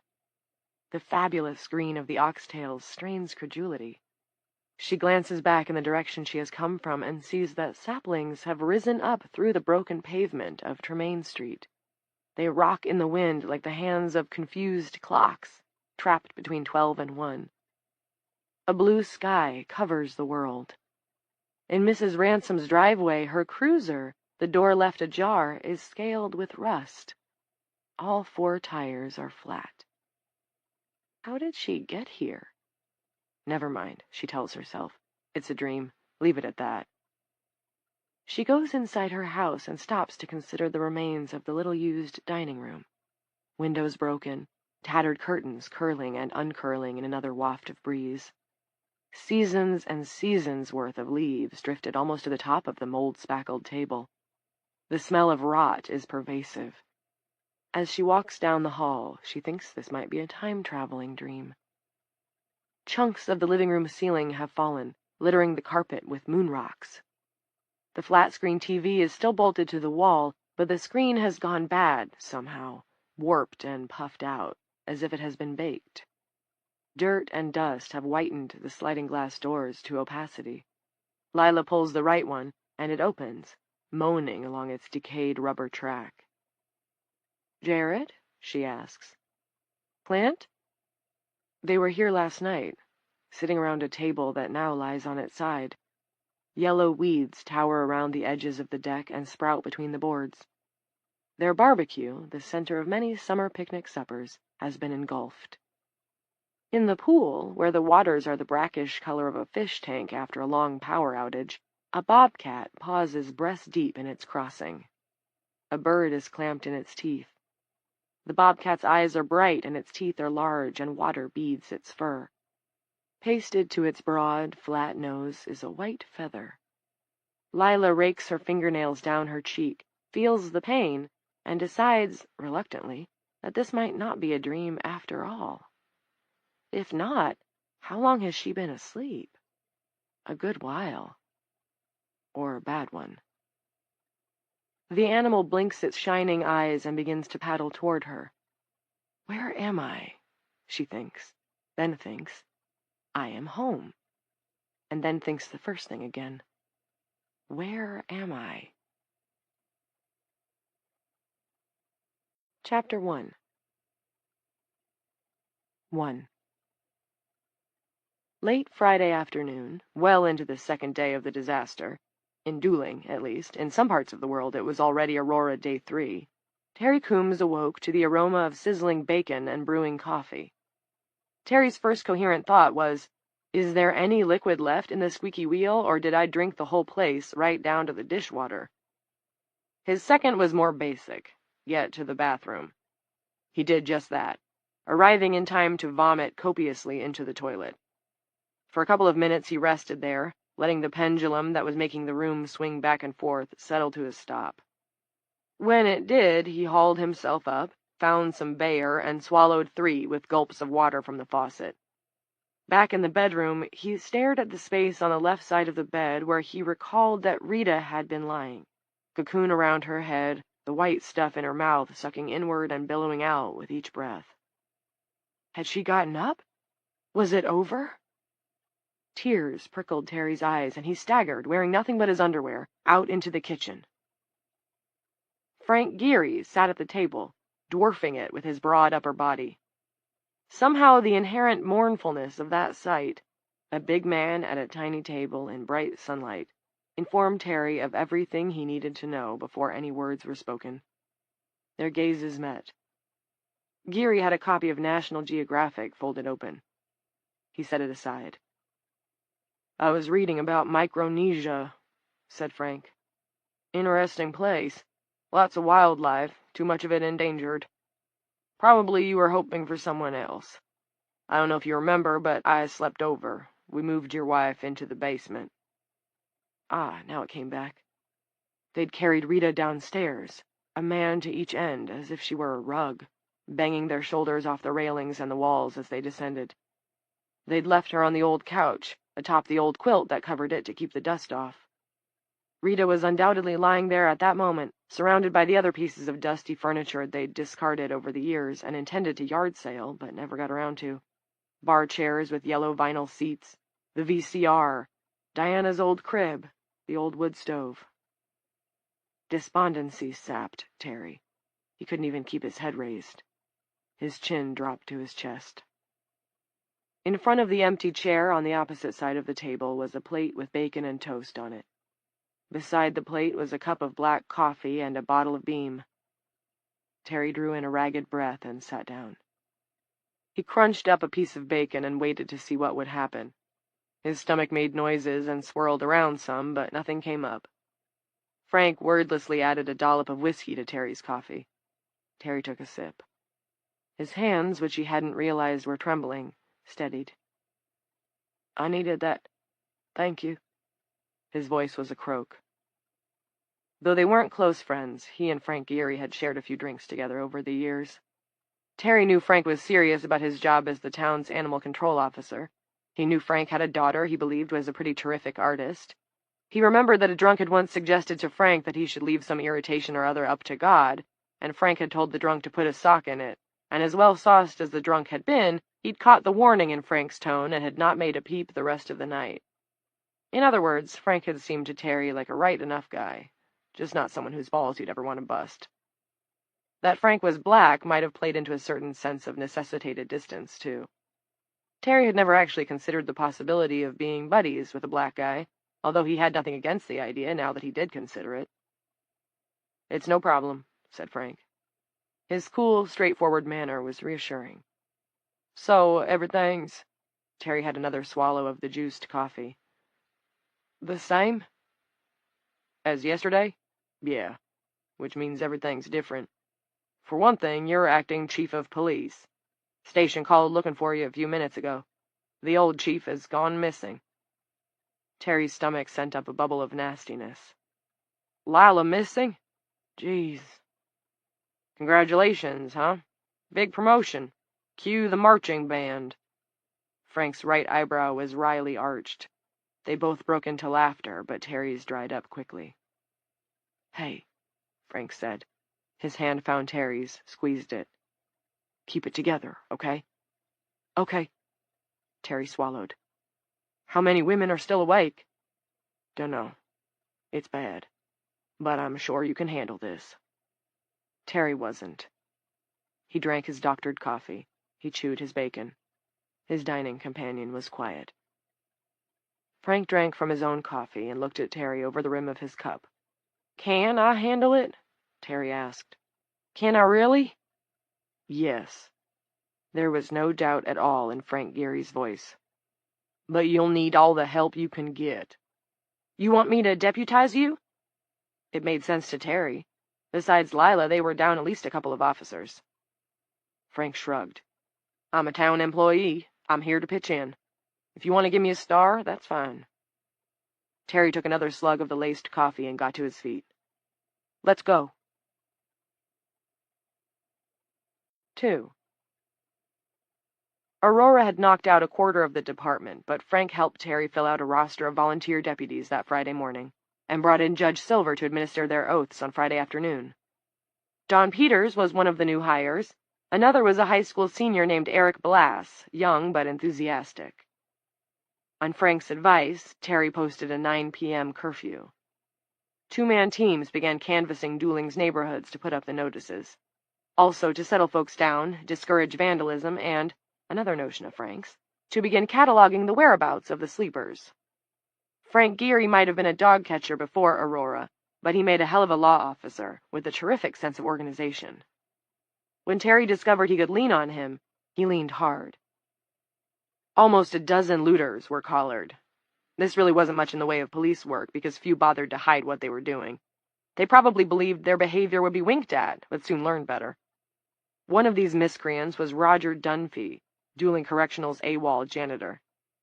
On their first Sunday morning cruise around town, Terry and Frank spied Mr. Dunphy blatantly toting a clear plastic bag filled with necklaces and rings that he'd lifted from the rooms of the female residents at Crestview Nursing Home, where he sometimes moonlighted. "They don't need them now," Dunphy had argued. "Come on, Deputy Coombs, give me a break. It's a clear case of salvage." Frank seized the janitor by the nose, squeezing hard enough to make the cartilage creak. "Chief Coombs. You'll call him Chief Coombs from now on." "Okay," Dunphy cried. "I'll call him President Coombs if you just leave go, my schnoz." "Return that property and we'll let this ride," Terry said, and was gratified by Frank's approving nod. "Sure, you bet. And don't you fuck the dog on this, because we'll be checking." The great thing about Frank, Terry realized during those first 3 days, was that he grasped the enormous pressure Terry was functioning under in a way that no one else seemed to. He never pressed, but he always had a suggestion, and, nearly as important, he kept that leather-encased silver hip flask, very cool, maybe it was a black thing, at the ready for when Terry got low, when it seemed the day would never end and his wheels started spinning in the awful, surreal mud of it all.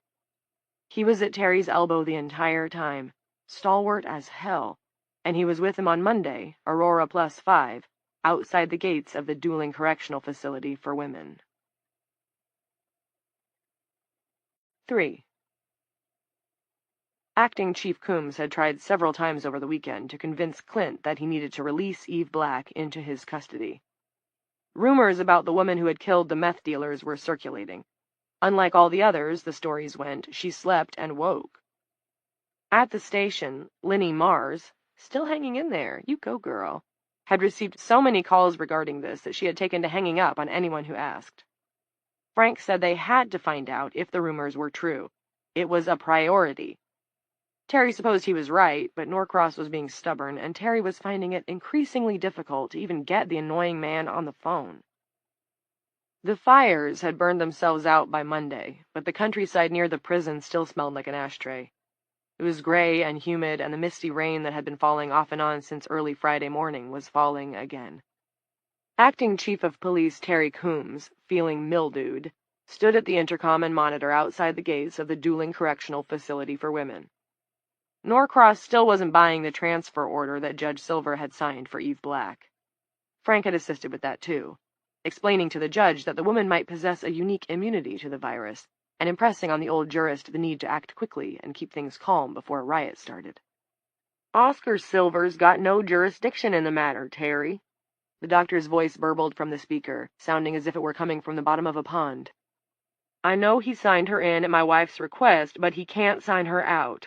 Once he was remanded to me for evaluation, that was the end of his authority. You need a county judge now."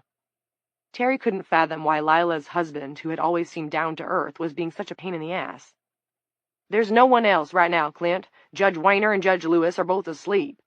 Just our luck to have had a couple of female judges on the county circuit." "All right, so go ahead and call Charleston and find out who they've appointed as interim," Clint said, as if they'd come to a happy compromise, as if he'd given even a single damn inch. "But why bother? Eve Black is now asleep like all the rest." Hearing that put a lead ball in Terry's stomach. He should have known better than to believe a bunch of loose talk. Might as well try to question his own wife, a mummy in the basement dark, sprawled atop the dingy quilt on their old couch. "She went down yesterday afternoon," Norcross continued. "We've only got a few inmates that are still awake." "Then why won't he let us see her?" Frank asked. He had been standing silently throughout the exchange. It was a good question. Terry jabbed the call button and asked it. "Look, here's what we'll do," said Clint. "I'll send you a picture on your cell phone, but I can't let anyone in. That's lockdown protocol. I've got the warden's book open right here in front of me. I'll read you what it says. State authorities must enjoin the facility and may remove the lockdown order at their discretion. State authorities. But don't butt me, Terry. I didn't write it. Those are the regulations. Since Hicks walked off on Friday morning, I'm the only administrative officer this prison's got, and protocol is all I have to go on." "But," he was starting to sound like a two-cycle engine, but, "I had to put us on lockdown. I had no choice. You've seen the same news I've seen. There are people going around torching women in their cocoons. I think you'll agree that my population would be a prime target for that breed of vigilante." "Oh, come on." Frank made a hissing noise and shook his head. They hadn't been able to find a uniform shirt large enough to button across his chest, so Frank wore it open to his undershirt. "Sounds like a bunch of bureaucratic gobbledygook to me. You're the acting chief, Terry. That's got to trump a doctor, especially a shrink." Terry held up a hand to Frank. "I get all that, Clint. I understand your concern. But you know me, all right? I've worked with Lila for more than a decade, since before she was sheriff. You've eaten dinner at my house, and I've eaten dinner at yours. I'm not going to do anything to any of those women, so give me a break. I'm trying. You would not believe some of the garbage I've had to shovel up around town over the weekend. Some lady left her stove on and burned down half of Greeley Street. 100 acres of woods south of town are torched. I got a dead high school athlete who tried to rape a sleeper. I got a guy with his head smashed in by a blender. I mean, this is stupid. Let's put aside the rule book. I'm acting chief of police. We're friends. Let me see she's sleeping like the others, and I'll get out of your hair."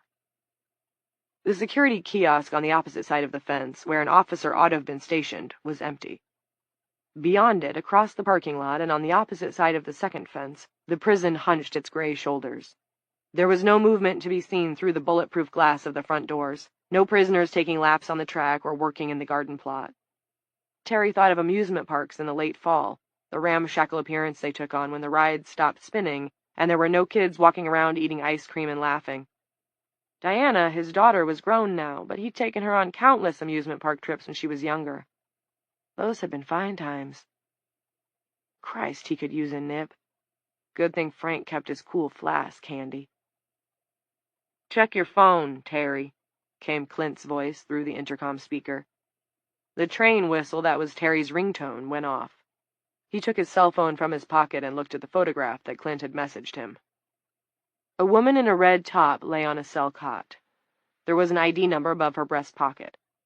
Beside the ID number, an ID card had been placed. On the card was a photograph of a woman with long black hair, tan skin, and a wide, white smile. The name of the woman was listed as Eve Black, and her ID number matched the number on the uniform shirt. A cocoon had blotted out her face. Terry handed the phone to Frank so he could see the picture. "What do you think? Do we call it good?" It occurred to Terry that he, the acting chief, was fishing for a direction from his new deputy, when it was supposed to be the other way around. Frank studied the picture and said, "This doesn't prove jack shit. Norcross could put one on any sleeping woman and add Black's ID." Frank returned the phone to Terry. "It doesn't make any sense, refusing to let us in.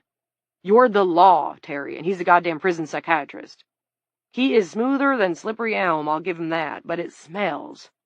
I think it's a stall game." Frank was right, of course. The picture didn't prove anything. Why not allow them in to at least see the woman in the flesh, sleeping or not? The world was on the verge of losing half its population. What did some warden's rulebook matter? Why stall, though? I don't know. Frank took out the flat flask and offered it. Terry thanked him, took a glorious swig of the whiskey, and offered the flask back. Frank shook his head. "Keep it handy." Terry pocketed the flask and thumbed the intercom. "I gotta see her, Clint. Let me in, let me see, and we can all get on with our day. People are talking about her. I need to put the talk to rest. If I don't, we might have a problem I can't control." 4. From his seat in the booth, Clint observed the two men on the main monitor's feed. The door to the booth was open, as it never would have been under normal conditions, and Officer Tig Murphy was leaning in. Officers Quigley and Wettermore were just outside, also listening. Scott Hughes, the only other officer they had left, was taking a nap in an empty cell. A couple of hours after she'd shot Reed Dempster, Van Lampley had clocked out. Clint hadn't had the heart to ask her to stay. "Good luck, Doc," she'd said, sticking her head in the door of his office, out of uniform and in her street clothes, eyes bloodshot from tiredness. Clint had wished her the same. She hadn't thanked him. If she wasn't asleep by now, he doubted she would have been of much use anyway. Clint was confident that he could put Terry off, at least for a while. What concerned him was the big guy standing beside Terry, who had given the acting chief the flask and was advising him between exchanges. In a way, it was like watching a ventriloquist and his talking dummy. Clint noticed the way the big guy was scanning around instead of staring at the intercom speaker, as people instinctively tended to do. It was like he was casing the place. Clint depressed his intercom button and spoke into the mic. "Honestly, I'm not trying to complicate things, Terry. I feel terrible about this. Not to beat a dead horse, but I swear, I've got the warden's book right here in front of me. It's in capital letters at the top of the lockdown ordinances." He tapped the electronics board in front of him, on which there rested no book of any kind. "This wasn't what I was trained for, Terry, and the book is all I have." "Clint!" He could hear Terry's disgusted exhalation. "What the heck, man? Am I going to have to bust down the gate? This is ridiculous. Lila would be really disappointed. Really disappointed. She won't believe this." "I understand you're frustrated, and I know I can't even begin to appreciate the stress you've been under the last couple of days, but you do realize there's a camera on you, right? I just watched you take a drink from a flask, and we both know that it wasn't Kool-Aid. With all due respect, I knew Lila—" The mention of his wife in the past tense, realized only as soon as it was out of his mouth, caused Clint's heart to catch. To get himself a moment, he cleared his throat. "I know Lila a little better than you, and that's what I think would disappoint her, that her go-to deputy is drinking on the job. Put yourself in my position. Would you let someone into the prison who doesn't have jurisdiction or the right paperwork, and who's been drinking?" They watched Terry throw up his hands and walk away from the intercom, pacing in a circle. The other man put an arm around his shoulder and spoke to him. Tig shook his head and chuckled. "You should never have gone into prison medicine, Doc. You could have been rich selling shit on HSN. You just did major voodoo on that guy. He's going to need therapy now." Clint swiveled to the three officers standing by. "Anybody know the other one? The big dude?" Billy Wettermore did. "That's Frank Geary, the local animal control officer. My niece helps out with the strays. She told me he's okay, but kind of intense." "Intense how?" "He really doesn't like people who don't take care of their animals, or abuse them. There was a rumor that he put a beat down on a redneck who tortured a dog or cat or something, but I wouldn't bet all my money on that one. High school grapevine has never been too reliable. It was on the tip of Clint's tongue to ask Billy Wettermore to give his niece a ring before he remembered how unlikely it was that she'd still be awake. Their own female population was down to a grand total of 3. Angel Fitzroy, Jeanette Sorley, and Eve Black. The woman he'd photographed was an inmate named Wanda Danker, who had a body type similar to Evie's. Danker had been conked out since Friday night. In preparation, they dressed her in scrubs with Evie's ID number and Evie's ID pinned to her red top. Clint was grateful, and a little stunned, that the crew of 4 remaining officers had bought into what he was doing. He'd told them that since word of Evie's sleeping and waking was public knowledge, it was inevitable that someone, probably the cops, would come for her. He hadn't attempted to pitch Tig Murphy and Rand Quigley and Billy Wettermore and Scott Hughes on the idea that Evie was some sort of fantastic being whose safety, and by extension the safety of every woman in existence, depended on Clint.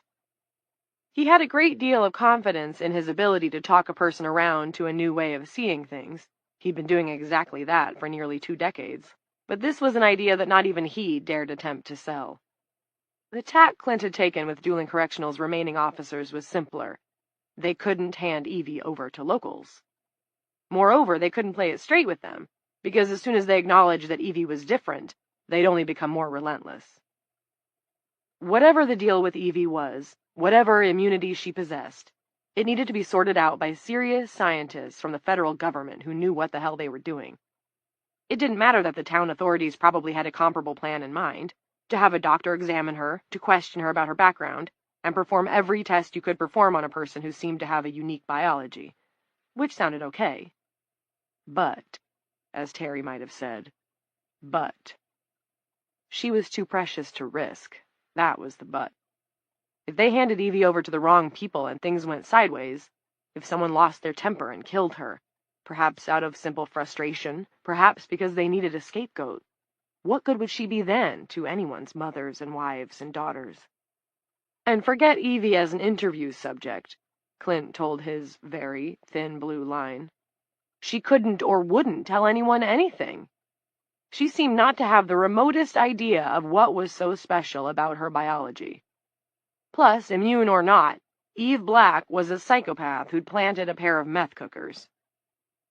Someone could still, study her body and her DNA and such, couldn't they? Rand Quigley unhopefully proposed. Even if her brains are blown out? He added hastily, I'm just saying. I'm sure they could, Rand, said Clint, but don't you think that's not optimal? It's probably better if we keep her brains in. They might be useful. Rand had conceded as much. Meanwhile, for the benefit of this scenario, Clint had been making regular calls to the CDC. Since the guys in Atlanta didn't answer, repeated calls yielded nothing but a recorded announcement or the same busy signal as on the Thursday the crisis started. He was discussing matters with a branch of the CDC that happened to be located on the 2nd floor of an empty house on Tremaine Street. Its number was Lila's cell phone, and Jared and Mary Pack were the only scientists on the staff. This is Norcross again at Dooling Correctional in West Virginia, began the play that Clint performed over and over, with minor variations, for the ears of his remaining officers. Your son is asleep, Mr. Norcross, was how Mary replied at the start of their latest go-round. May I please kill him? That's a negative, Clint said. Black is still sleeping and waking. She's still extremely dangerous. We still need you to come and get her. Mrs. Pack and Mary's younger sister had both fallen asleep by Saturday morning, and her out-of-town father was still attempting to make his way back from Boston. Rather than stay home alone, Mary had tucked her mother and sister into bed and gone to join Jared. To the 2 teenagers, Clint had been honest, mostly. He had omitted some things. He had told them that there was a woman in the prison who slept and woke, and asked them to participate in the CDC rigmarole because he said he was worried that the staff would give up and walk if it didn't seem like he was talking to someone and that help was imminent. The parts he'd left out were about Evie, her impossible knowledge, and the deal she'd offered him. My pee is pure Monster Energy drink, Mr. Norcross. When I move my arms fast, there are like traces in the air that I see. Does that make sense? Oh, probably not, but whatever. I think this might be my superhero origin story, and Jared is in his sleeping bag missing the excitement. I'm going to have to dribble spit in his ear if he doesn't wake up soon. This was the part where Clint increasingly flashed a show of annoyance. That's all fascinating, and I certainly hope you'll take whatever steps are necessary, but let me repeat. We need you to come and extract this woman and get to work on whatever makes her different. Capiche? Call me as soon as you have a helicopter en route. Your wife is okay, Mary said. Her euphoria had abruptly dampened. Well, not changed, the same. Resting comfortably. Thank you, said Clint. The entire structure of logic he'd constructed was so rickety that Clint wondered how much Billy and Rand and Tig and Scott truly believed, and how much of it was the officers craving something to dedicate themselves to amid an emergency that was as amorphous as it was nightmarish. And there was another motivation in play. Simple but strong, the territorial imperative. In the view of Clint's small cadre of shields, the prison was their patch, and townies had no business messing in it. These factors had allowed them, for a few days at least, to keep doing the job they were accustomed to, albeit with fewer and fewer prisoners that needed attending. They found comfort in doing the job in familiar surroundings. The 5 men took shifts sleeping on the couch in the officers' break room and cooking in the prison kitchen.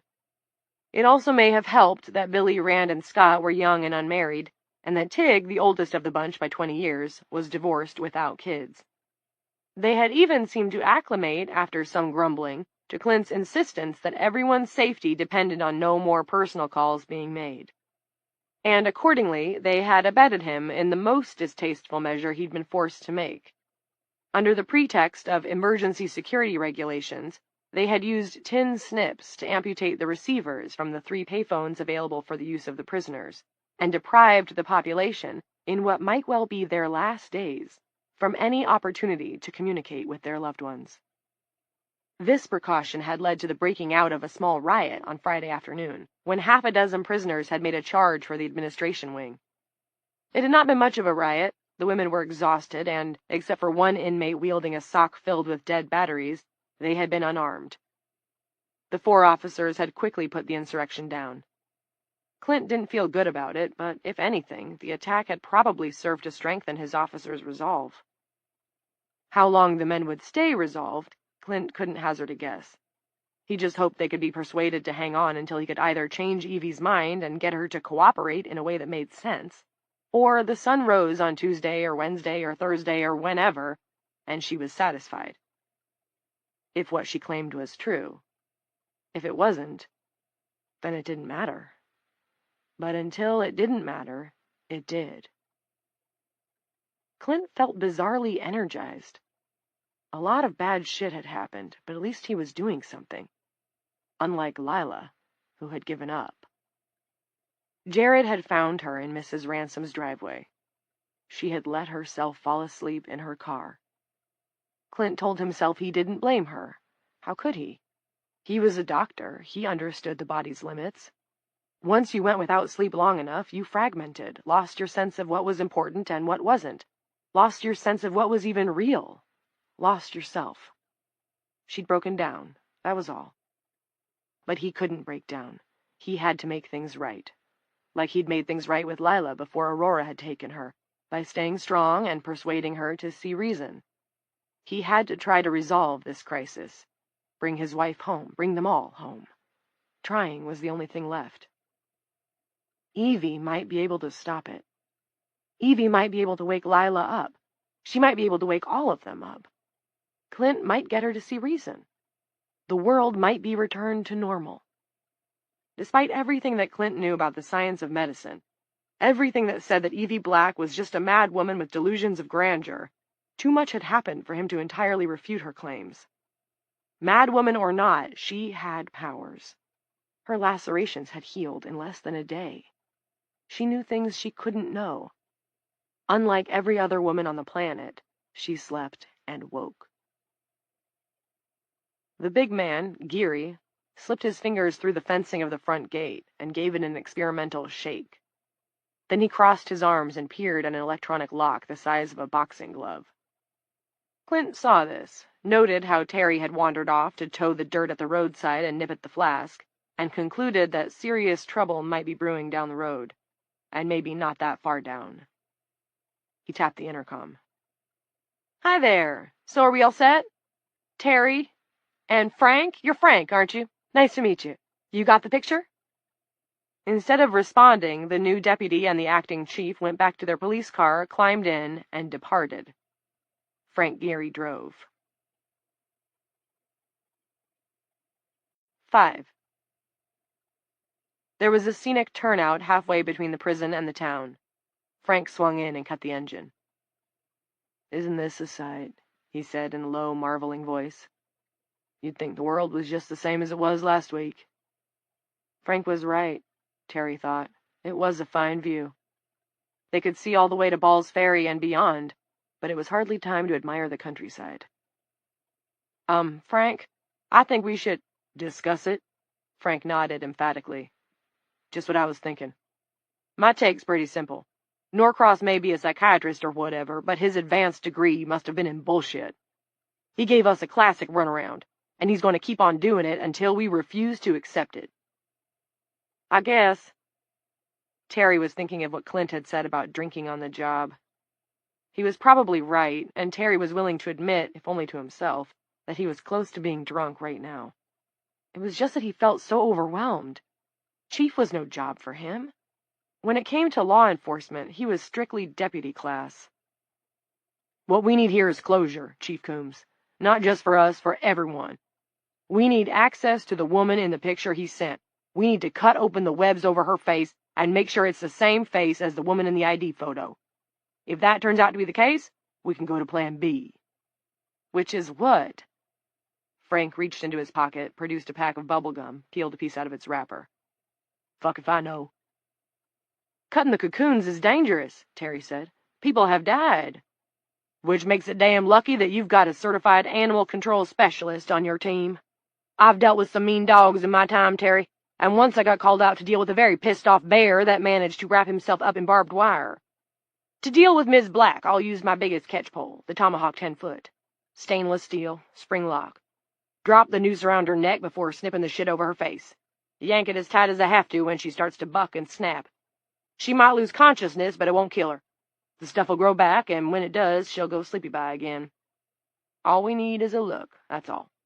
A quick look. If it's her and all the chatter turns out to be bullshit, everybody's going to be disappointed," Terry said, "including me." "Me too." Frank was thinking of Nana. "But we have to know. You see that, don't you?" Terry did. "Yeah. The question is, how do we get Norcross to give us access? We could raise a posse, and we might have to, but that's a last resort, don't you think?" "Yes." Terry found the idea of a posse unpleasant, bordering on stomach-churning. In the current situation, a posse might well turn into a mob. "We could use his wife." "Huh?" Terry stared at Frank. "Lila? Say what?" "Offer a swap," he said. "You give us Eve Black, we give you your wife." "Why would he go for that?" Terry asked. "He knows we'd never hurt her." When Frank didn't reply to this, Terry grabbed Frank by the shoulder. "We would never hurt her, Frank. Never. You get that, right?" Frank shook loose. "Of course I do." He showed Terry a smile. "I'm talking about running a bluff, but it's one he might believe. They're burning cocoons in Charleston. Just panicky social media-driven bullshit, I know, but lots of people believe it. And Norcross might believe we believe it. Also, he has a son, right?" "Yeah, Jared, nice kid." "He might believe it. He might be persuaded to call his dad and tell him to give the black woman up. Because what, we threatened to burn his mother like a mosquito on a bug light?" Terry couldn't believe the words he was hearing himself say. No wonder he was drinking on the job. Look at the kind of discussion he was being forced to have. Frank chewed his gum. "I don't like it," Terry said. "Threatening to burn up the chief. I don't like it a bit." "I don't like it either," Frank said, and this was the truth. "But desperate times sometimes call for desperate measures." "No," Terry said, for the moment not feeling drunk at all. "Even if one of the teams find her, it's a flat no. And hell, for all we know, she's still awake. Put on her boogie shoes and blew town. Left her husband and son? Left her job with things messed up like they are? You believe that? Probably not, Terry said. One of the teams will find her eventually, but using her that way is still a no. Cops don't make threats, and cops don't take hostages. Frank shrugged. Message received. It was just an idea. He turned around to face out through the windshield, started the engine, and backed Unit 4 onto the highway. I suppose somebody checked Norcross's house for her? Reed Barrows and Vern Wrangle yesterday. She and Jared are both gone. Place is empty. The boy, too, Frank said thoughtfully. Babysitting her somewhere, maybe? Could have been the shrink's idea. He ain't dumb, I'll give him that. Terry didn't reply. Part of him thought having another nip was a bad idea, but part of him thought one more couldn't hurt. He fished the flask out of his pocket, unscrewed the cap, and offered it to Frank first, which was only polite, since it was his. Frank smiled and shook his head. Not while I'm driving, amigo. 5 minutes later, as they were passing the Olympia Diner, the sign out front no longer attempted to entice passers-by with the promise of egg pie. Now it read, Pray for our women. Something the head shrinker had said over the intercom came to Frank. Since Hicks walked off on Friday morning, I'm the only administrative officer this prison's got. His big hands clamped down on the wheel, and the cruiser swerved. Terry, who had been dozing, snapped awake. What? Nothing, Frank said. Thinking about Hicks, wondering what Hicks knew, wondering what Hicks had seen. But for now, he would keep these questions to himself. Everything's fine, Chief. Everything's fine. 6. What pissed Evie off about the video game were the blue stars. Multicolored triangles, stars, and fiery orbs rained down the screen. You needed a string of 4 fiery orbs in order to explode one sparkling blue star. Other shapes flashed and disappeared if you linked up chains of them, but the sparkling blue stars were apparently made of some almost adamantine material that only the incendiary force of the fiery orbs could shatter. The name of the game was, for no rationale that Evie could grasp, Boomtown. She was on level 15, teetering on extinction. A pink star appeared, then a yellow triangle, and then, finally, thank fuck, a fiery orb, which Evie tried to slide left to a stack of 3 fiery orbs that she'd already amassed alongside a blue star that was clogging up that area of her screen. But then came a green death triangle, and that was all she wrote. Sorry, you died, proclaimed a flashing message. Evie groaned and flipped Hicks's phone onto the far end of her cot. She wanted as much distance as possible between herself and the wicked thing. Eventually, of course, it was going to suck her back in. Evie had seen dinosaurs. She had looked down upon the great forests of America from the eyes of a passenger pigeon. She had surfed into Cleopatra's sarcophagus atop a flume of desert sand and caressed the glorious queen's dead face with beetle legs. A playwright, a clever Englishman, had written an amusing, if not entirely accurate, speech about Eve once. She is the fairy's midwife, and she comes in shape no bigger than an agate stone on the forefinger of an alderman, drawn with a team of little atomies athwart men's noses as they lie asleep. As an enchanted being, she should be able to do better than level 15 of Boomtown. You know, Jeanette, they say the natural world is cruel and stupid, but that little machine is a very good argument in and of itself that technology is a lot worse. Technology is, I would say, the actual Boomtown. 7. Jeanette was nearby, pacing the short A-wing corridor. She was now, it seemed, the head trustee. She was also the only trustee, but Jeanette had paid attention during the career counseling sessions about post-prison life. When composing your resume, it was incumbent upon you to make the most of your achievements, and to let the person who was doing the hiring decide what was and was not significant. The title was hers. While the 4 remaining officers walked B and C wings and kept an eye on the prison's perimeter, Dr. Norcross had asked if she would mind keeping an eye on the other 2 inmates whenever he had to step out. Sure, said Jeanette. I'm not busy. Seems like furniture shop got canceled. It was good to have work. It kept her mind occupied. She shuffled forward. In front of her, the triple-plated, wire-gridded window in the west wall showed a gray morning. There was standing water on the running track, and the fields looked marshy. I never liked video games, Jeanette said. It had taken her a while to construct her response to Evie. She had been awake for 96 hours. More proof of your excellent character, my dear, Evie said. Angel, in the neighboring cell, now entered the discussion. Excellent character? Jeanette? Shit. She killed her fucking husband, you know. Stabbed him. Didn't even use a knife like a normal person would. Done it with a screwdriver. Ain't that right, Jeanette? Rapper Angel was gone. Redneck Angel was back. Jeanette figured she was too tired to make rhymes. That was good. On balance, Redneck Angel was less annoying and more... Jeanette struggled for the word. More authentic. I do know that, Angel, and I give her credit for it. Wish she'd let me kill you, Angel said. I think I'd get to your jugular with my teeth. I think I would. She made a humming noise. No, I would. Would you like to have a turn with the phone, Angel? Jeanette, if I give you the phone through the tray slot, will you give it to Angel? Evie's tone was conciliatory. There was talk that the beautiful woman in the soft cell was either a sorceress or a demon. Moths had poured from her mouth. Jeanette had seen them. Whatever Evie was, it seemed that she wasn't immune to Angel's taunts. I bet I could make you swallow that bone, Angel said. Bet you couldn't, said Evie. Could. Jeanette stopped at the window in the wall, placed her hand against the glass, and let herself lean there. She didn't want to fantasize about sleep, and couldn't stop fantasizing about it. Of course there were prisons even in sleep. Jeanette had on many occasions waited to be let out of a dream cell, as bored as all the times she waited in her actual life to be let out of her actual cell. But sleep was also a beach, and the waves cleaned it up every night. All the footprints and bonfires and sandcastles and beer cans and scraps of trash. Those cleansing waves washed most every trace into the depths. Sleep was also Bobby.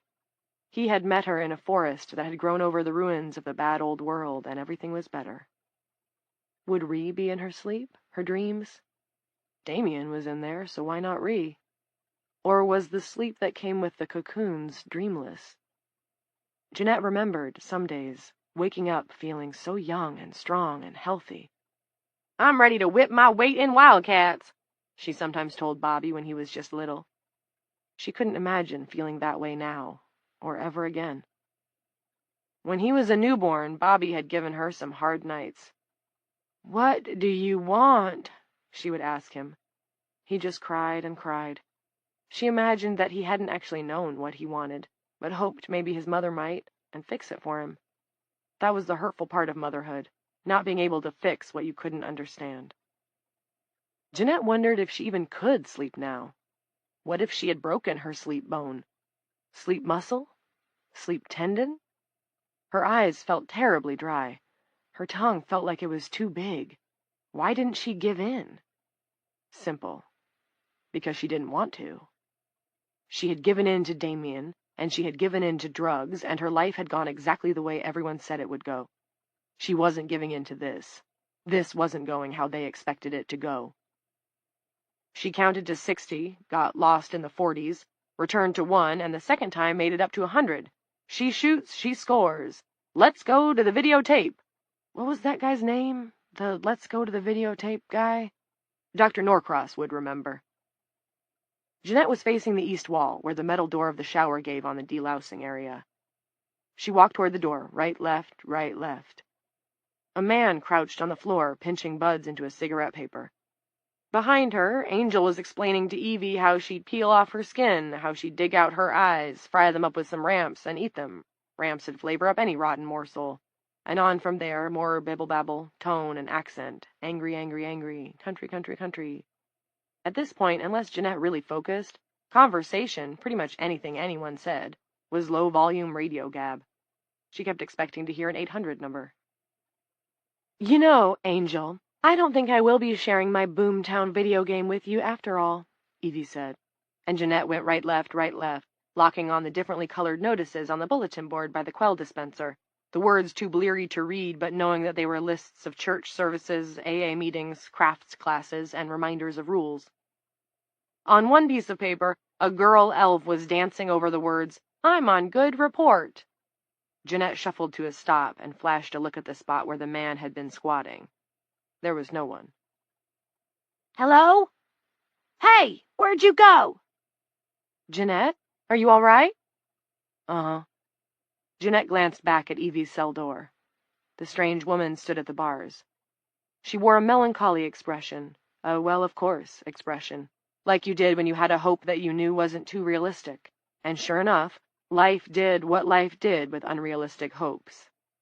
It was the face babies made after a cat scratched them and right before they cried.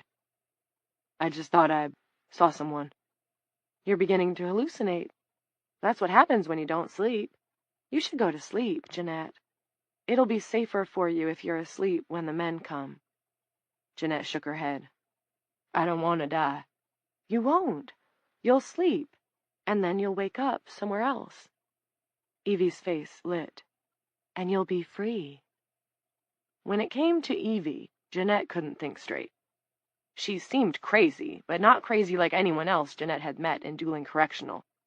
Some insane people were so close to blowing up you could almost hear them tick. Angel was like that. Evie seemed like something else, and not just because of the moths. Evie seemed inspired. What do you know about free? I know everything about free, said Evie. Shall I give you an example? If you want. Jeanette risked another look at the spot where the man had been sitting. No one was there. No one. You find creatures in the dark of the earth, far below the rubble of the mountain tops that the coal men have chopped flat, eyeless creatures that are freer than you have ever been. Because they live as they want to, Jeanette. They are fulfilled in their darkness. They are everything they want to be. Evie repeated this last, emphasizing it. They are everything they want to be. Jeanette pictured herself in a warm darkness far beneath the earth's surface. Minerals glittered around her in constellations. She felt small and secure. Something tickled her cheek. She opened her eyes, brushed at the strand of web that had started to curl up from her skin. She wobbled on her feet. She hadn't even realized she'd closed her eyes. In front of her, not halfway across the room, was the wall, bulletin board, door to the shower, quell dispenser, cement blocks. Jeanette took a step, then another. There was the man. He was back, now smoking the joint he had rolled. Jeanette wasn't going to look at him. She wasn't giving in. She was going to touch the wall, and then she was going to turn around and walk to the other wall, and she wasn't giving in. Jeanette sorely wasn't ready to be enshrouded yet. I can go a while, she thought. I can go a while. You just watch me. 8. All the regular cruisers were taken, so Don Peters and the kid he was partnered with scoured the grid of suburban streets just south of the high school in Don's Dodge Ram. It had no official insignia, which was disappointing. Don planned to see about that later, maybe get some stick-on letters from the hardware store. But there was a battery-powered bubble light on the dashboard, revolving slowly, and he was wearing his prison officer's uniform. The kid didn't have any kind of uniform, of course, just a plain blue shirt with a badge on it, but the Glock on his hip carried all the additional authority he needed. Eric Blass was only 17, technically 4 years too young to be in law enforcement. Don thought the kid had the right stuff, though. He'd been a life scout with a merit badge in target shooting before giving up the scouting program the year before. Too many pussies, Blass had said, to which Don replied, Copy that, Junior. Besides, the kid was funny. He had invented a game to speed the hours. It was called Zombie Chicks. Don had the left side of the street since he was driving. Eric had the right. It was 5 points for old chicks, 10 points for middle-aged chicks, 15 points for kitty chicks, hardly any of those left by Saturday, none at all today, and 20 points for hotties. Blass was currently up, 80 to 55, only as they turned onto St. George Street, that was about to change. Hottie on the left at 2 o'clock, Don said. That puts me up to 75. Closing in on you, Junior. The kid, riding shotgun, leaned forward to scrutinize the youngish woman stumbling along the sidewalk in spandex shorts and a sports bra. Her head was down, her sweaty hair swinging back and forth in clumps. Maybe she was trying to run, but the best she could manage was a half-assed, weaving jog. Saggy tits and saggy ass, Eric said. If that's what you call a hottie, I pity you. Oh, geez, pack your bags. We're going on a guilt trip, Don cackled. Fine, since we can't see the face, how about I call it 15? Works for me, Eric said. Give her a honk. As they rolled slowly by the staggering woman, Don laid on the horn. The woman's head jerked up. The face was not too bad, actually, except for the big purple circles under her hollowed-out eyes. And she stumbled. Her left foot caught on her right ankle, and she sprawled on the pavement. She's down, Eric yelled. Chick goes down. He craned to look over his shoulder. But wait, she's getting up, not even waiting for the 8 count. He began to toot the Rocky theme through flapping lips. Don glanced in the rearview mirror and saw the woman rising shakily to her feet. Her knees were scraped, and blood was trickling down her shins. He thought she might give them the finger. The teenager they'd blasted shortly after their shift began had done that. But the zombie chick didn't even look around, just went staggering off toward downtown. Don said, Did you see the look on her face? Priceless, Eric said, and raised his palm. Don high-fived him. They had a list of streets to be canvassed, tucked into a notebook where they wrote down the addresses of houses containing sleeping women, plus their names and some form of ID. If the houses were locked, they were allowed to break in, which was fun at first. Don enjoyed washing his hands with different kinds of soap in different kinds of bathrooms, and the variety of styles and colors of panties in the underwear drawers of the women of dueling was a subject that had long called for his study. Cheap thrills wore out, though. It wasn't real action. Without an ass to fill them out, panties got old fast.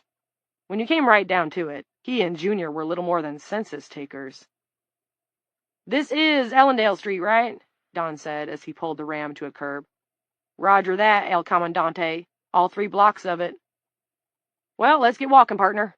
Check out some bitch bags and write down some names. But before Don could open the driver's side door, Eric grabbed his arm. The newbie was looking toward a patch of waste ground between Ellendale and the high school. You want to have some fun, boss? Always up for fun, Don said. It's my middle name. What have you got in mind? You burned one yet? A cocoon? No. Don had seen footage on the news, though. A cell phone video of a couple of guys in hockey masks putting a match to one. The news called guys like that blowtorch brigades. The cocoon in the video had gone up like a campfire wetted down with gasoline. Whoosh! Have you? Nope, Eric said. But I heard they, really burn like crazy. What are you thinking? There's an old homeless babe who lives over there, Eric pointed. If you want to call that living, that is. No good to herself or anyone else. We could give her a hot foot, just to see what it's like, It's not like anybody would miss her. Eric suddenly looked uneasy. Of course, if you don't want to. I don't know if I do or not, Don said. This was a lie. He wanted to, all right. Just thinking about it had gotten him a little horny.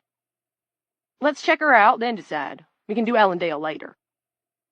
They got out of the truck and headed for the weed-choked acre of ground where old Essie kept her den. Don had a Zippo lighter. He took it from his pocket and began to click it open and shut. Open and shut. Chapter 2. 1. The women started out just calling it the new place, because it wasn't really dueling anymore, not the dueling they'd known, at least. Later, as they began to realize they might be here for the long haul, it became our place. The name stuck. 2. The meat tasted strongly of the lighter fluid it took to ignite the ancient charcoal from Mrs. Ransom's basement, but they ate the entire shank that Lila had hacked from the body of the bobcat she'd shot with her service revolver and dragged out of the fetid swimming pool.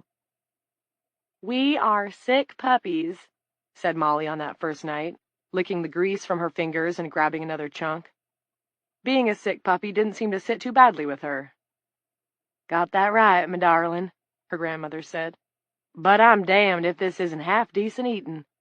Grab me another piece, Mrs. Chief of Police." They had taken shelter in the remains of Mrs. Ransom's house, not trying anything from the dusty canned goods in the pantry because Lila was afraid of botulism. They subsisted for the next 2 weeks primarily on berries they picked from the bushes in their former suburban neighborhood, and tiny ears of wild corn, tough and almost tasteless, but at least edible. May was too early for berries and corn, but there it was. From this, Lila drew a conclusion, shaky at first, but growing more solid. The version of dueling where they found themselves was moving at a different pace in time from the dueling they had been in before. Time felt the same, but it wasn't. Mrs. Ransom confirmed that she had been alone for several days before Molly appeared. The hours in the old place, before, were days in the new one. Now, maybe more than days. This concern with the differing time streams most often occupied Lila in the loose minutes before sleep took her. Many of the places they slept were open to the sky. Fallen trees had punched holes in some roofs, wind had snatched others away altogether, and Lila blinked at the stars as she drifted off. The stars were the same, but their glare was shocking. They were hot white welding sparks. Was it even real, this world without men? Was it heaven? Purgatory? An alternate universe on an alternate time stream? More women and girls arrived. The population began to snowball, and although Lila didn't want the job, she found herself in charge. By default, it seemed. Dorothy Harper of the curriculum committee and her friends, 3 cheerful white-haired women in their 70s, who introduced themselves as book club chums, emerged from the scrub forest that had risen around a condo. They made a great fuss over Molly, who enjoyed being fussed over. Janice Coates arrived, strolling down Main Street, a leaf stuck in the ruins of her perm, accompanied by 3 women in prison red tops. Janice and the 3 former inmates, Kitty McDavid, Celia Frode, and Nell Seeger, had needed to hack their way through a thicket to get out of Dooling Correctional. "Good afternoon, ladies," Janice said, after embracing first Blanche McIntyre, then Lila. "Forgive our appearance. We just broke jail. Now, which one of you nicked your finger on a spindle and created this mess?" Some of the old dwellings were habitable and salvageable. Others were fabulously overgrown or crumbled, or both. On Main Street they gaped at the high school, which had been an outmoded building even in the old Dooling. In this new one, it was literally split down the middle, each half of the structure leaning to opposite sides, and open air in between jagged brick edges. Birds perched on the cliffs of classroom lino that jutted out into space. The municipal building, which had included the town and police department offices, was half collapsed.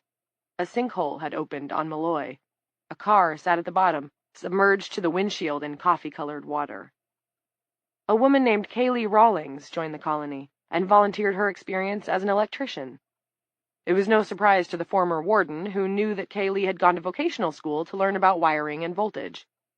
That Kaylee and her education had emerged from inside the fence of Dooling Correctional was not an issue. The woman had never committed a crime in this new place, under these 2 bright stars. Kaylee managed to resurrect a solar-powered generator attached to what had once been a rich doctor's house, and they cooked rabbit on his electric stovetop and listened to old records on his vintage Rockola jukebox. In the evenings they talked. Most of the women had, like Lila in the cruiser in Mrs. Ransom's driveway, awakened in the places where they had fallen asleep. A few others, however, remembered finding themselves in the dark, hearing nothing but wind and birdsong and, perhaps, distant voices. When the sun had risen, these women had picked their way west through woods and come out either on Balls Hill Road or West Lavin. To Lila, the picture they drew of those early moments was of a world being formed, as if the surroundings of their existence was an act of collective imagination. That, she thought, was as likely as anything else. 3. Day followed day, and night followed night. Exactly how many from the first day no one was sure, but weeks certainly, and then months. A hunting and gathering group was formed.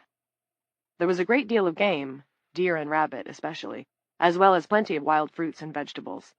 They never came close to starving. There was a farming group, a construction group, a healthcare group, and an education group to teach the children. Each morning, a different girl stood out in front of the little school, ringing a cowbell. The sound carried for miles. Women taught. Some of the older girls did too.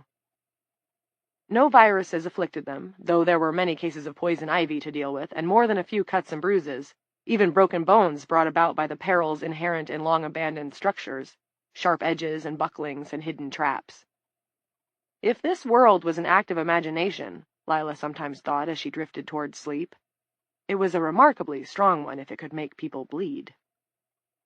In the basement of the high school, where some variety of mold had made a feast of the filing cabinets full of decades-old school board transcripts, Lila unearthed a mimeograph machine that had probably not been used since the mid-60s. It was packed neatly away in a plastic crate. Some of the erstwhile prison inmates turned out to be remarkably crafty. They helped Molly Ransom make fresh ink from swamp red currants, and the girl founded a single-sheet newspaper called Dueling Doings. The first headline was "School Reopens," and she quoted Lila Norcross as saying, "It's nice to see the kids getting back into their routine." Molly asked Lila what her title was, dueling chief of police or plain sheriff. Lila said to just call her a local. And there were the meetings. These took place once a week initially, then twice, and lasted an hour or two. Although they turned out to be extremely important to the health and well-being of the women living in our place, they came about almost by accident. The first attendees were the ladies who had called themselves the First Thursday Book Club in the old world. In this new one, they got together in the Shopwell supermarket, which had held up remarkably well. And they had enough to talk about without a book to get them started. Blanche, Dorothy, Margaret, and Margaret's sister Gail sat on folding chairs at the front of the store, chatting about all the things they missed. These included fresh coffee and orange juice, air conditioning, television, garbage pickup, the internet, and being able to just power up a phone and call a friend. Mostly, though, they all agreed on this. They missed men. Younger women began to drift in and were welcomed. They talked about the gaps in their lives, places of absence that had once been filled by their sons, nephews, fathers, grandfathers, and their husbands. "Let me tell you girls something," Rita Coombs said at a meeting toward the end of that first summer. By then there were almost 4 dozen ladies in attendance. "It may be too frank for some of you, but I don't care. I miss a good old Friday night fuck. Terry was too quick on the trigger at the start of our relationship, but once I got him trained, he was fine. I had nights where I could pop off 2 little ones and 1 big one before he fired his gun, and afterward slept like a baby." "Don't your fingers work?" someone asked, to general laughter. "Yes, they do," Rita retorted. She was also laughing, her cheeks as red as apples. "But, darling, they are not the same." This earned her a hearty round of applause, although a few women, Fritz Meeschaum's mousy wife Candy for one, abstained. The 2 big questions came up, of course, in 100 different ways. First, how had they come to be here, in our place? And why? Was it magic? Was it some scientific experiment gone wrong? Was it the will of God? Was their continued existence a reward or a punishment? Why them? Kitty McDavid was a frequent speaker when the discussion turned in this direction. Kitty's memory of her Aurora's Eve nightmare, of the dark figure that she'd somehow recognized as a queen, and the cobwebs that had flowed from the queen's hair, remained vivid, haunting her still. "I don't know what to do, if I should pray for forgiveness or what," she said. "Oh, fuck it," Janice Coates had advised her. "You can do what you want since the Pope's not here to make a ruling, but I'm just going to keep doing my best. What else is there to do, honestly, that we know for sure can make a difference?" This had been another crowd pleaser. The question, however, what the fuck had happened, was renewed again and again, without lasting satisfaction. At one meeting, it was at least 3 months after what Janice Coates liked to call the Great Displacement, a new attendee crept in and settled on a 50-pound bag of fertilizer at the back of the room. She kept her head down during the lively discussion of life as it was now lived, and news of a wonderful discovery at the local UPS shipping office: 9 boxes of Luna pads, which were reusable sanitary napkins. "No more cutting up t-shirts to stuff in my underwear at that time of the month," Nell Seeger exulted. Hallelujah! Toward the end of the meeting, talk turned, as it always did, to those things they missed. These discussions almost always occasioned tears for the boys and men, but most of the women said they felt at least temporarily unburdened, lighter. "Are we done, ladies?" Blanche asked on this particular day. "Does anyone have a burning desire to share before we get back to work?" A small hand went up, the fingers dusted with many different colors of chalk. "Yes, dear," Blanche said. "You're new, aren't you? And very short. Would you care to stand?" "Welcome," the women chorused, turning to see. Nana Geary got to her feet. She brushed her hands down the front of her shirt, which was now very worn and raggedy at the sleeves, but still her favorite. "My mom doesn't know I'm here," she said, "so I hope no one will tell her." "Honey," said Dorothy Harper, "this is like Vegas. What goes on in Women's Hour stays in Women's Hour." This brought a murmur of laughter, but the little girl in the faded pink t-shirt did not even smile. "I just want to say I miss my daddy. I went into Pearson's barber shop and found some of his aftershave, Dracar Noir, it's called, and I smelled it, and it made me cry." The front of the supermarket was dead silent except for a few sniffles. It would turn out later that Nana hadn't been the only one to visit the aftershave shelves at Pearson's. "I guess that's all," Nana said. I miss him, and I wish I could see him again." They applauded her. Nana sat down and put her hands over her face. 4. Our place was no utopia. There were tears, more than a few arguments, and during the first summer, a murderous suicide that shocked them all, mostly because it was utterly senseless. Maura Dunbarton, another refugee from the dueling correctional of the previous world, strangled Kaylee Rawlings, then took her own life. It was Coates who fetched Lila to see. Maura was hanging from a noose knotted to the rusty crossbar of a backyard swing set. Kaylee had been discovered in the room the lovers had shared, dead in her sleeping bag, her face gray and the sclera of her open eyes filigreed with hemorrhages. She had been strangled, then stabbed at least a dozen times. Maura had left a note, penciled on a scrap of envelope. "This world is different, but I am the same. You will be better off without me. I have killed Kaylee for no reason. She did not aggravate me or start anything. I still loved her, like in prison. I know she was useful to you. I could not help myself. It came on me to kill her, so I did. I was sorry I did it afterwards. Maura." "What do you think?" asked Lila. Janice said, "I think it's a mystery like everything else here. I think it's a goddamn shame that when it came on to the crazy bitch to kill someone, she picked the only one in our place who understood how to wire a circuit and make it hot. Now I'll hold her legs while you climb up and cut her down." Coates walked over and, without any ceremony, wrapped her arms around Maura Dunbarton's short legs. She looked over at Lila. "Come on, then, don't make me wait. Smells like she loaded her pants. Suicide is so glamorous." They buried both the killer and her hapless victim outside the sagging ring of fencing that surrounded the prison. It was summer again by then, bright and hot, with chiggers popping around the grass tops. Coates spoke a few words about Kaylee's contribution to the community and Maura's puzzling act of homicide. A chorus of the children sang Amazing Grace. Their little girl voices made Lila weep. She had salvaged a number of photographs of Jared and Clint from their home, and she sometimes attended the meetings, but as time passed, her son and husband began to seem less real.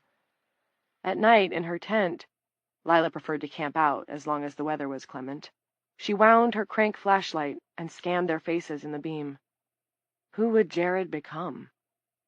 There was still that softness at the edges of his face, even in the most recent of the pictures. It hurt her not to know. She looked at her husband's image, his wry smile and graying hair, and missed him, though not as much as she missed Jer. Her suspicions of Clint on that horrible last day and night embarrassed her. Her lies and the pointless fears made her ashamed. But Lila also found herself regarding her husband differently now that she saw him through the lens of memory. She thought about how carefully he'd bricked up his past, the way he'd used his authority as a doctor to bolster the concealment and ward her off. Had Clint thought that only he could handle that kind of pain?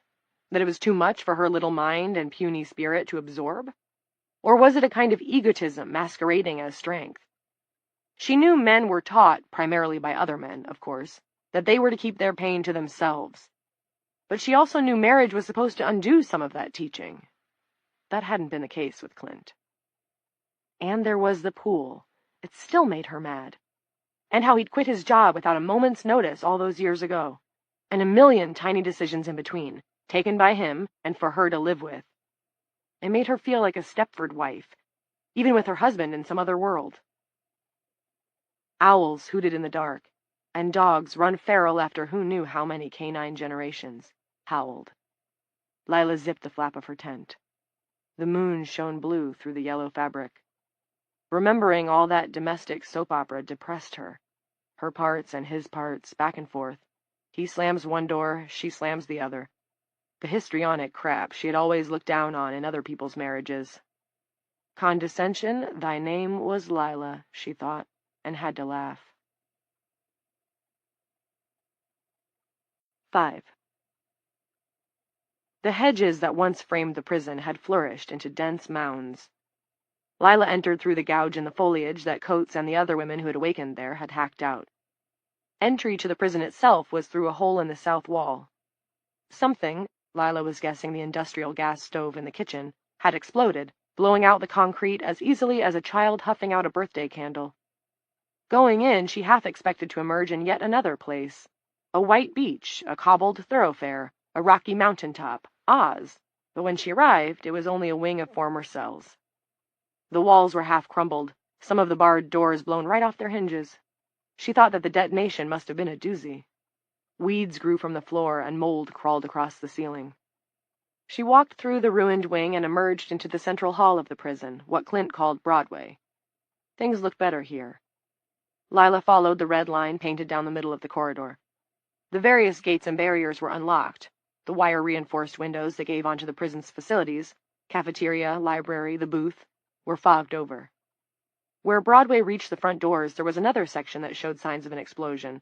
Busted cinder blocks, dusty shards of glass.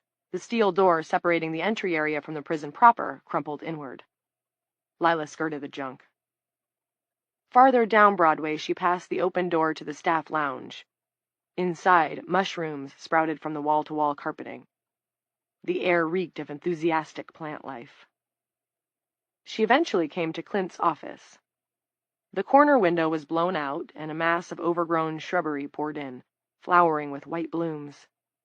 A rat was rummaging around in the stuffing of a torn couch cushion.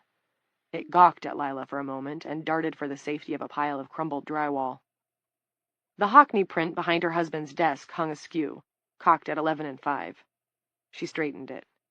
The picture showed a plain, sandy-colored building with rows of identically curtained windows. At ground level, the building had 2 doors. One door was blue, the other red, examples of Hockney's famous colors, bright like the feelings aroused by good memories, even if the memories themselves were thin, and the interpretive possibilities had appealed to Lila. She had given it to Clint all those years ago, thinking that he might point to it and say to his patients, "See? Nothing is closed to you. There are doors to a healthier, happier life." The irony was as glaring as the metaphor. Clint was in another world. Jared was in another world. For all she knew, one or both of them might be dead. The Hockney print belonged to the rats and mold and weeds of this world. It was a broken world, emptied out and forgotten, but it was the one they had. It was, God save us, our place. Lila left the office and retraced her steps through the dead world of the prison to the hole in the foliage. She wanted out. 6. Throughout those months, more women continued to appear from what James Brown had once called a man's world. They reported that in dueling, when they'd fallen asleep, the Aurora crisis was still fresh. There, only 2 or 3 days had passed. The violence and confusion and desperation they talked about seemed unreal to the earlier arrivals in this new place. More, it seemed almost unimportant. The women of this world had their own problems and concerns. One of them was the weather. Summer waned. After the fall, the winter would follow. With the aid of manuals from the library and overseen by the unlikely personage of Magda Dubček, the widow of a contractor, not to mention the mother of Lila's pool boy, they were able to finish some of the work Kaylee had begun before being murdered by her crazy ex-girlfriend. Magda's late husband had taught her quite a bit about electrical work. My husband, he was telling me what he was doing every day. And look, here is the live wire, Magda, and look, here is the ground wire, and so on. I listen. He never knew it. He thought he was just talking to some stupid wall, but I listen. At this, Magda paused to make a sly face that reminded Lila, heartbreakingly, of Anton. Well, for the first 500 times, I listen anyway. With power scavenged from a handful of solar panels that had survived the years of neglect, they were able to create a limited electrical grid for at least a few of the high-ground houses. Regular cars were useless. It was impossible to determine how long this version of their world had spun unattended, but the state of the parked cars was a clue that it had been enough time for water and moisture to have its way with engines. A car stored in a still-standing garage might have been salvageable, except there wasn't a drop of gasoline anywhere that hadn't destabilized or evaporated. What the women did find was a small fleet of well-preserved solar-powered golf carts in the equipment shed at the country club. Once they were recharged, they started right up. Women drove them up and down streets that had been cleared of trees and foliage. Like the Shopwell, the Olympia Diner had stood up to the passage of time remarkably well, and Rita Coombs, once the wife of Terry, reopened it on a barter basis, cooking with an old portable wood stove that a gang of women had helped haul up from the Coombses' basement.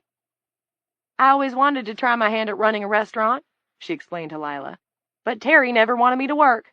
He said it would make him worry. Terry could never understand how damn boring it was to be a piece of china in a hutch. She said this in a light way, but kept her gaze averted in an expression of what Lila read as shame, a shame that came from being happy to have something of her own. Lila hoped Rita would get over it, and thought she would, eventually. There were a lot of them that felt changed, but in a way that might also contain that tincture of shame, as if they were playing hooky. Women like Magda and Rita who suddenly found themselves in demand and flourishing in the light of a new world. As those unmarked weeks peeled away, they discussed not just what they missed, but also some of what they did not miss. The leaves changed as they did in the old world, but to Lila their colors seemed more vibrant and longer-lasting. She was in Mrs. Ransom's garden one day in what felt like late October, picking pumpkins for the schoolgirls to carve. Old Essie, seated on a bench in the shade, watched her. Next to the bench was a rusty shopping cart full of things Essie had picked up, as if trying to restock her new life from memories of the old one.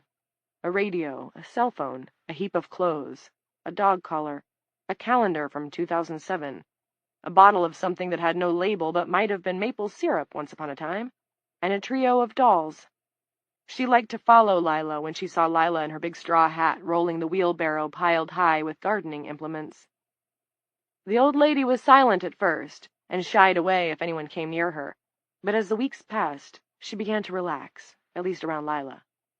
Sometimes she would even talk, although Lila guessed she'd never been a great conversationalist, even in her prime. "Things are better now," Essie said once. "I have my very own house." She looked fondly down at the dolls in her lap. "My girls like it. Their names are Jingle, Pingle, and Ringle." Lila had asked her on that occasion what her last name was. "Once it was Wilcox," Essie said, "but now it's Estabrook. I have taken back my maidenhood name, just like that Elaine woman. This place is better than the old place, and not just because I have my maidenhood name and my very own house. It smells sweeter." Today, Essie seemed to have slipped back inside herself a bit. When Lila tried to engage her in conversation, Essie shook her head, made violent shooing motions in Lila's direction, and rummaged in her rusty shopping cart. From it she removed an ancient Philco table radio and started tossing it from hand to hand, which was perfectly okay with Lila. Let her play hot potato to her heart's content if that was what eased her mind. As she was getting ready to break for lunch, Janice Coates rode up on a bicycle. "Chief," she said to Lila, "a word." I'm not the chief anymore, Janice. Don't you read the dueling doings? I'm just another local. Coates was undeterred. Fine, but you need to know there's people disappearing. 3 of them now. Too many to be a coincidence. We need someone to look into this situation. Lila examined the pumpkin she had just torn from a vine. The top was bright orange, but the underside was black and rotten. She dropped it with a thud in the tilled earth. Talk to the redevelopment committee or bring it up at the next meeting. I'm retired. Come on, Lila. Coates, perched on the seat of the bike, crossed her bony arms. Don't give me that bullshit. You're not retired, you're depressed. Feelings, Lila thought. Men almost never wanted to talk about them. Women almost always did. It could get boring. That came as a surprise. It came to her that she might have to reevaluate some of her resentments about Clint's stoicism. I can't, Janice. Lila walked down the row of pumpkins. I'm sorry. I'm depressed, too, said Janice. I may never see my daughter again.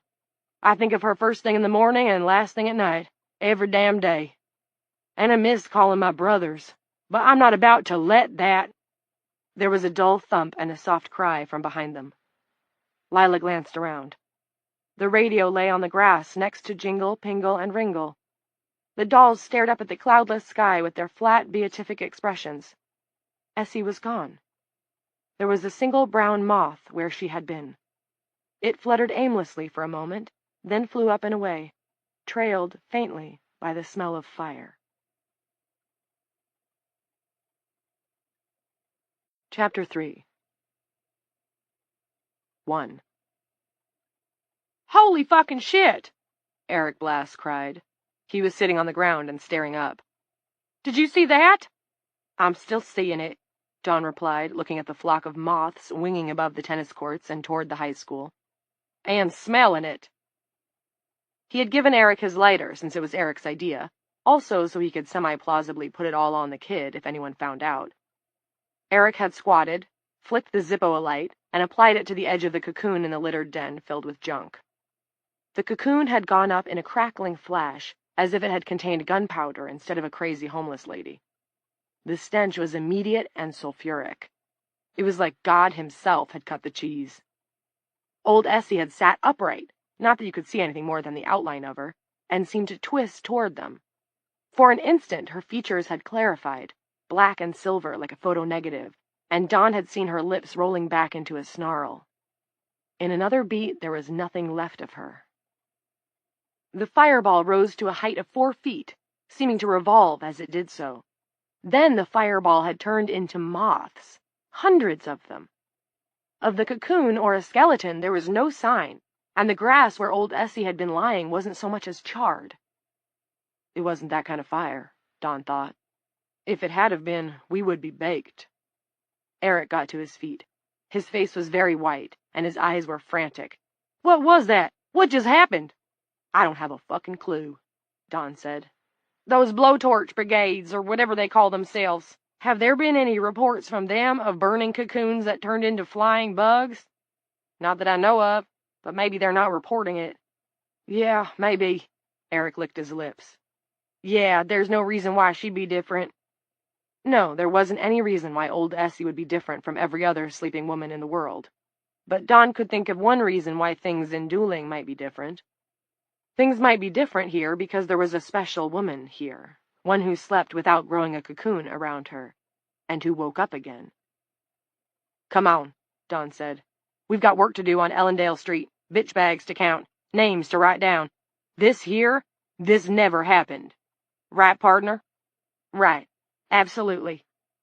You're not going to talk about it, are you? Jesus, no! Good. But I might talk about it, Dawn thought. Not to Terry Coombs, though. It had only taken Dawn a couple of days to come to the conclusion that the man was next door to useless. What did you call it? A figurehead. And he seemed to have a drinking problem, which was truly pathetic. People who couldn't control their urges repulsed Dawn. That guy Frank Geary, though, the one Terry had appointed his chief deputy, that one was a thinking cat, and he was keenly interested in the Evie Black woman. He'd have her sprung soon, if not already. He was the one to talk to about this, if talking had to be done. But he needed to think about it first. Very carefully. Don?" They were back in the truck. "Yeah, kid?" "Did she see us? It seemed like she saw us." "No," said Don. "She didn't see nothing, just exploded. Don't be a pussy, Junior." 2. Terry said he wanted to go home and think about their next move. Frank, who was pretty sure the acting chief's next move would be lying down to sleep it off, said that was a good idea. He saw Terry to his front door, then drove directly to the sheriff's office. There he found Linnie Mars pacing circles with a laptop in her hands. There was a crust of white powder around her nostrils. Her cheeks were colored a hectic red. Her eyes were bleary and sunken. From the laptop came the all-too-familiar sounds of chaos. "Hi, Pete." She had been calling him Pete since yesterday. Frank didn't bother correcting her. If he did, she'd remember he was Frank for a few minutes, then revert to Pete. Short-term memory loss was common among the women who were still awake. Their frontal lobes were melting like butter in a hot pan.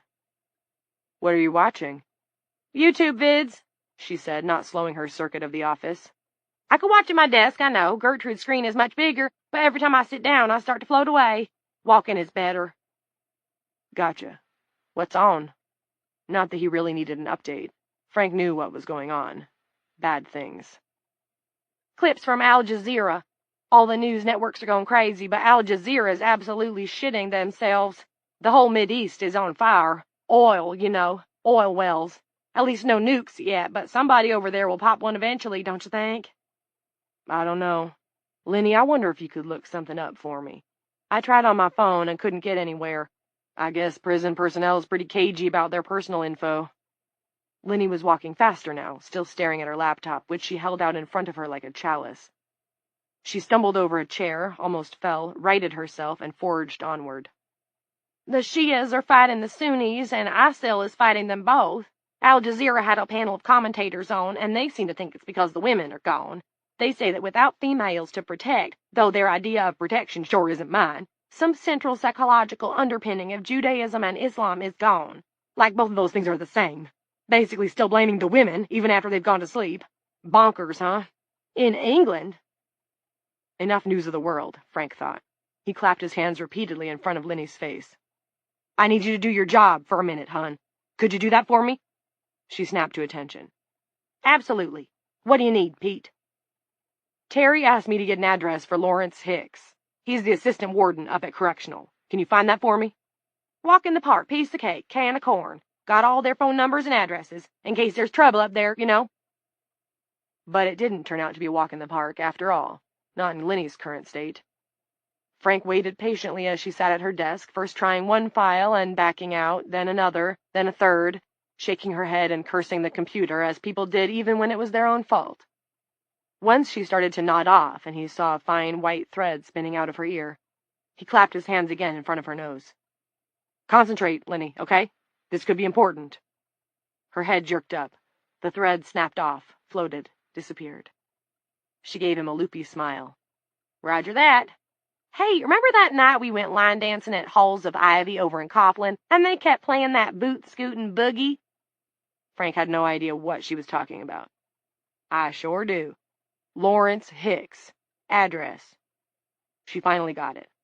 64 Clarence Court, on the south side of town.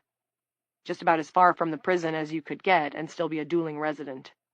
"Thanks, Linnie. Better get some coffee." "I think I'll settle for Colombian marching powder instead of Colombian roast. Works better. God bless the Griner brothers." The phone rang. Linnie grabbed the receiver. "Police?" For about 3 seconds she listened, then hung up. "They keep calling to ask, is it true that there's a woman up at the prison, blah, blah, blah. Do I look like the newspaper?" She gave him a desperately unhappy smile. "I don't know why I bother staying awake. I'm just postponing the inevitable." He bent down and rubbed her shoulder with his fingertips.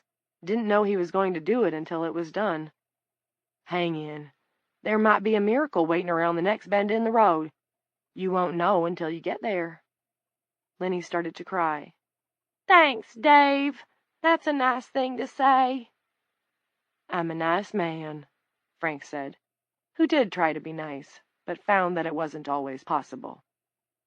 In the long run, he suspected niceness didn't pull the plow. Frank didn't like that. It didn't give him any pleasure.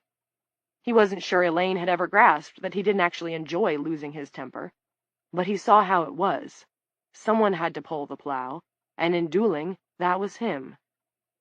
He left, feeling sure that the next time he saw Linnie Mars, she would be in a cocoon. What some of the deputies had started calling bitch bags. He didn't approve of the term, but he didn't stop them. That was Terry's job. He was the chief, after all. 3. Behind the wheel of Unit 4 once more, Frank got on the horn to Reed Barrows and Vern Wrangle in Unit 3. When Vern answered, Frank asked if they were still in the Tremaine Street area. "Yup," said Vern, "and making fast work of it. Not many sleepers in this neighborhood once you get past the chief's place. You should see all the for sale signs. Guess the so-called economic recovery never made it this far." "Uh-huh. Listen, you two. Terry says he wants to locate Chief Norcross and her son." "Their house is empty," Vern said. "We already checked it. I told Terry that. I think maybe he's been—" Vern must have suddenly realized that what he was saying was going out over the air. "He's been, a little overworked." "No, he knows that," Frank said. "He wants you to start checking the empty houses, too. I seem to remember there's a whole cul-de-sac that's unfinished a little further up. If you find them, just say howdy and move on, but then get in touch with me right away, all right?" Reed took the mic. "I think if Lila's not awake, Frank, then she must have wandered off into the woods or something. Otherwise, she'd be in a cocoon at home or at the sheriff's office. Look, I'm just passing on what Terry told me." Frank certainly wasn't going to tell those two what seemed obvious to him. Norcross was a step ahead. If his wife was still awake, she'd still be in charge. Therefore, the doc had phoned his son and told the kid to move Lila to a safer place. It was another indication that the man was up to mischief. Frank was sure they wouldn't be far from home. "Where is Terry, anyway?" Reed asked. "I dropped him off at his house," Frank said.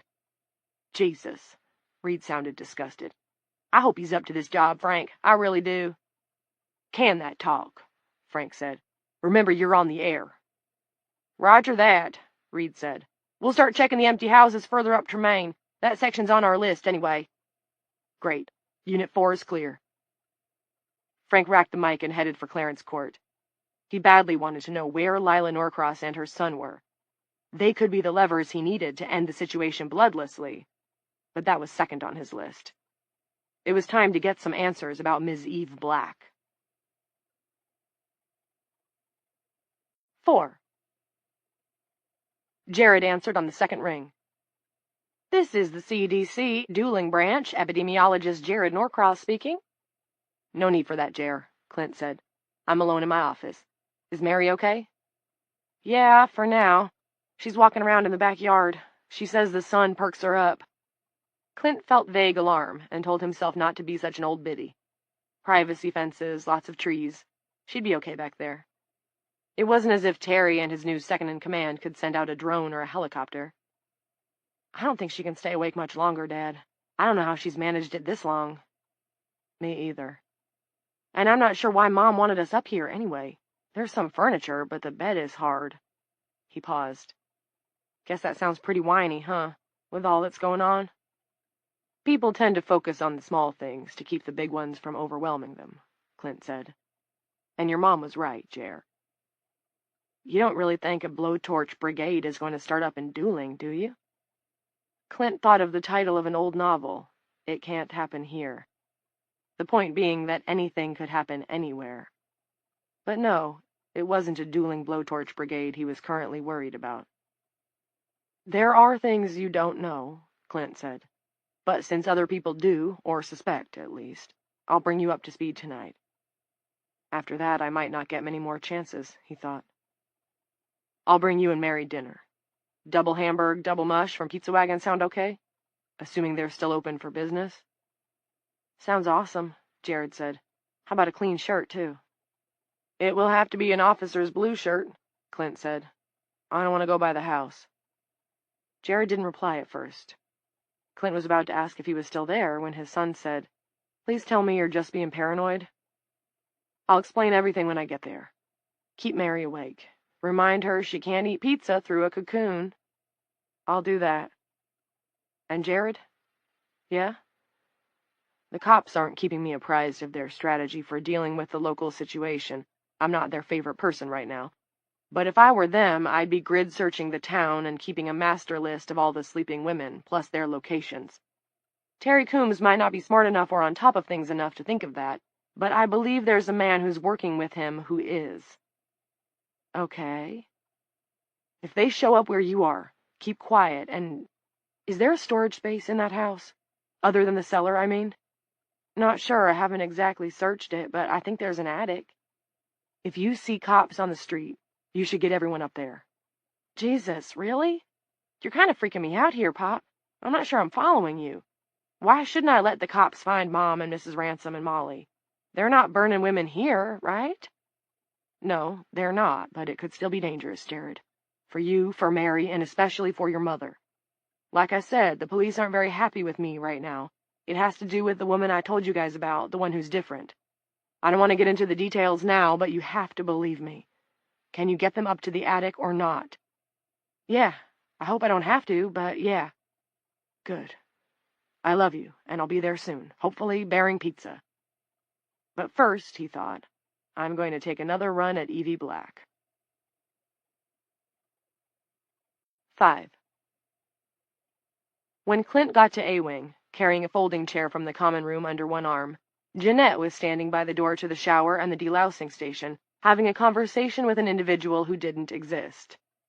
It seemed to be some kind of convoluted dope deal. She said she wanted the good stuff, the blues, because they mellowed Damien out. Evie was at the bars of her cell, watching this with what appeared to be sympathy, although with the mentally unbalanced you could never be sure. And speaking of the mentally unbalanced, Angel was sitting on the bunk in a nearby cell with her lowered head propped on her hands and her hair hiding her face. She looked up briefly at Clint, said, "Hello, cocksucker," and lowered her head again. "I know where you get it," Jeanette was saying to the invisible pusher, "and I know you can get it now. It's not like they close at midnight. Do me a favor, okay? Please? Please? I don't want Damien in one of those moods. And Bobby's teething, too. My head can't take it." "Jeanette," Clint said. "Bobby?" She blinked at him. "Oh, Dr. Norcross." Her face seemed attenuated now, as if all muscles there had already gone to sleep and were only waiting for her stubborn brain to follow. It made Clint think of an old joke. Horse walks into a bar, and the bartender says, "Hey, buddy, why the long face?" Clint wanted to explain to her why he'd ordered the officers to disable the payphones, and apologize for preventing her from calling her son to make sure the boy was all right. He wasn't certain, however, that Jeanette would be able to comprehend him at this point, and if she did, if it would achieve anything, or only distress her further. The liberties that Clint had taken with the lives of the prison's women, the lives of his patients, were grotesque. That he felt he had no alternative did not make it less grotesque or cruel, and that didn't cover all of it, not by a long shot. It was because of Evie that he had to do all of it, and he realized suddenly, insane or not, he hated her for that. "Jeanette, whoever you—" "Don't bother me, Doc. I gotta do this. I want you to go out to the exercise yard." "What? I can't do that. At least not by myself, I can't. This is a prison, you know." She turned from him and peered into the shower. "Oh, now look, the man's gone. You scared him away." She gave a single dry sob. "What'll I do now?" "None of the doors are locked, sweetheart." Never in his life had Clint used such a term of intimacy when addressing an inmate, but now it came naturally, without thought. "I'll get on bad report if I do that." "She's lost it, Doc," Angel said without looking up. "Go on, Jeanette," Evie said. "Out to the furniture shop, across the exercise yard, into the garden. There are new peas there, as sweet as honey. Fill your pockets and come back. Dr. Norcross and I will be done by then, and we can have a picnic." "A pee-pee picnic," Angel said through the screen of her hair, and snickered. "Go on now," Evie said. Jeanette eyed her uncertainly. "The man may be out there," Evie coaxed. "In fact, I'm sure he is." "Or possibly up your dirty ass," Angel said through her hair. "He might be hiding there. Go find me a wrench and I'll help you find him." You've got a bad mouth, Angel, Jeanette said. Bad. She started up the short A-wing corridor, then stopped, staring fixedly down at a slanting oblong of sun on the floor, as if hypnotized. I say you can't not be bothered by a square of light, Evie said quietly. Jeanette laughed and exclaimed, That's right, Ree! That's right! It's all lying for prizes, isn't it? She went on, step by slow step, weaving left and correcting, weaving right and correcting. Angel? Evie said. She spoke in that same quiet, courteous voice, but Angel looked up at once, seemingly wide awake. Dr. Norcross and I are going to have a brief consultation. You may listen, but you need to keep your mouth closed. If you don't, I'll stop it up with a rat, and it will eat the tongue right out of your head. Angel stared at her for several seconds, then lowered her face into her hands again. Officer Hughes showed up just as Clint was unfolding his chair outside Evie's cell. Inmate just went outside, he said. Looked like she was headed for the garden. That okay? It's fine, Scott. But keep an eye on her, would you? If she falls asleep out there, get her into the shade before she starts to grow a cocoon. We'll bring her in after she's completely wrapped. Okay, boss. Hughes sketched a salute and left. Boss, Clint thought. Jesus God, boss. I wasn't nominated, I didn't campaign, but I got the job anyway. Uneasy lies the head that wears the crown, Evie said. Henry IV, Part 2. Not one of his best, but not bad. You know they had boys play the women's parts back then, right? She is not a mind reader, Clint told himself. The men came just as she predicted, but I could have predicted that. It's simple logic. She's got the skills of a good carnival fortune teller, but she is not a mind reader. Yes, and he could go on believing that as long as he liked. It was a free country. Meanwhile, she was looking at him with curiosity and interest, eyes aware and totally awake. Probably the only woman alive who still looked like that. What shall we talk about, Clint? Shakespeare's history plays? Baseball? The last season of Doctor Who? Too bad it ended on a cliffhanger, huh? I'm afraid it's reruns from here on out. I have it on good authority that the Doctor's companion fell asleep a couple of days ago, and now she's riding in a TARDIS through her own inner space. Maybe they can recast, though. Go all-male next season. Sounds good, said Clint, automatically falling into shrink mode. Or should we tackle something more germane to the current situation? I'd suggest the last, because time is getting short. I'm interested in this idea you have about the two of us, Clint said. You being the woman and me being the man. Symbolic figures, archetypes, yin and yang. The king on one side of the chessboard, the queen on the other. Oh, no, she said, smiling. We're on the same side, Clint. White king and white queen. On the other side, arrayed against us, is an entire army of black pieces. All the king's horses and all the king's men. Emphasis on men. That's interesting that you see us on the same side. I didn't get that before. And when exactly did you begin to realize that? The smile faded. Don't you do it. Don't do what? Fall back on DSM-4. To deal with this, you need to let go of certain rational assumptions and rely on intuition. Embrace your female side. Every man has one. Just think of all the male authors who have put on the dress. Mildred Pierce by James Cain, for example. That's a personal favorite. There are a lot of female psychiatrists who would object to the idea that when we spoke on the phone, while your wife was still awake, you believed what I was telling you. I could hear it in your voice. I was in a strange place that night, dealing with personal issues. Look, I'm not discounting your influence, your powers, however you want to characterize it. Let's assume you're in control, at least for today. Yes, let's assume that. But tomorrow they may come for me. If not then, the next day, or the one after that, it won't be long. While in the other world, the one beyond the tree, time is moving at a much faster pace. Months are reeling by there. There are dangers, but with every one the women surmount, it becomes less likely that they will want to return to this world. Let's say I understand and believe even half of what you're saying, Clint said. Who sent you? President Reginald K. Dinkleballs, Angel blurted from the neighboring cell. Either him or Lord Herkimer Jerkimer, maybe. Then she screamed. Clint turned in time to see a large brown rat scamper through the bars and into Angel's cell. She drew her feet up on the bunk and screamed again. Get it out! Get it out! I hate rats! Are you going to be quiet, Angel? Evie asked. Yes, I promise, yes! Evie twirled her finger like an umpire signaling a home run. The rat reversed out of Angel's cell and squatted in the corridor, watching her with beady eyes. Clint turned back to Evie. He'd had a series of questions in mind when he came down here, questions designed to make her face her delusions, but now they were blown away like a house of cards in a strong wind. I am the one with the delusions, he thought, holding on to them so I don't go completely insane.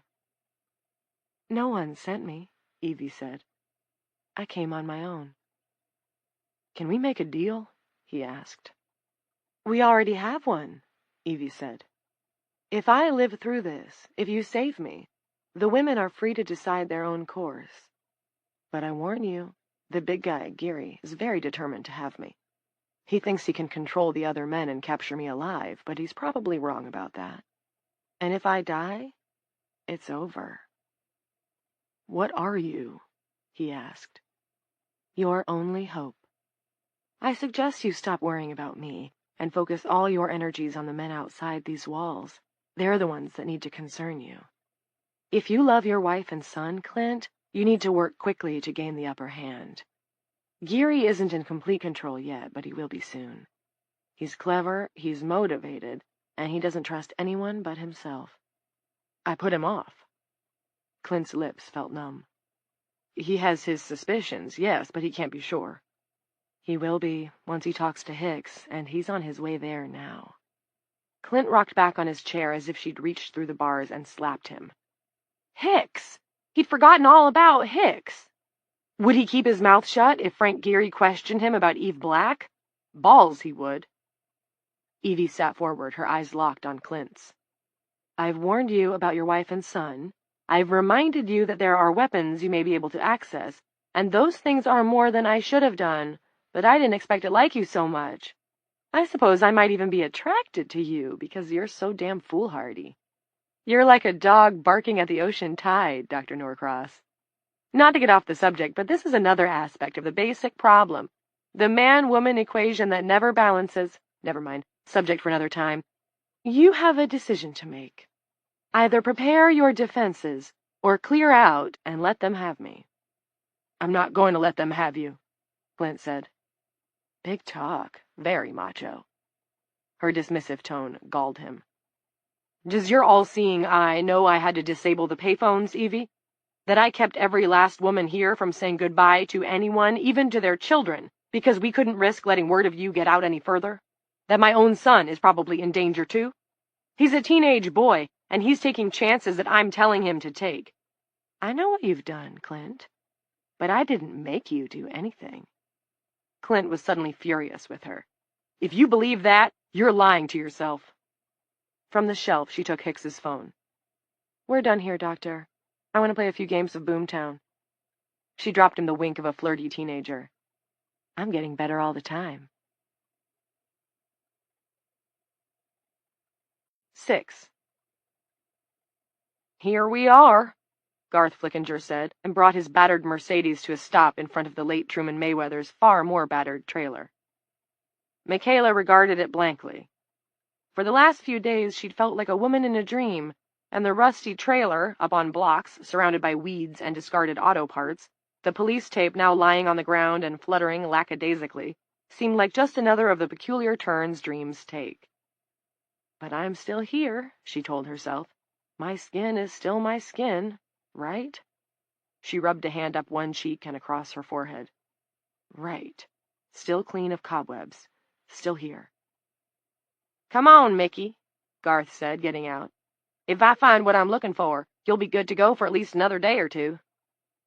She tried to open her door, couldn't find the handle, and simply sat there until Garth came around and opened it for her with an extravagant bow. Like a boy taking his date to the prom instead of to some shit-ass trailer in the woods where there was a recent double murder. Up's a daisy and out you come, Garth said, seizing her arm and pulling. He was bright and lively. Why not? He wasn't the one who'd been awake for over 100 hours. Since that night in the squeaky wheel, she and Garth had become fast friends. Or drug buddies, at least.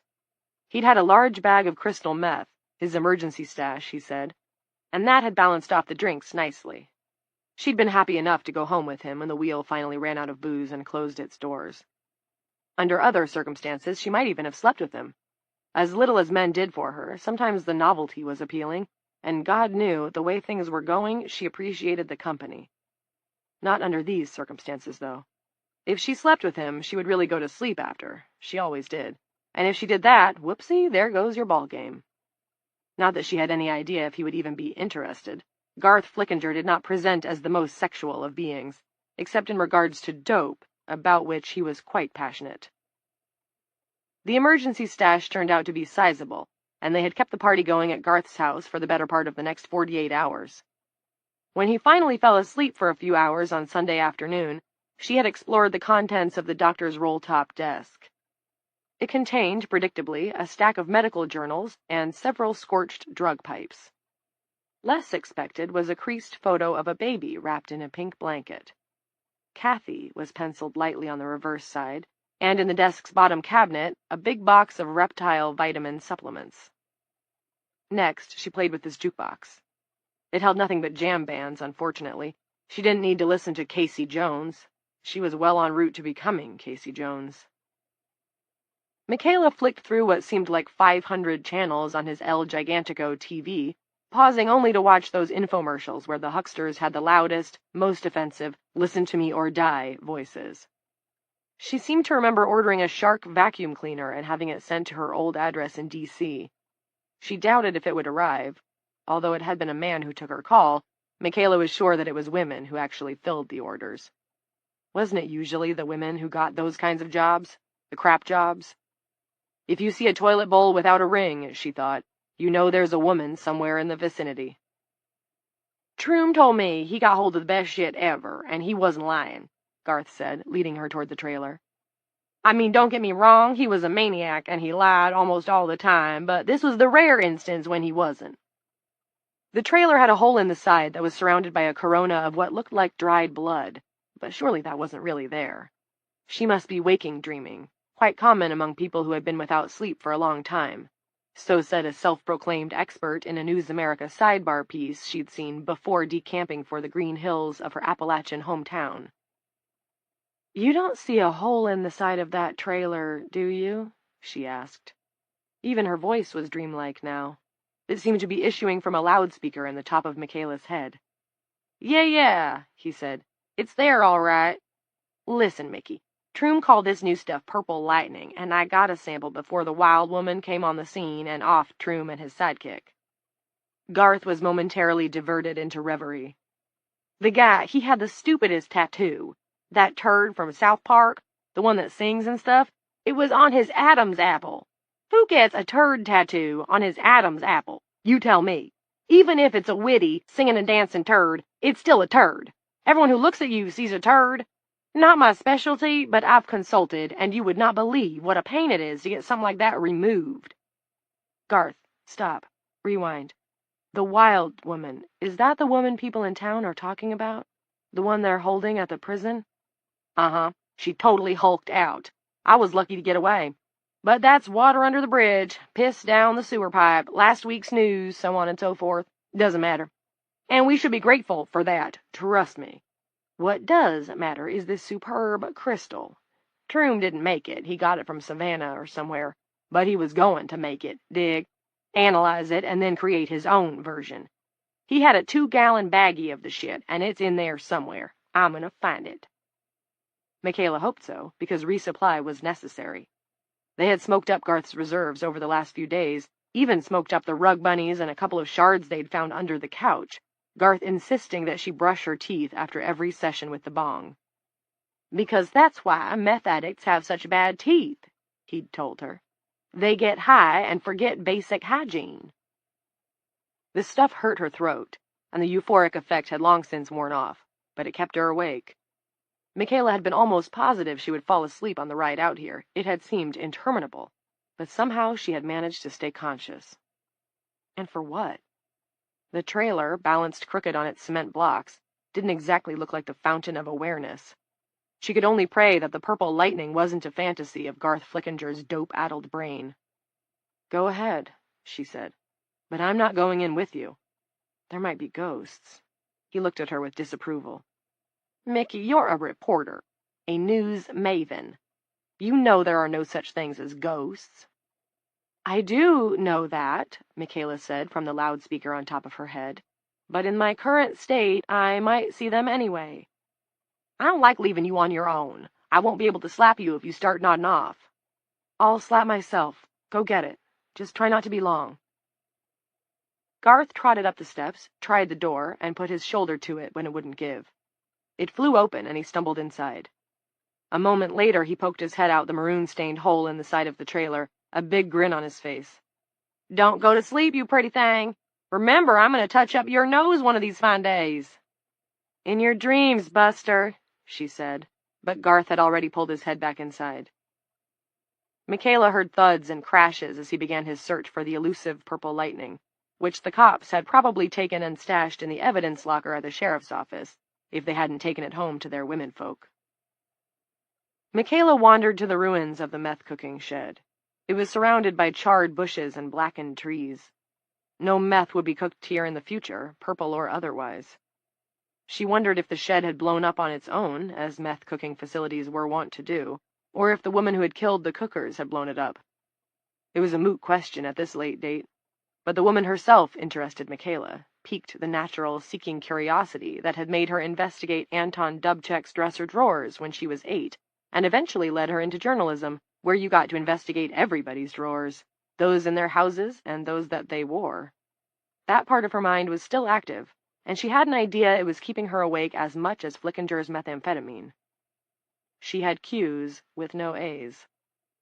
Q's like how this whole Aurora business got rolling in the first place. And why, assuming there was a why. Q's about whether or not the world's women could come back, as Sleeping Beauty had.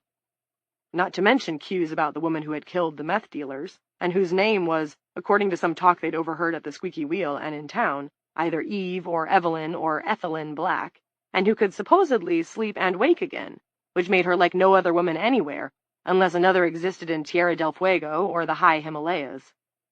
This woman might only be a rumor, but Michaela tended to believe there was an element of truth to her. When rumors came to you from different directions, it was wise to pay attention. If I wasn't living with one foot in reality and the other in the land of Nod, Michaela thought, starting up the path beyond the ruined meth shed, I would hie myself to the women's prison and make some inquiries. Another Q. Who was running the place up there, now that her mother was asleep? Hicks? Her mother said he had the brain of a gerbil and the spine of a jellyfish. If memory served, Vanessa Lampley was the senior officer on the staff. If Lampley wasn't there anymore, or if she was snoozing, that left... Was that humming just in her head? She couldn't be completely sure, but she didn't believe so.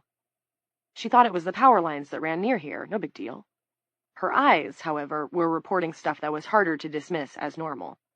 Glowing splotches like handprints on some of the tree trunks a few feet from the blasted shed. Glowing splotches that looked like footprints on the moss and mulch, as if saying, "This way, milady."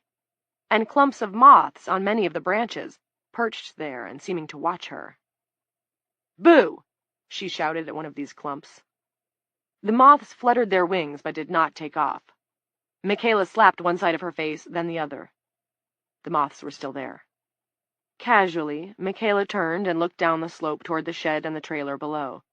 She expected to see herself lying on the ground, wrapped in webs, undeniable evidence that she had disconnected from her body and become a spirit.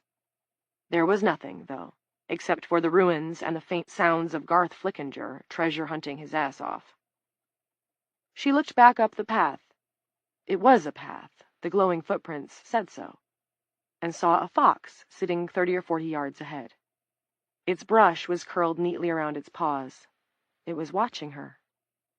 When she took a hesitant 3 steps toward it, the fox trotted further up the path, pausing once to glance over its shoulder.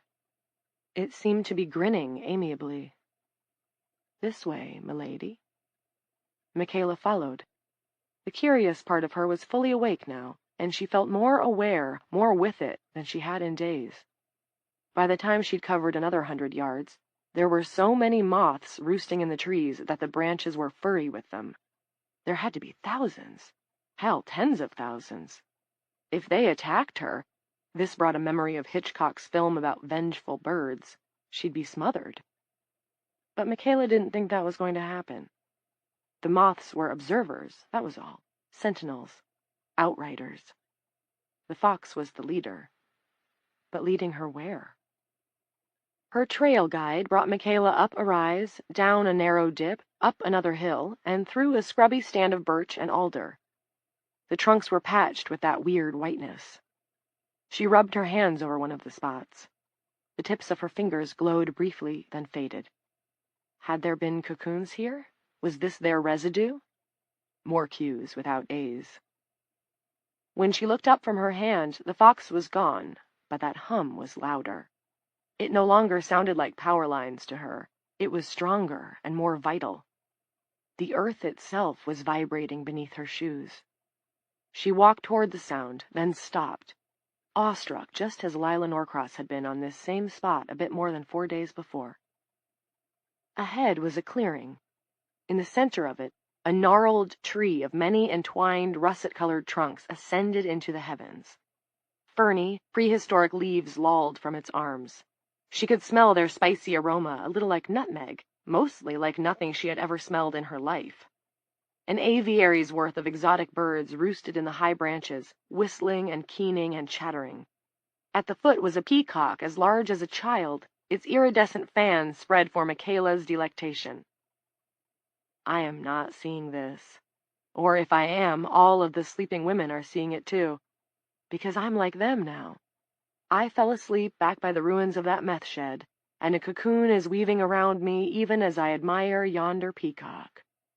I must have overlooked myself somehow, that's all. What changed her mind was the white tiger. The fox came first, as if leading it. A red snake hung around the tiger's neck like barbaric jewelry.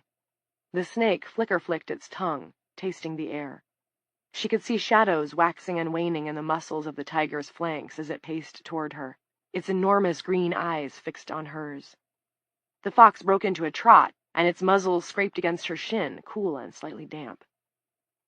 10 minutes before, Michaela would have said she no longer had it in her to jog, let alone run. Now she turned and fled the way she had come in great bounding leaps, batting branches aside and sending clouds of brown moths whirling into the sky. She stumbled to her knees, got up, and ran on. She didn't turn around, because she was afraid the tiger would be right behind her, its jaws yawning open to bite her in two at the waist. She emerged from the woods above the meth shed and saw Garth standing by his Mercedes, holding up a large baggie filled with what looked like purple jewels. "I am part cosmetic surgeon, part motherfucking drug-sniffing dog," he cried. "Never doubt it. The sucker was taped to a ceiling panel. We shall—" "Mickey, what's wrong?" She turned and looked back. The tiger was gone, but the fox was there, its brush once more curled neatly around its paws. "Do you see that?" "What? That box? Sure." His glee evaporated. "Hey, it didn't bite you, did it?" "No, it didn't bite me, but come with me, Garth." "What, into the woods? No thanks. Never a Boy Scout. I only have to look at poison ivy to catch it. Chemistry club was my thing, ha ha. No surprise there." "You have to come. I mean it. It's important. I need, well, verification. You won't catch poison ivy. There's a path." He came, but without any enthusiasm. She led him past the ruined shed and into the trees. The fox just trotted at first, then sprinted ahead, weaving between the trees until it was lost to view. The moths were also gone, but... There. She pointed at one of the tracks. "Do you see that? Please tell me you do." "Huh," Garth said. "I'll be damned." He tucked the precious baggie of purple lightning into his unbuttoned shirt and took a knee, examining the luminous footprint. He used a leaf to touch it gingerly, sniffed the residue, then watched the spots fade. Is it that cocoon stuff? Michaela asked. It is, isn't it? It might have been once, Garth said. Or possibly an exudation of whatever causes the cocoons. I'm just guessing here, but... He got to his feet. He seemed to have forgotten that they had come out here searching for more dope, and Michaela glimpsed the intelligent, probing physician who occasionally roused himself from the king-sized bed of meth inside Garth's skull. Listen, you've heard the rumors, right? Maybe when we went downtown for more supplies at the grocery?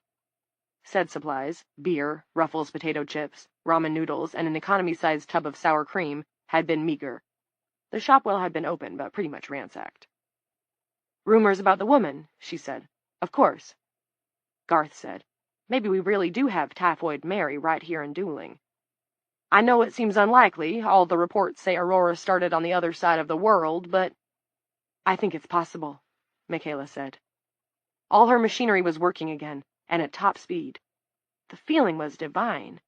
It might not last long, but while it did, she meant to ride it like one of those mechanical bulls. Yahoo, cowgirl. And there's something else. I might have found where she came from. Come on, I'll show you. 10 minutes later, they stood at the edge of the clearing.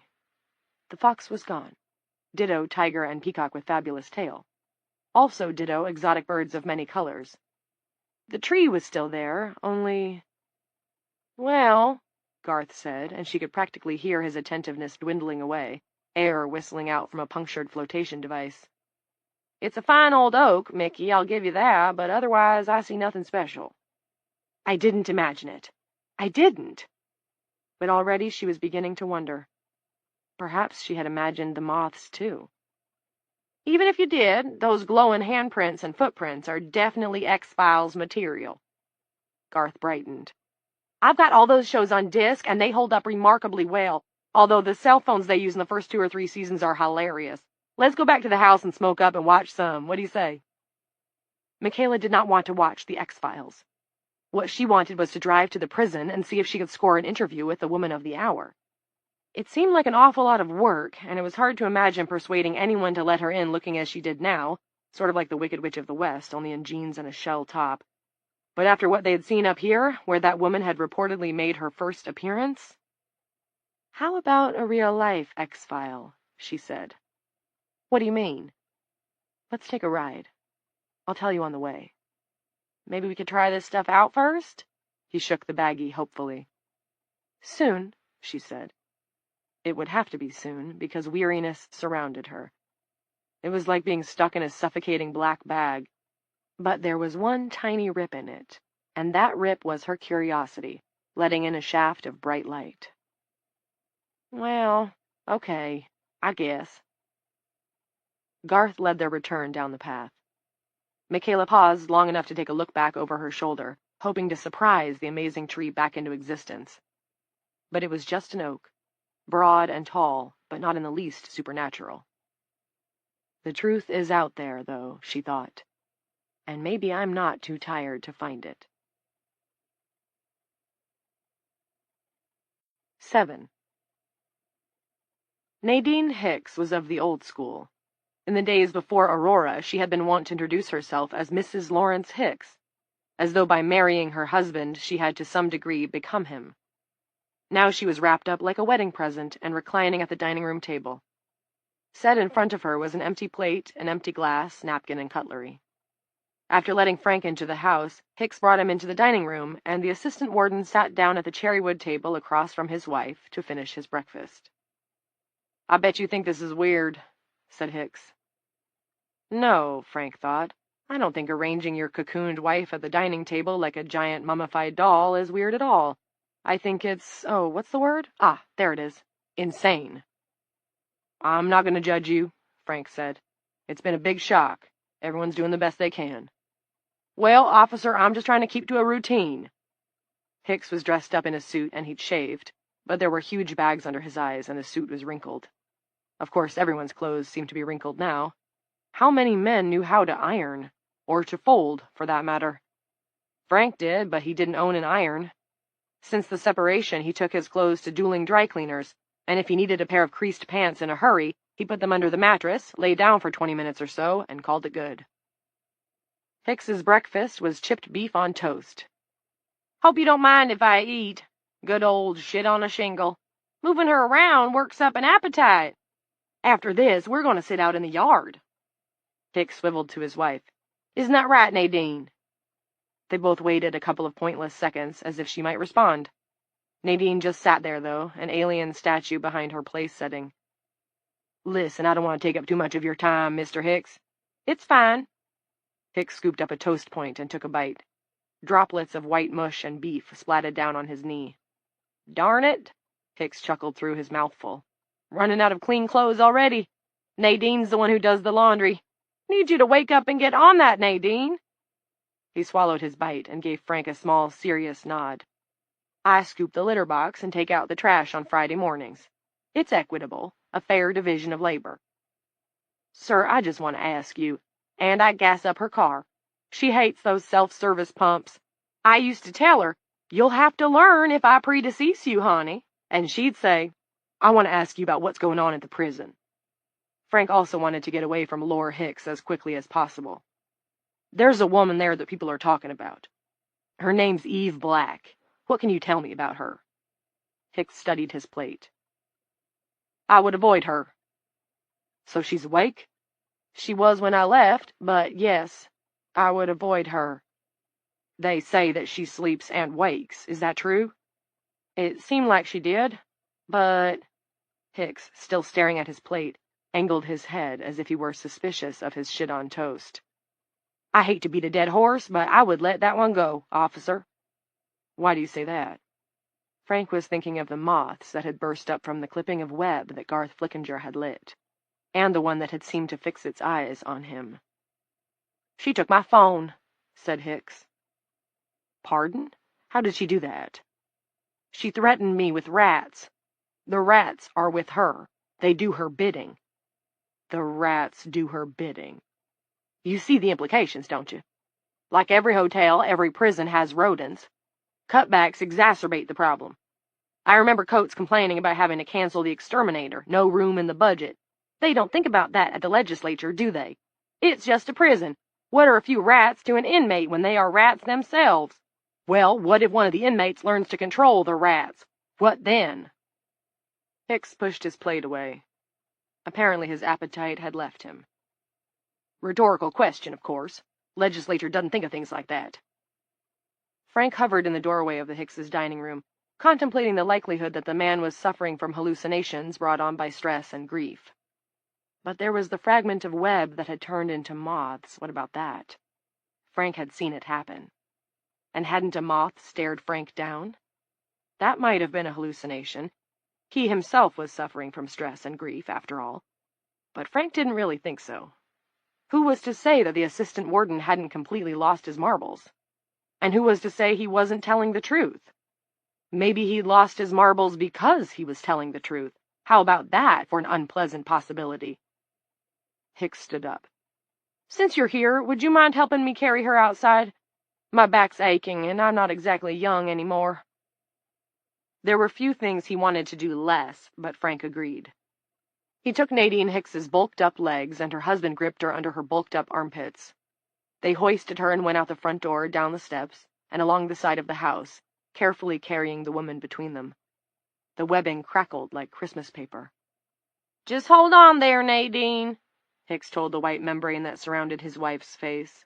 "We're going to get you set up good in the Adirondack, get you some sun. I'm sure it filters through." "So who's supposed to be in charge now?" Frank asked. "At the prison." "No one," said Hicks. "Oh, I suppose Van Lampley could make a claim if she's still upright. She's the senior officer." "The psychiatrist, Dr. Norcross, claims he's the acting warden," Frank said. "Nonsense." They settled Mrs. Hicks in a bright yellow Adirondack chair on the stone patio. There was, of course, no sun. Not today. Just the same light rain. Instead of soaking in, the precipitation beaded on the surface of the cocoon, the way it would on the fabric of a waterproof tent.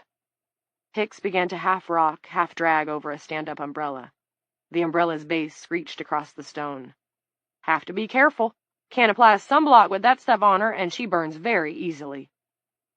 "Norcross, the psychiatrist?" Hicks chuckled. Norcross is just a contractor. He doesn't have any authority. He wasn't appointed by anybody.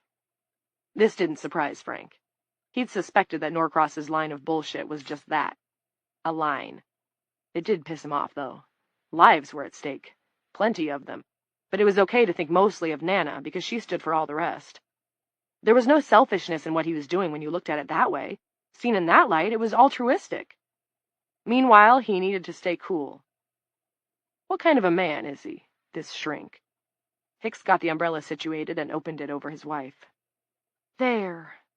He took a few deep breaths. Sweat and rain had darkened his collar. He's smart, I'll give him that. Too smart, actually. No business working in a prison. And think of this. He is awarded a full-time salary, almost equal of my own, and yet we cannot afford an exterminator. This is politics as we know it in the 21st century, Officer Geary. What do you mean when you say he has no business working in a prison? Why didn't he go into private practice? I've seen his records. He's published, got the right degrees. I've always figured there was something off about him, wanting to hang around with reprobates and drug addicts, but I couldn't say what. If it's a sex thing, he's been extremely cautious. That's your first idea when you think of a man who likes to work with female criminals, but I don't think that's it. How would you deal with him? Is he reasonable? Sure, he's reasonable. A very reasonable man who also happens to be a politically correct softy. And that's exactly why I hate to, as you put it, deal with him. We're not a rehab facility, you know. Prison's a storage center for people who won't play by the rules and suck at cheating. A garbage can, when you come right down to it, and we're paid to sit on the lid. Coates gets her jollies sparring with him, they're pally, but he exhausts me. He'll reason you right out of your shoes. From his pocket, Hicks withdrew a crumpled handkerchief. He used it to dab away some water beads from his wife's shroud. Big on eye contact. Makes you think he thinks you're nuts. Frank thanked Lawrence Hicks for his help and went back around to the front where he'd parked. What was Norcross thinking? What reason would he have to keep them from seeing the woman? Why wouldn't he trust them? The facts only seemed to support one conclusion, and it was an ugly one. For some reason, the doctor was working on the woman's behalf. Hicks came jogging after him. Mr. Geary! Officer! What is it? The assistant warden's expression was tight. Listen, that woman! He rubbed his hands together. The light rain stained the shoulders of his wrinkled suit jacket. If you do talk to her, to Eve Black, I don't want you to give her the impression that I care about getting my phone back, all right? She can keep it. I'll use my wife's if I need to make any calls. 8. When Jared hurried out to the rear of the demo house where he and Mary were currently living, if you can call this living, he thought, Mary was leaning against the stake fence with her head in her arms. Fine white threads were spinning out of her hair. He sprinted to her, almost tripping over the Nita's Pie doghouse, a match for the demo right down to the miniature blue window frames, grabbed her, shook her, then pinched both earlobes as she told him to do if she started to drift away. She said she'd read on the internet that it was the quickest way to wake someone up when they were dozing off. Of course, there were all sorts of stay-awake remedies on the internet now, as many as there had once been go-to-sleep strategies. It worked. Her eyes came back into focus. The strands of white webbing detached themselves from her and lazed upward, disappearing as they went. Whoa, she said, touching her ears and trying on a smile. Thought I was getting my ears pierced again. There's a big purple blotch floating over your face, Jer. You were probably looking into the sun. He took her arm. Come on, we have to hurry. Why? Jared didn't answer. If his dad was paranoid, then it was catching. In the living room, with its perfectly matching but somehow sterile items of furniture, even the pictures on the wall matched, he paused to look out the window at the sheriff's department cruiser parked 6 or 7 houses down the street. As he watched, 2 officers emerged from one of the houses. His mom had invited all her deputies and their wives to dinner at one time or another over the years, and Jared knew most of them. Those 2 were Wrangell and Barrows. Given that all the houses except for this one were empty of furniture, the cops would probably just give them a lick and a promise. They'd be here in no time. Jared, stop pulling! They had stashed Platinum, Molly, Mrs. Ransom, and Lila in the master bedroom. Mary had wanted to leave them on the ground floor, Said it wasn't as if they were going to care about the decor or anything. Jared had insisted, thank God, but even the second floor wasn't enough. Because the demo house was furnished, Wrangle and Barrows might decide to really search it. He got Mary up the stairs, she muttering complaints the whole way. From the bedroom, he grabbed the basket containing Platinum's swathed little body and rushed to pull down the ring bolt in the hallway ceiling. The ladder to the attic descended with a bang. It would have clocked Mary on the head if he hadn't pulled her out of the way. Jared climbed up, shoved the baby's basket up over the edge onto the attic floor, and slid back down. Ignoring her questions, he ran to the end of the hall and looked out. The cruiser was creeping along the curb. Only 4 houses away now. No, 3. He ran to where Mary was standing with her shoulders slumped and her head down. We have to carry them up there. He pointed to the ladder. I can't carry anyone, she said, sounding like a whiny child. I'm tired, Jer. I know, but you can manage Molly. She's light. I'll get her Graham and my mother. Why? Why do we have to? Because those cops might be looking for us. My father said so. He expected her to ask why it would be bad for the deputies to find them, but she didn't. Jared led her to the bedroom. The women were on the double bed, Molly reposing on a fluffy towel in the ensuite bathroom. He picked Molly up and put her in Mary's arms. Then he got Mrs. Ransom, who seemed heavier than he remembered. But not too heavy, Jared thought, and remembered what his mother liked to sing when he was small. Accentuate the positive, eliminate the negative. And don't mess with Mr. In-Between, he said, getting a better grip on what remained of the old lady. Huh? What? Never mind. With Molly in her arms, Mary began to mount the ladder 1 slow step at a time. Jared, imagining the prowl car already pulling up out front, Wrangle and Barrows looking at the sign on the lawn reading, "Come in and look around," socked his shoulder into Mary's butt when she stopped halfway to the top. She looked down over her shoulder. You're getting a little personal there, Jared. Hurry up, then. Somehow she struggled to the top without dropping her burden on his head. Jared followed, panting, pushing Mrs. Ransom through the opening. Mary had set Molly's small body on the bare boards of the attic. The space ran the length of the house. It was low and very hot. "I'll be back," Jared said. Okay, but I'm finding it very hard to care. The heat is making my head ache. Jared hurried back to the master bedroom. He got his arms around Lila's wrapped body and felt his sore knee give a warning twang. He had forgotten about her uniform, her heavy work shoes, and her utility belt. How much did all that add to the weight of a healthy, well-nourished female? 10 pounds? 20? He got her as far as the ladder, contemplated its steep incline, and thought, I'll never be able to get her up there. No way. Then the doorbell rang, 4 cheery ascending chimes, and he started to climb, not panting now, but gasping. He made it 3/4 of the way up the ladder, then ran out of gas. Just as he was trying to decide if he could get down without dropping his mother, 2 slim arms appeared, hands open. Mary, thank God. Jared managed another 2 steps, and Mary was able to grab Lila. From below, one of the deputies said, "Not even locked. Door's wide open. Come on." Jared shoved. Mary pulled. Together they managed to get Lila above the level of the trapdoor. Mary collapsed on her back, yanking Lila over and in.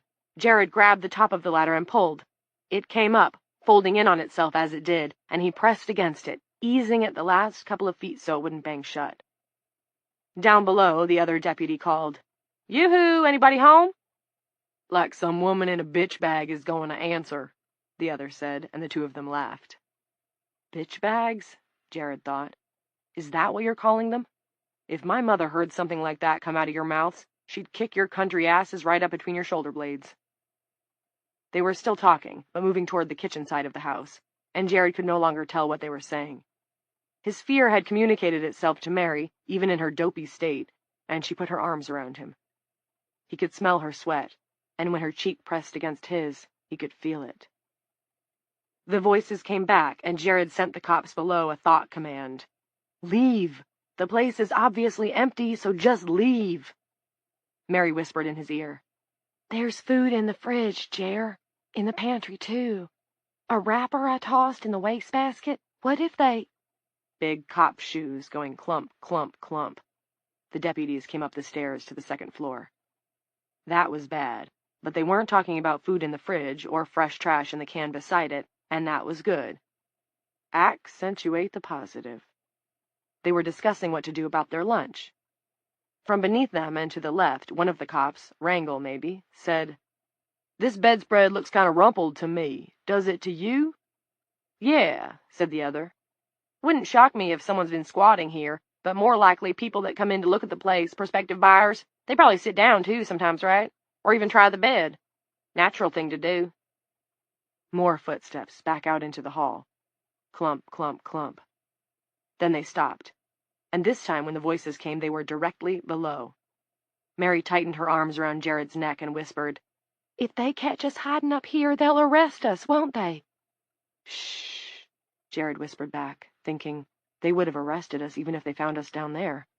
Only they'd probably call it protective custody. "Trap door in the ceiling," the one who was probably Barrows said. "You want to go up and check the attic, or should I?" The question was followed by a moment of silence that seemed to stretch out forever. Then the one who was probably Wrangle said, "You can go up if you want to, but if Lila and her kid were in the house, they'd be down here. And I got allergies. I'm not going up and breathing a lot of dust." "Still, have at it, buddy," Wrangle said. And all at once the ladder went flopping back down, spilling muted light into the attic. If Lila's cocooned body had been even 6 inches closer to the open trapdoor, it would have been in view. "Enjoy the heat up there, too. I bet it's 110. "Fuck it," Barrows said. "And while I'm at it, fuck you and the horse you rode in on. Allergies. Come on, let's get out of here." The ladder came back up, this time closing with a loud bang that made Jared twitch even though he'd known it was coming. The big cop's shoes went clump, clump, clumping back down the stairs. Jared listened, holding his breath, as the deputies stood in the foyer, talking some more. Low tones. Impossible to catch more than a word or a phrase. Something about Terry Coombs, something about a new deputy named Geary, and something else again about lunch. "Leave!" Jared wanted to scream at them. "Leave before Mary and me have fucking heat strokes!" At last the front door shut. Jared strained his ears to catch the sound of their cruiser starting up, but couldn't. Either he'd spent too much time listening to loud music with his headphones on, or the attic insulation was too thick. He counted to 100, then back down to 0. He couldn't stand to wait any longer. The heat was killing him. "I think they're gone," he said. Mary didn't answer, and he realized her formerly tight grip on his neck had slackened. He had been concentrating too hard to notice until now. When he turned to look at her, her arms fell limply to her sides and she collapsed to the board floor. "Mary! Mary! Don't go to sleep!" There was no response. Jared shoved the trapdoor open, not caring about the bang the ladder made when its feet landed on the hardwood floor below. He had forgotten about the cops. Mary was what he cared about now, and all he cared about. Maybe it wasn't too late. Only it was. Shaking did no good. Mary had fallen asleep while he was listening to make sure the cops weren't coming back. Now she was lying beside Lila, her fine features already blurring beneath the white threads that were busily knitting themselves out of nothing. "No," Jared whispered. "She tried so hard." He sat there for almost 5 minutes, watching the cocoon thicken, weaving relentlessly, then called his father. It was all he could think to do. Chapter 4. 1. In the world the women had somehow exited, Candy Meashaum had resided in the house on West Lavin in the direction of the prison, which was fitting because her house had also been a prison. In this new world she had chosen to live with some other women, all regular attendees of the meeting, in an enclave they'd made out of a storage facility. The storage facility, like the Shopwell, and unlike the great majority of the other buildings in the area, had stayed almost entirely watertight over the indeterminate number of years of abandonment. It was an L-shaped structure of 2 levels, box upon box upon box, hacked out of the surrounding woods and planted on a cement tarmac. Built of hard plastics and fiberglass, the storage pods had admirably fulfilled the leak-proof promise of the faded advertisement on the sign outside. Grasses and trees had encroached on the tarmac, and leaves clogged the gutter system, But it had been an easy project to cut back the overgrowth and clear the drainage, and the opened pods, once emptied of useless boxes of possessions, had proven to be excellent, if not exactly beautiful, housing. Although Candy Meashaum had made a sweet try at it, hadn't she, Lila thought. She walked around the box, which was filled with the natural light that came through the open bay door. There was a nicely made bed in the middle of the room, draped in a glossy red comforter that picked up the daylight. Hung on the windowless wall was a framed seascape, fair skies and a length of rocky coast. It had perhaps been scavenged from the original stored contents of the pod. In the corner was a rocking chair, and on the floor beside the chair was a basket of yarn punctured by 2 brass needles. Another basket nearby contained pairs of expertly knitted socks, examples of her work. "What do you think?" Coates had lingered outside the box to smoke.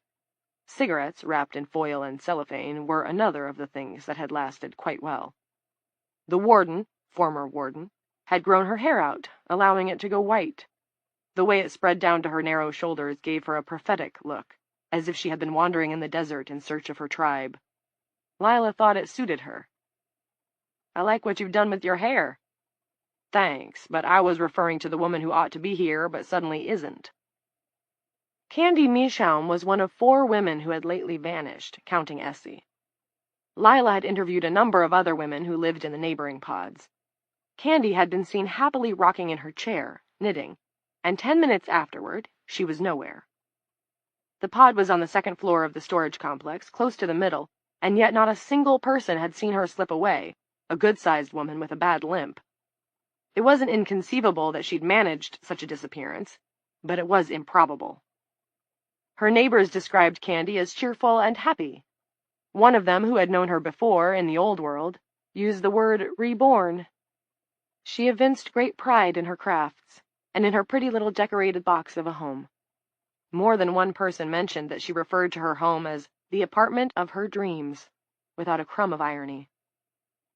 "I don't see anything definitive, nothing I'd want to take to court," Lila said. She guessed, however, that what had happened was what had occurred with Essie. There 1 second, gone the next. Poof. Abracadabra. "Same thing, isn't it?" Janice, who had been looking right at Essie, reported seeing a tiny flash, no bigger than a lighter flame, and then nothing. The space that the woman had filled was empty. Janice's eyes had failed to detect the transformation or disintegration or whatever phenomenon had occurred. It was too quick for the eye. It was, the warden said, as if Essie had been turned off like a light bulb, except not even a filament dimmed that quickly. "Could be," Lila said. God, she sounded like her lost husband. "She's dead," Janice said. "In the other world. Don't you think so?" A moth perched on the wall above the rocking chair. Lila held out her hand. The moth fluttered to it, landing on the fingernail of her index finger. Lila smelled a faint odor of burn. "Could be," she repeated. For the moment, this Clintism was all she dared to say. "We ought to go back and see the ladies off." "Crazy idea," Janice grumbled. "We've got enough to do without exploring." Lila smiled. "Does that mean you wish you were going?" Mimicking Lila, ex-warden Coates said, "Could be." 2. On Main Street, a patrol was about to set off for a look at the world beyond dueling. There were a half-dozen women in the group, and they'd packed a pair of the golf carts with supplies. Millie Olson, an officer from the prison, had volunteered to take the lead. To this point, no one had ventured much beyond the old town lines. No airplanes or helicopters had flown overhead, no fires had burned in the distance, and no voices had surfaced on the bands of the emergency radios they'd cranked up. It reinforced in Lila that sense of incompleteness she'd felt from the beginning. The world they inhabited now seemed like a reproduction, almost like a scene inside a snow globe, only without the snow. Lila and Janice arrived in time to watch the final preparations. A former prisoner named Nell Seeger crouched on the ground by one of the golf carts, humming to herself as she checked the air pressure on the tires. Millie was sifting through the packs loaded onto a trailer hitched to the back, making last-minute double checks of the supplies. Sleeping bags, freeze-dried food, clean water, clothes, a couple of toy walkie-talkies that had been found sealed in plastic and actually functioned, somewhat. A couple of rifles that Lila herself had cleaned up, first aid kits. There was an atmosphere of excitement and good humor. There were laughter and high fives. Someone asked Millie Olson what she'd do if they ran into a bear. "Tame it," she deadpanned, not glancing up from the pack she was digging through. This earned a round of laughs from the onlookers. "Did you know her?" Lila asked Janice. "You know, before?" They were under a sidewalk awning, shoulder to shoulder in winter coats. Their breath steamed. "Shit, I was her damn boss." "Not Millie, Candy Meashaum." "No, did you?" "Yes," said Lila. "And?" "She was a domestic abuse victim. Her husband beat her. A lot. That's why she limped. He was a total asshole, a mechanic who made his real money selling guns. Ran a bit with the Grinders, or so it was rumored. We never managed to clip him for anything. He used his tools on her. They lived out on West Lavin in a house that was falling down around their ears. I'm not surprised she didn't want to try to fix the place up. Wouldn't have been any point. Neighbors called us out more than once, heard her screaming, but she wouldn't give us a word, afraid of reprisals. Lucky he never killed her." "I think he probably did." The warden squinted at Lila. "Do you mean what I think you mean?" "Walk with me." They strolled along the ruins of the sidewalk, stepping over weed-choked fissures, detouring around asphalt chunks. The little park that faced the broken remains of the municipal building had been salvaged, trimmed, and swept. Here the only sign of time's passage was the toppled statue of some long-deceased town dignitary. A massive elm branch, storm-tossed, surely, had knocked him off his perch. The branch had been dragged away and chipped, but the dignitary was so heavy no one had done anything about him yet. He had gone down at an acute angle from the plinth, his top hat dug into the ground and his boots to the sky. Lila had seen little girls run up him, using his backside like a ramp, laughing wildly. Janice said, "You'd think her son-of-a-bitch husband torched her in her cocoon." Lila didn't answer directly. "Has anyone mentioned feeling dizzy to you? Nauseated? Comes on very suddenly, and then after a couple of hours it goes?" Lila had felt this herself a couple of times. Rita Coombs had mentioned a similar experience. So had Mrs. Ransom and Molly. "Yes," said Janice. "Just about everyone I know has mentioned it. Like being spun around without being spun. I don't know if you know Nadine Hicks, wife of my colleague at the prison.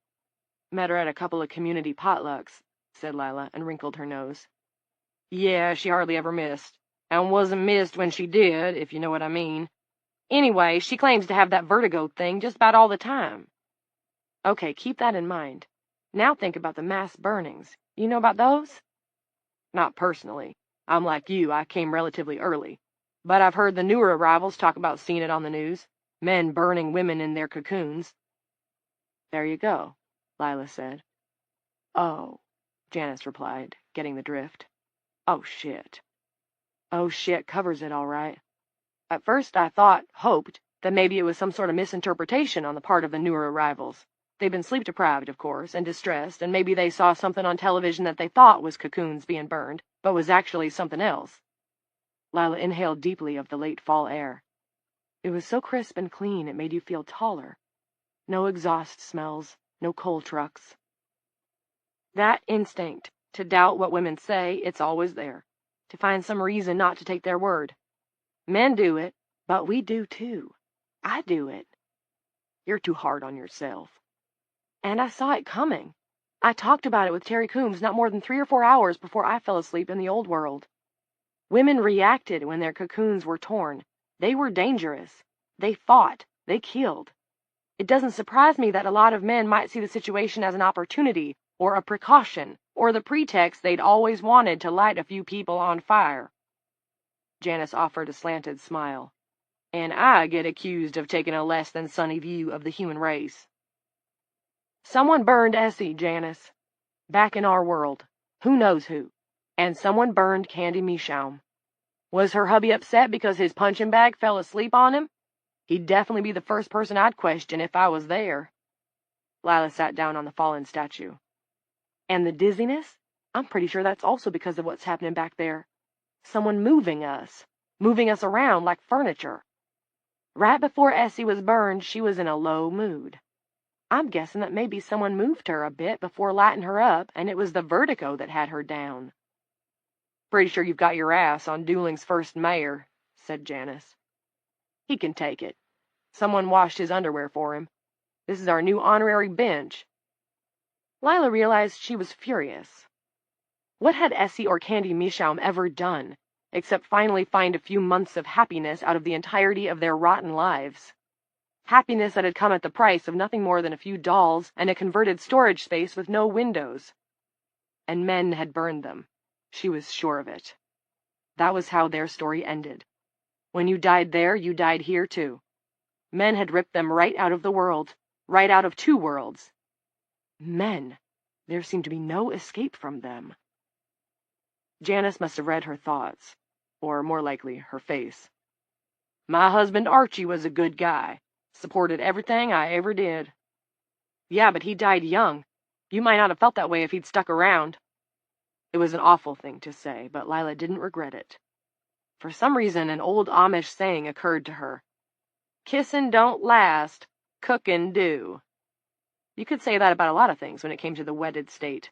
Honesty, respect, simple kindness even. Coates gave no sign of offense. Clint was that bad a husband?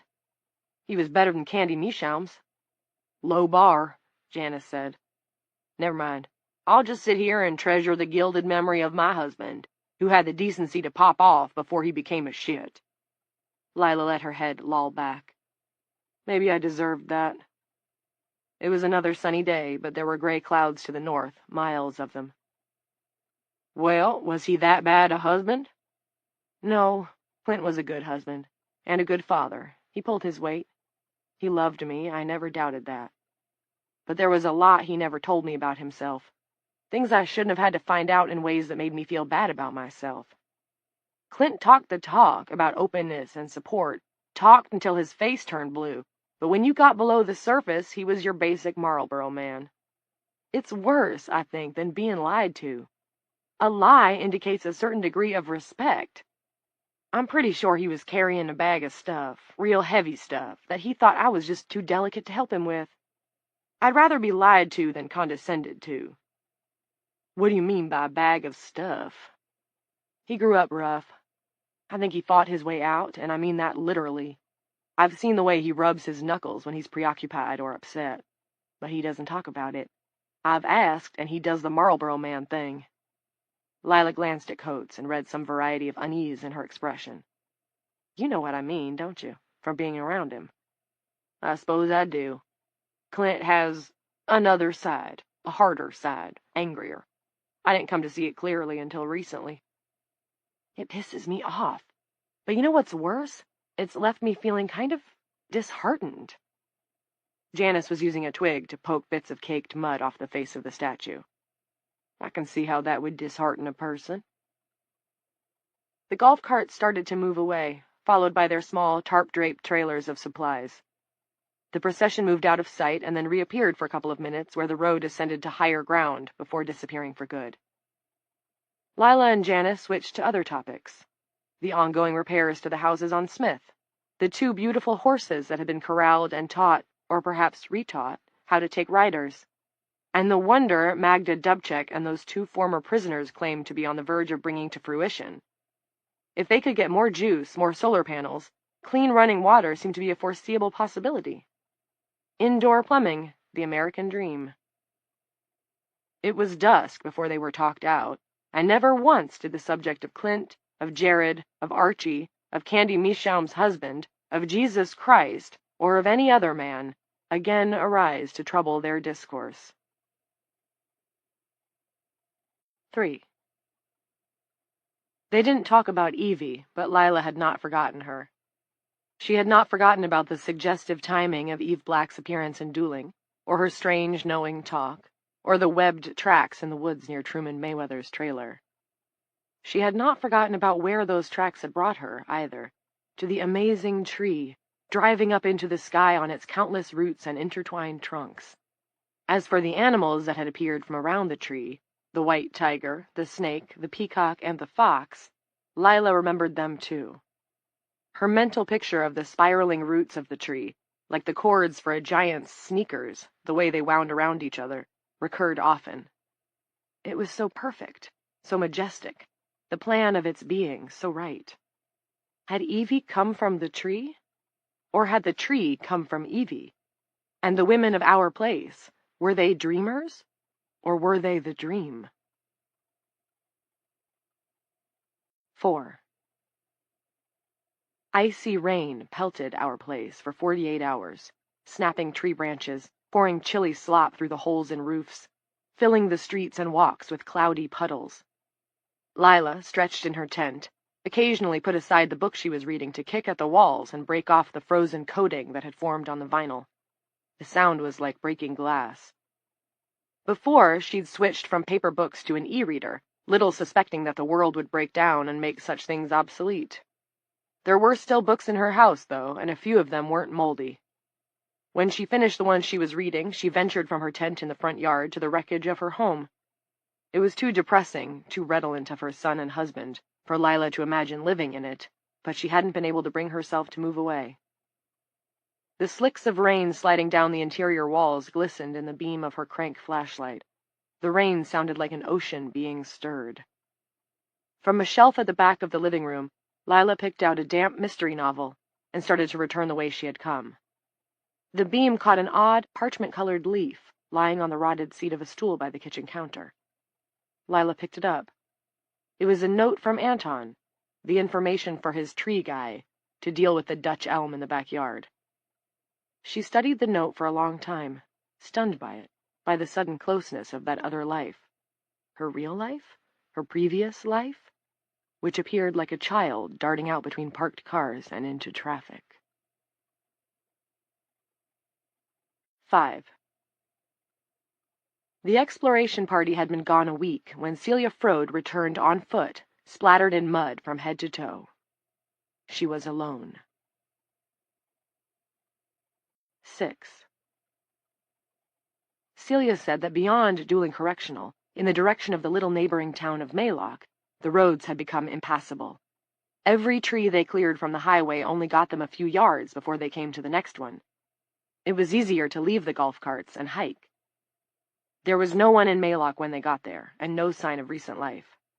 The buildings and houses were like the ones in Dooling, overgrown, in states of greater and lesser disrepair, a few burned by fires. And the road above Door's hollow stream, which was now a swollen river with sunken cars for shoals, had collapsed. Probably they should have turned around then, Celia conceded. They'd scavenged useful supplies from the grocery store and other businesses in Maylock. But they got to talking about the movie theater in the small town of Eagle that was another 10 miles off, and how great it would be for the kids if they came back with a film projector. Magda had assured them that their big generator would be up to such tasks. They still had that new Star Wars movie playing there, Celia said, and added wryly, "You know, Chief, the one where the girl's the hero." Lila didn't correct the chief. It had turned out to be remarkably difficult to quit being a cop. Go on, Celia. The exploring party crossed the Door's hollow stream at a bridge that was still intact, and picked up a mountain road called Lionhead Way that seemed to offer a shortcut to Eagle. The map they'd been using, borrowed from the remains of the Dooling Public Library, showed an old unnamed coal company road curling off near the top of the mountain. The company road could take them to the interstate, and from there the going would be easy. But the map turned out to be outdated. Lionhead Way now dead-ended at a plateau, where stood that dreary place of male incarceration called Lionhead Prison. The company road they had been hoping to find had been plowed under during the construction of the prison. Because it was late in the day, rather than attempt to backtrack the narrow, broken decline off the mountain in the dark, they had decided to camp at the prison and start fresh in the morning. Lila was all too familiar with Lionhead Prison. It was the maximum security facility where she had anticipated the Griner brothers would spend the next 25 or so years. Janice Coates, also present for Celia's retelling, had a brief verdict on the prison. That place, nasty. The Head, as it was called by the men imprisoned there, had been in the media a great deal before Aurora, a rare story of successful land reclamation on the site of a mountaintop removal. After Ulysses Energy Solutions finished deforesting and blasting away the top of the mountain to mine the coal beneath, it restored the land by pulling debris up and flattening it out. The oft-promoted idea was that, instead of viewing the mountaintops as destroyed, the public ought to see them as having been opened up. Newly flattened land was newly buildable land. Although the majority of the state's population supported the coal industry, few failed to recognize this for the bunkum it was. These wonderfully useful new plateaus were generally situated in the middle of nowhere, and often came attended by impoundments of slurry waste or chemical containment ponds, which were not the sort of neighbors anyone wanted. But a prison was uniquely suitable for backwoods reclamation, and no one had been particularly concerned about the possible environmental dangers that its residents might face. That was how Lionhead Mountain had become the setting for Lionhead Maximum Security Prison. The prison gate, Celia said, had been open, and the front doors, too. She, Millie, Nell Seeger, and the others had gone in. Most of the exploration party from our place consisted of recently released prison inmates and personnel, and they were curious about how the other half had lived. All things being equal, it was pretty comfortable, as much as it reeked from being shut up, and although there were some fissures in the floors and walls, it was dry, and the gear in every cell looked new. Some déjà vu, conceded Celia, but kind of funny, too, you know. Their last night had been calm. In the morning, Celia had trekked down the mountain a ways, searching for a trail that might cut off some of the hike and save them having to go all the way down the longer, circuitous route to Eagle.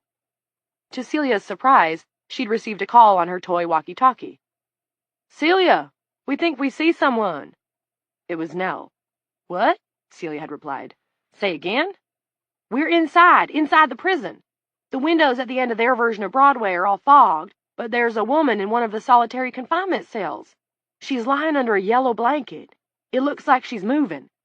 Millie's trying to find a way to get the door to release without the power, so—" That's where the transmission ended. A vast rumble in the earth startled Celia. She held out her hands, trying to balance. The toy walkie flew out of her hand and shattered on the ground. Returning to the top of the road, lungs burning and legs shaking, Celia went through the prison gate. Powder sifted through the air like snow. She had to cover her mouth to keep from choking. What she saw was hard to process, and even harder to accept. The terrain was shattered, heaved up in clefts as if in the aftermath of an earthquake. Displaced dirt hung in the air. Celia stumbled to her knees several times, eyes slitted almost shut, reaching for anything solid. Gradually, the rectangular shape of the Lionhead intake unit, 2 stories high, emerged, and then nothing else. There was no more land behind the intake unit, and no more prison. The plateau had crumbled and given way. The new max security facility had gone down the back of the mountain like a great stone child down a slide. Intake was now no more than a film prop, all front and no back. Celia didn't dare go all the way to the edge to look down, but she glimpsed a few pieces of wreckage far below. Massive cement blocks jumbled at the foot, amid a swamp of dust particles. "So I came back by myself," said Celia, "as fast as I could." She inhaled and scratched a clean place in the mud on her cheek. The listeners, a dozen women who had hurried to their meeting place at the shopwell when word spread that she was back, were silent. The others weren't going to return. "I recall reading that there was some controversy about the fill under that overgrown jailhouse," said Janice. "Something about how the ground was too soft for the weight. People saying the coal company cut corners when they were packing it down. State engineers were looking into it." Celia let her breath go, a long sigh, and continued absently. "Nell and I always kept it casual. I didn't expect it to last outside of prison." She sniffed, just once. "So I probably shouldn't feel so blue, but there it is. I feel blue as hell." There was silence. Then Lila said, "I need to go there." Tiffany Jones said, "Want company?" 7. What they were doing was foolish, Coates said. "Fucking foolish, Lila, to go off and play around in an avalanche." She had walked with Lila and Tiffany Jones as far as Balls Hill Road. The 2 expeditionaries were leading a pair of horses. "We're not going to play around in an avalanche," Lila said. "We're going to play around in the wreckage from an avalanche." "And see if someone is still alive in there," Tiffany added. "Are you kidding?" Janice's nose was beet red in the cold. She appeared even more oracular, her white hair floating out behind her, the color in her raw-boned cheeks as bright as road flares. All that was missing was the gnarled staff and a bird of prey to perch on her shoulder. They went down the side of a mountain, and the prison landed on top of them. They're dead. And if they saw a woman in there, she's dead too. I know that, said Lila. But if they did see a woman in Lionhead, it means there are other women outside of Dueling. Knowing we're not alone in this world, Janice, that would be huge. Don't die, the warden called after them as they rode up Ball's Hill. Lila said, That's the plan. And beside her, Tiffany Jones chimed in more conclusively, We won't. 8. Tiffany had ridden all through her girlhood. Her family had run an apple orchard with a playground, goats to feed, a hot dog stand, and a pony ride. I used to ride all the time, but there was some other stuff with the family, downsides, you could say. It wasn't all ponies. I started to run into some trouble and got out of the habit. This trouble was no mystery to Lila, who had personally arrested Tiff more than once. That Tiffany Jones bore startlingly little resemblance to this one. The woman who rode astride the massive roan beside Lila's smaller white mare was a full-faced, auburn-haired woman in a white cowboy hat that would have suited any John Ford rancher. She had a self-possession about her that was utterly unlike the wretched drug addict Truman Mayweather had regularly tuned up on in the trailer next to his meth lab so long ago and so far away. And she was pregnant. Lila had heard Tiffany mention it at a meeting. That, Lila thought, was where at least part of her glow came from. It was dusk. They would have to stop soon. Maylock was visible, a spread of dim, dark buildings in a valley a couple of miles distant.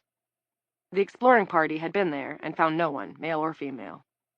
It seemed that only Dueling held human life.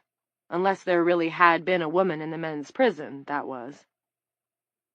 You seem like you're doing pretty well, said Lila carefully. Now. Tiffany's laugh was amiable.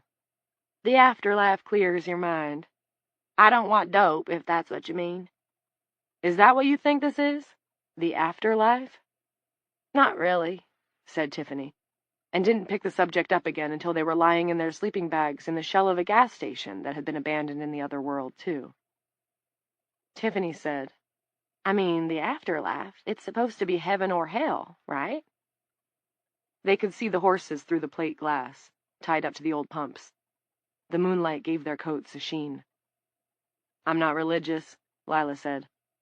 Me neither, Tiffany said. Anyway, there's no angels and no devils, so go figure. But isn't this some kind of miracle? Lila thought of Jessica and Roger Elway. Their baby, Platinum, was growing fast, crawling all over the place. Elaine Nutting's daughter, Nana, had fallen in love with Platt. An ugly nickname, but everyone used it. The kid would probably hate them for it later, and rolled her everywhere in a rusty baby carriage. Lila thought of Essie and Candy. She thought of her husband and her son and her whole life that was no longer her life. Some kind, Lila said. I guess. I'm sorry. Miracle's the wrong word. I'm just saying we're doing all right, right? So it's not hell, right? I'm clean. I feel good. I got these wonderful horses, which I never in my wildest dreams imagined could happen. Someone like me? Taking care of animals like these? Never. Tiffany frowned. I'm making this all about me, aren't I? I know you've lost a lot. I know most everybody here has lost a lot, and I'm just someone who didn't have nothing to lose. I'm glad for you. She was, too. Tiffany Jones had deserved something better. 9. They skirted Maylock and rode along the banks of the swollen Doors Hollow stream. In the woods, a pack of dogs gathered on a hummock to observe them as they passed. There were 6 or 7 of them, shepherds and labs, tongues out, breath steaming. Lila took out her pistol. Beneath her, the white mare rolled its head and shifted its gait. No, no, Tiffany said. She reached a hand across and brushed the mare's ear. Her voice was soft but steady, not cooing. Lila's not going to shoot that gun. She's not? Lila had an eye on the dog in the middle. The animal's fur was a bristly gray and black. It had mismatched eyes, blue and yellow, and its mouth seemed especially large. She wasn't a person who typically let her imagination run away from her, but she thought the dog looked rabid. She certainly isn't. They want to chase us, but we're just doing our thing. We don't want to play chase. We're just getting along. Tiffany's voice was airy and certain. Lila thought that if Tiffany didn't know what she was doing, she believed she knew what she was doing. They paced along through the underbrush. The dogs didn't follow. You were right, Lila said later. Thanks. Tiffany said she was welcome. But it wasn't for you. No offense, but I'm not letting you put a fright in my horses, Chief. 10. They crossed the river and bypassed the high road the others had taken up the mountain, continuing instead on the lower ground. The horses descended into a dell that formed the gap between what was left of Lionhead on the left and another cliff face on the right, which rose up at a sharp, splintery slant. There was a pervasive metallic stench that tickled the backs of their throats.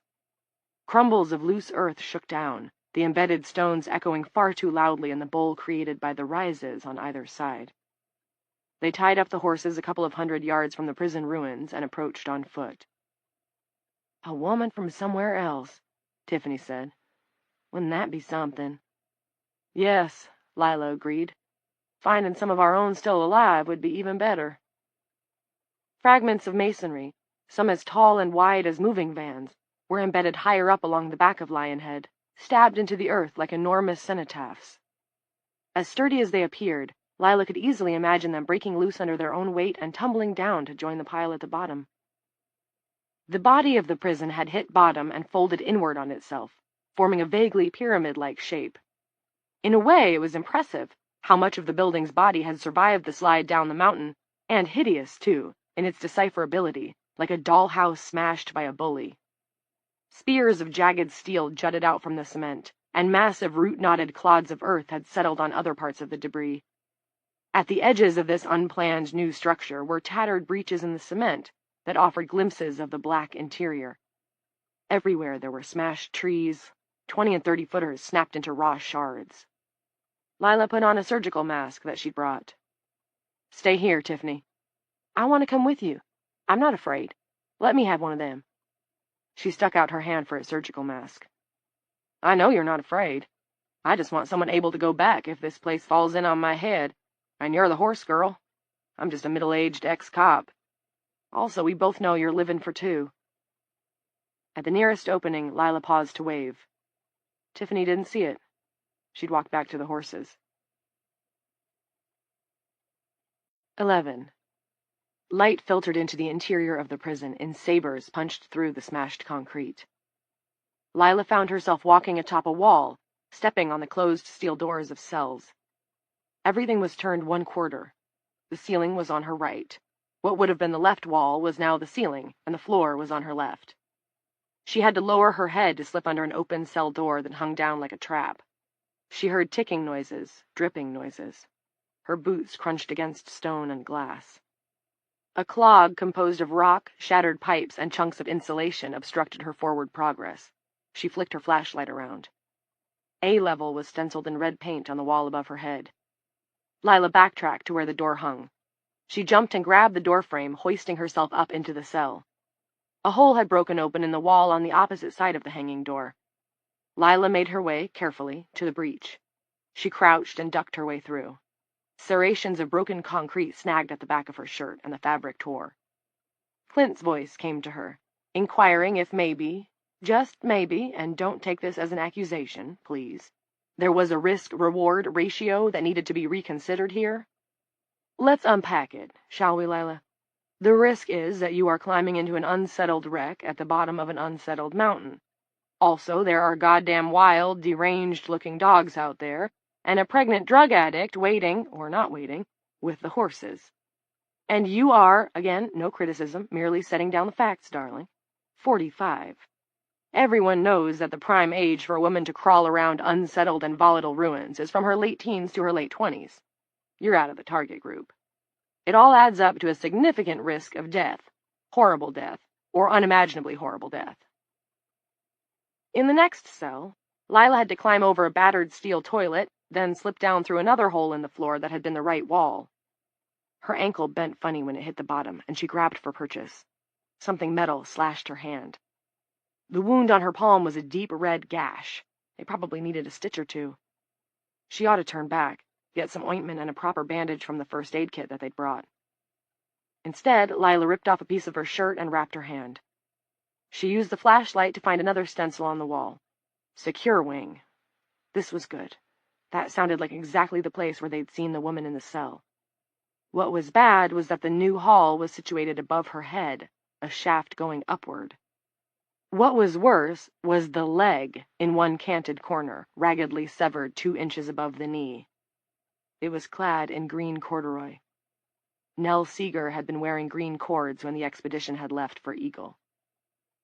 "I'm not going to tell Tiff about this," Lila said.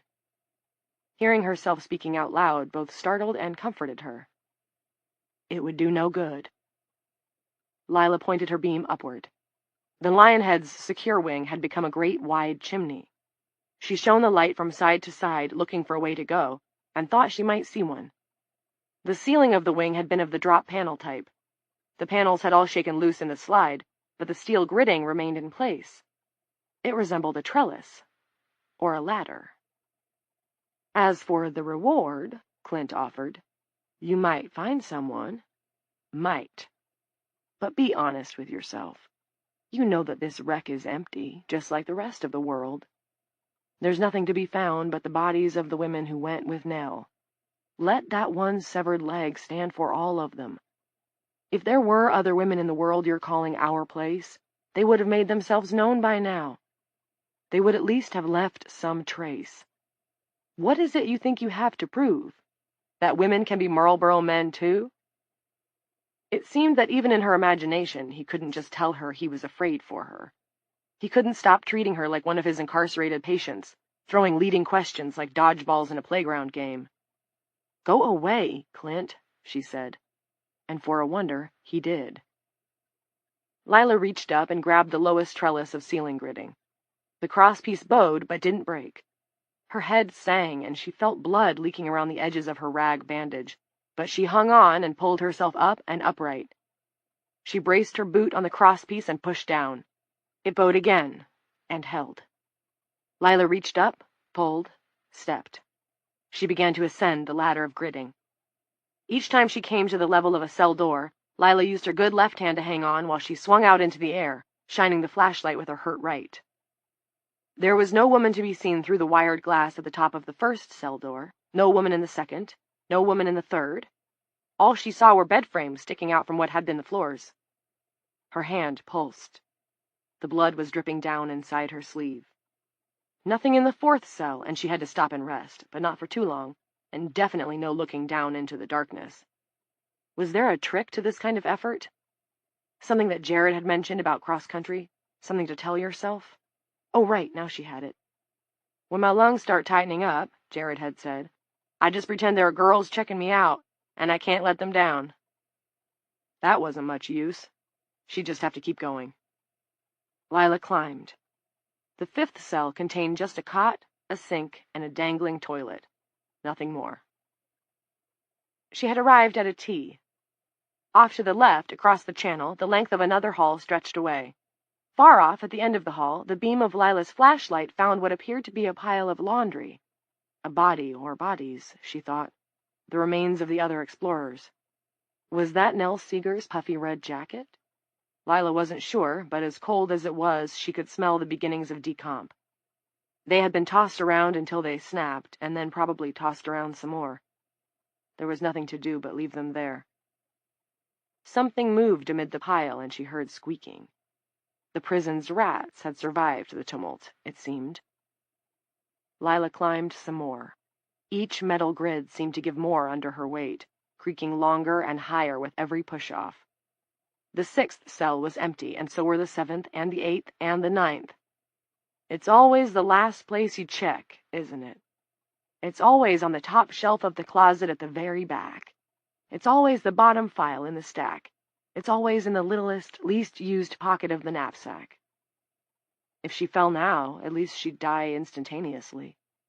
You always, always, always, always fall from the topmost grid of the ceiling that you're using for a ladder in the hall of the maximum security prison that has gone sliding down the unstable remains of a former coal mountain.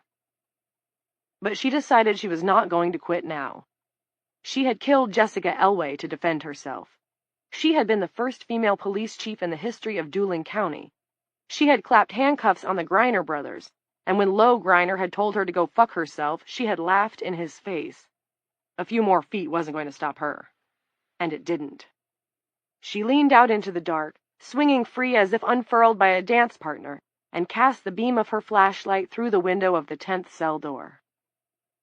The blow-up doll had come to rest with its face against the glass.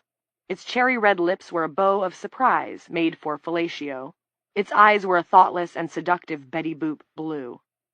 A draft from somewhere caused it to nod its empty head and shrug its pink shoulders. A sticker on its head was printed with the label, "Happy 40th Birthday, Larry." 12. "Come on now, Lila," said Tiffany. Her voice drifted up from the well. "Just take one step and then worry about the next step." "Okay," Lila managed. She was glad that Tiffany hadn't listened to her. In fact, she didn't know if there were many things she'd ever been so glad about. Her throat was dry, her body felt too tight in her skin, her hand was burning. The voice below was another life, though. This dark ladder didn't have to be the end. "That's good. Now, one step," said Tiffany. "You just gotta go one step. That's how you start." 13. "A blow-up fuck-me doll," Tiffany marveled later. "Some a-hole's birthday present. They let him have shit like that?" Lila shrugged. "All I know is what I saw. There's probably a story, but we'll never know it." They rode all day and into the dark. Tiffany wanted one of the women in our place who'd had nursing experience to clean up Lila's hand pronto. Lila said she'd be okay, but Tiff was insistent. "I told that crone who used to be warden up at the prison we wouldn't die. We. That means both of us." She told Lila about the apartment she had in Charlottesville before meth addiction had napalmed the last decade or so. She'd kept a shitload of ferns. Buggers had flourished, too. "That's living right, when you got big houseplants," Tiffany said. Slumped low in her saddle, the pace of her horse rocking her so pleasantly, Lila had to fight to keep from falling asleep and possibly slipping off. "What?" "My ferns," said Tiffany. "I'm regaling you about my ferns to keep you from passing out on me." This made Lila feel giggly, but all that came out was a moan. Tiffany said not to be sad. "We can get you some. Ferns all over the fucking place. They ain't rare." Later, Lila asked Tiffany if she was hoping for a boy or a girl. "Just a healthy kid," said Tiffany. "Either way, so long as it's healthy." "How about if it's a girl, you name her Fern?" Tiffany laughed. "That's the spirit." Dooling appeared at dawn, the buildings floating through a blue haze. Smoke twisted up from the parking lot behind the remains of the squeaky wheel. Here a communal fire pit had been set up. Electricity was still at a premium, so they cooked outside as much as possible. The squeak had proved an excellent source of fuel. Its roof and walls were slowly being dismantled. Tiffany led them toward the fire. There were a dozen women there, shapeless in their heavy coats, caps, and mittens. 2 big pots of coffee were boiling over the wide fire. "Welcome home. We got coffee." Coates stepped from the group. "Unlike us, we got nothing," Lila said. "Sorry. It was a fuck-me Farah in the secure wing. If there's anybody else in this world, there's still no sign of 'em. And the others—" She shook her head. "Mrs. Norcross?" They all turned to check out the new one, who'd arrived just a day earlier. Lila took a step toward her, then stopped. "Mary Pack, is that you?" Mary came to Lila and hugged her. "I was just with Jared, Mrs. Norcross. I thought you'd want to know he's all right. Or he was, the last I saw him. That was in the attic of the demo house over in your neighborhood, before I fell asleep." Chapter 5. 1.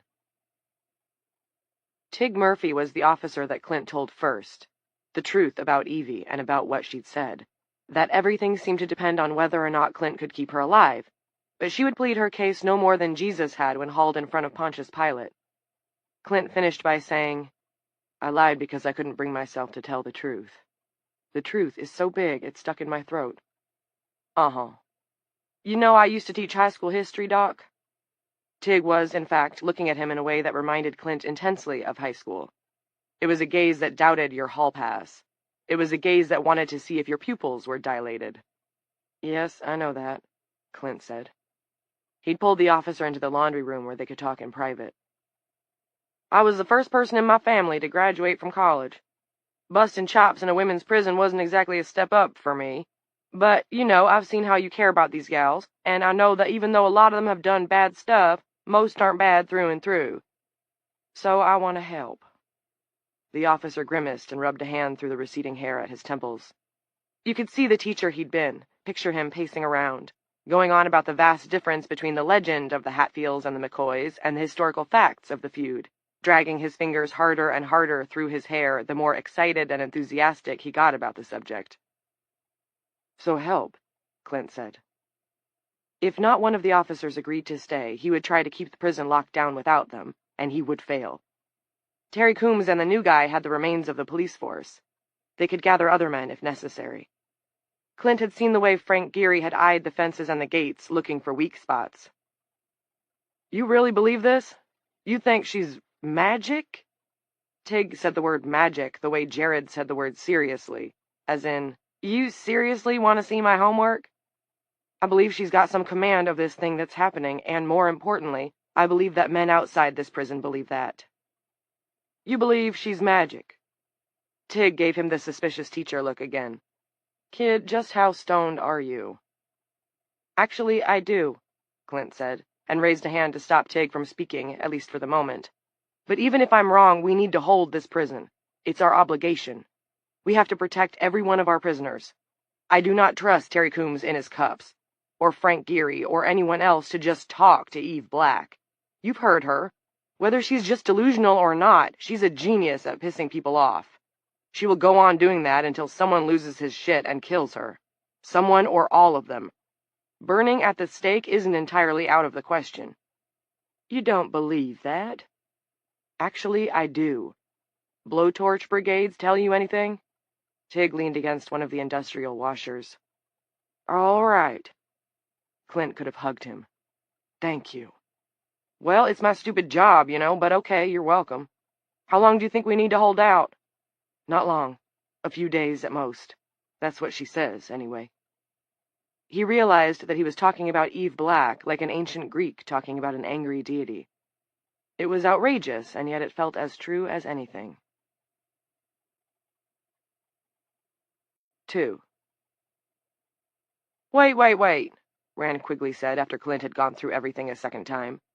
"She's going to end the world if we let the cops have her?" That was almost exactly what Clint believed, but he preferred to finesse it a bit.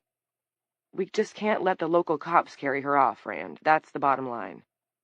Rand's pale brown eyes blinked behind the thick lenses of his square-framed glasses, and his black unibrow sat on the crosspiece like a burly caterpillar. "What about the CDC? I thought you were talking to the CDC." Tig handled this one head-on. "The CDC was bullshit. The doc made it up so we'd stay." This is where we lose Rand, Clint thought. But Rand only glanced at Clint and then back to Tig.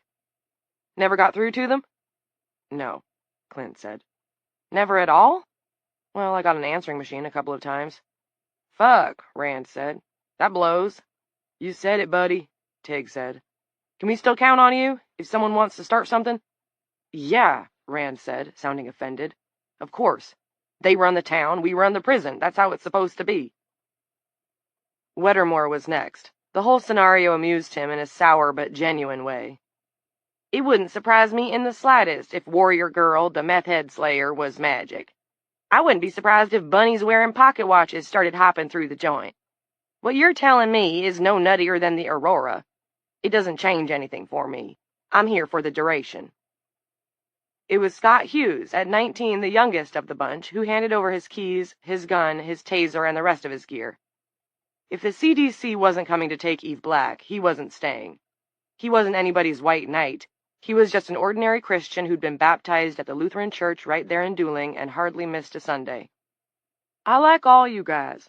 You're not like Peters or some of the other dinks at this place, and I don't care that Billy's gay or that Rand's half retarded. Those guys are okay. Clint and Tig had followed him past intake to the front door of the prison and out into the yard to try and change his mind. And Tig, you've always been cool. You seem fine too, Dr. Norcross, but I'm not dying here. Who said anything about dying? Clint asked. The teenager arrived at his pickup, which stood on enormous Bigfoot tires. Get real. Who do you know in this town who doesn't have a gun? Who do you know in this town who doesn't have 2 or 3? It was true. Even in exurban Appalachia, and exurban might have been pushing it, they had a Foot Locker and a Shopwell in Dooling, but the nearest movie theater was in Eagle. Just about everyone had a gun. And I mean, I've been to the police station, Dr. Norcross. They got a rack of M4s. Other stuff, too. The vigilantes show up after raiding the armory, no offense, but you and Tig can take those Mossbergs we got in the gun locker and shove 'em up your asses. Tig was standing at Clint's shoulder. So you're just gonna split? Yeah, Hughes said. I'm just gonna split. Someone needs to open the gate for me. Shit, Tig, Clint said, which was the signal. Tig sighed, apologized to Scott Hughes. I feel terrible about this, man, and zapped his colleague with his taser.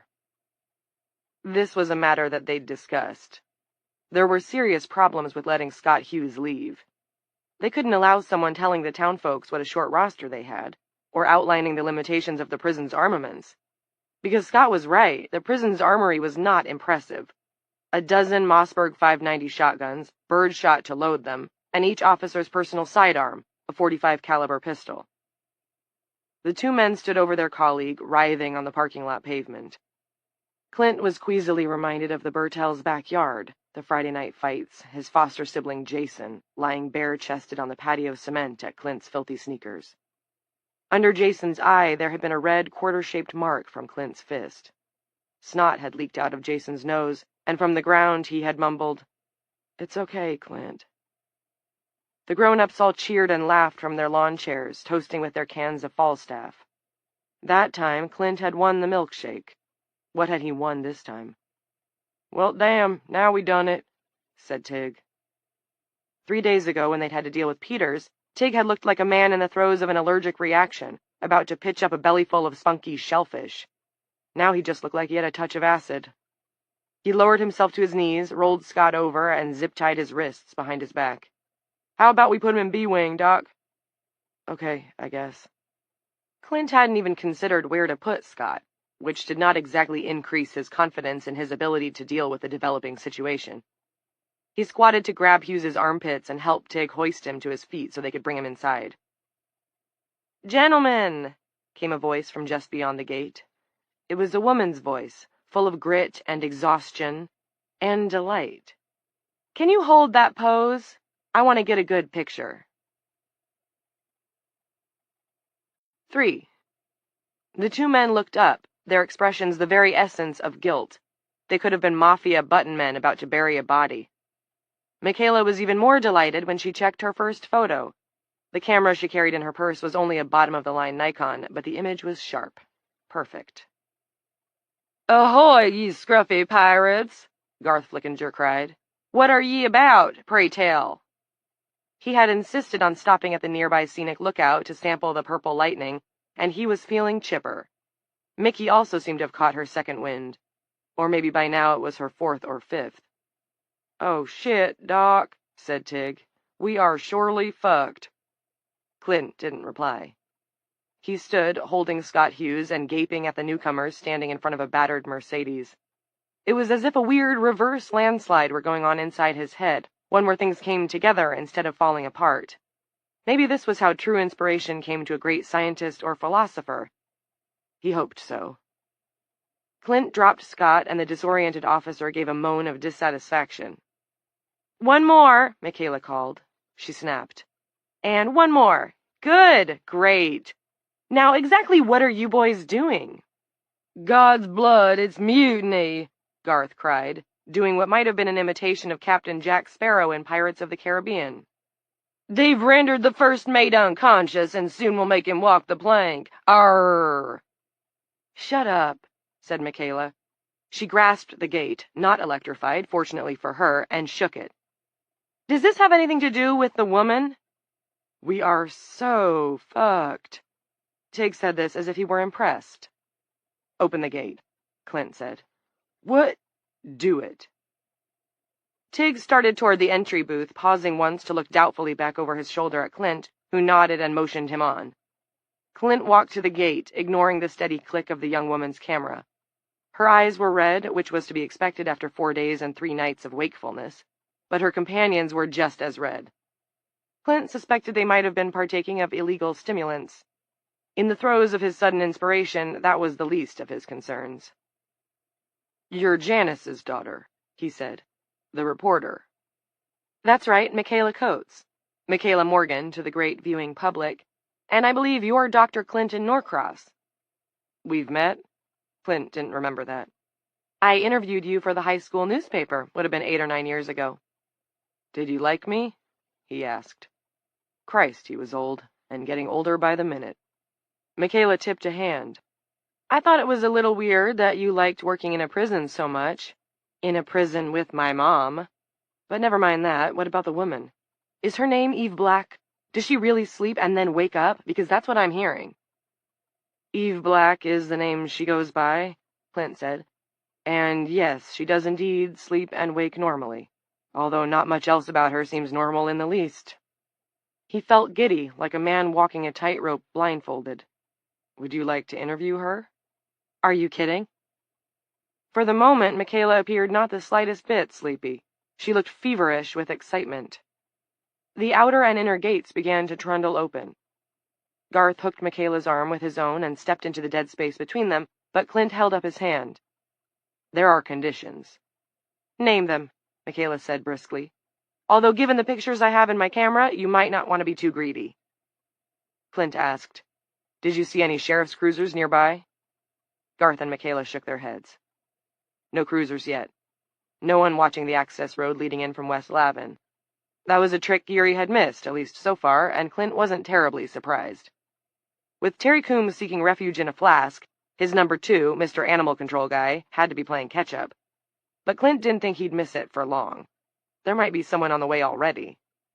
In fact, and on second thought, he would have to assume that was the case, which meant going for pizza and eating with Jared was out. Geary might not care about anyone entering the prison, but he surely wouldn't want anyone leaving. The problematic head doctor, for one. Evie Black, possibly smuggled out in the back of a prison van, for another. Your conditions? Michaela asked. It has to be quick, Clint said. And if you hear what I think you're going to hear and see what I think you're going to see, you have to help me. Help with what? Asked Tig, rejoining them. Reinforcements, Clint said. Weapons. He paused. And my son. I want my son. 4. There was no pie at the Olympia. The woman who made the pies was sleeping in a cocoon in the break room. Gus Vereen, taking the deputy's orders, said he was short-handed all around. Found some ice cream cake down at the bottom of the freezer, but I can't vouch for it. Been there since Hector was a pup.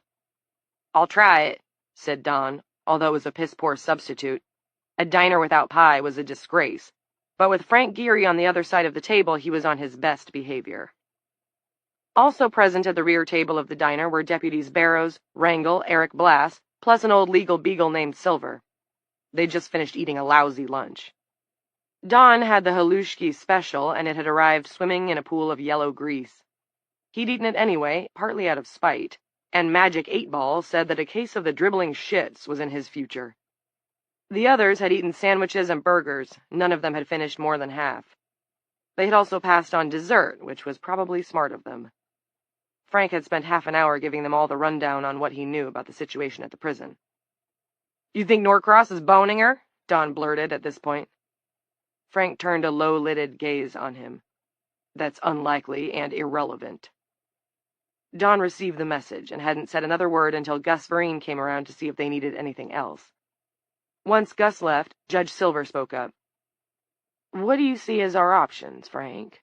What's Terry's take on this? His Honor's skin tone was worryingly gray. His speech was wet, as if he were talking around a knot of chewing tobacco. Our options are limited. We could wait Norcross out, but who knows how long that could mean. Prison's probably got quite a stock of food. He's right, Don said. There's no prime rib or nothing, but they got enough dry goods to last to the end of days. The longer we wait, Frank went on, the more talk gets around. A lot of guys around here might start thinking about taking things into their own hands.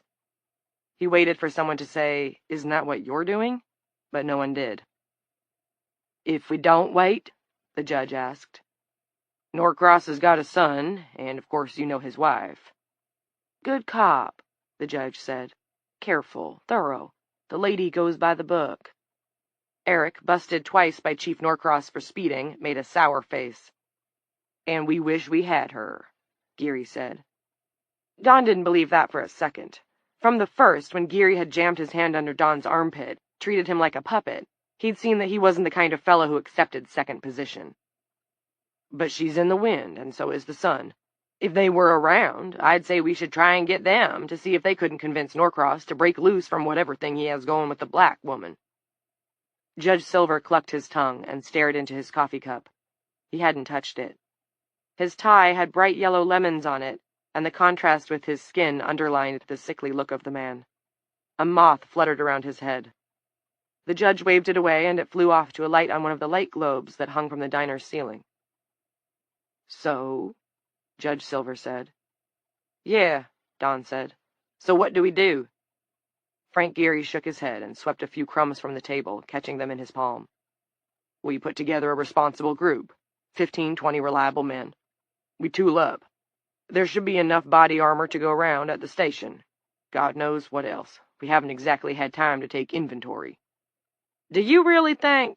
Reed Barrows began doubtfully, but Frank overrode him. There's half a dozen assault rifles, anyway. They should go to the guys who can handle them. Everyone else carries either Winchesters or their sidearms, or both. Don here gives us the layout of the prison, any particulars that might help. Then we make a show of force, and give Norcross one more chance to send her out. I think he will. The judge asked the obvious. If he doesn't? I don't think he could stop us. This seems rather extreme, even under the extraordinary circumstances, the judge said. What about Terry? Terry is... Frank brushed his crumbs onto the diner floor. He's drunk, Judge, Reed Barrows said, which kept Frank from having to say it. What he said, pulling a glum face, was, he's doing the best he can. Drunk is drunk, Reed said. Vern Wrangle opined that this was a true statement. Then...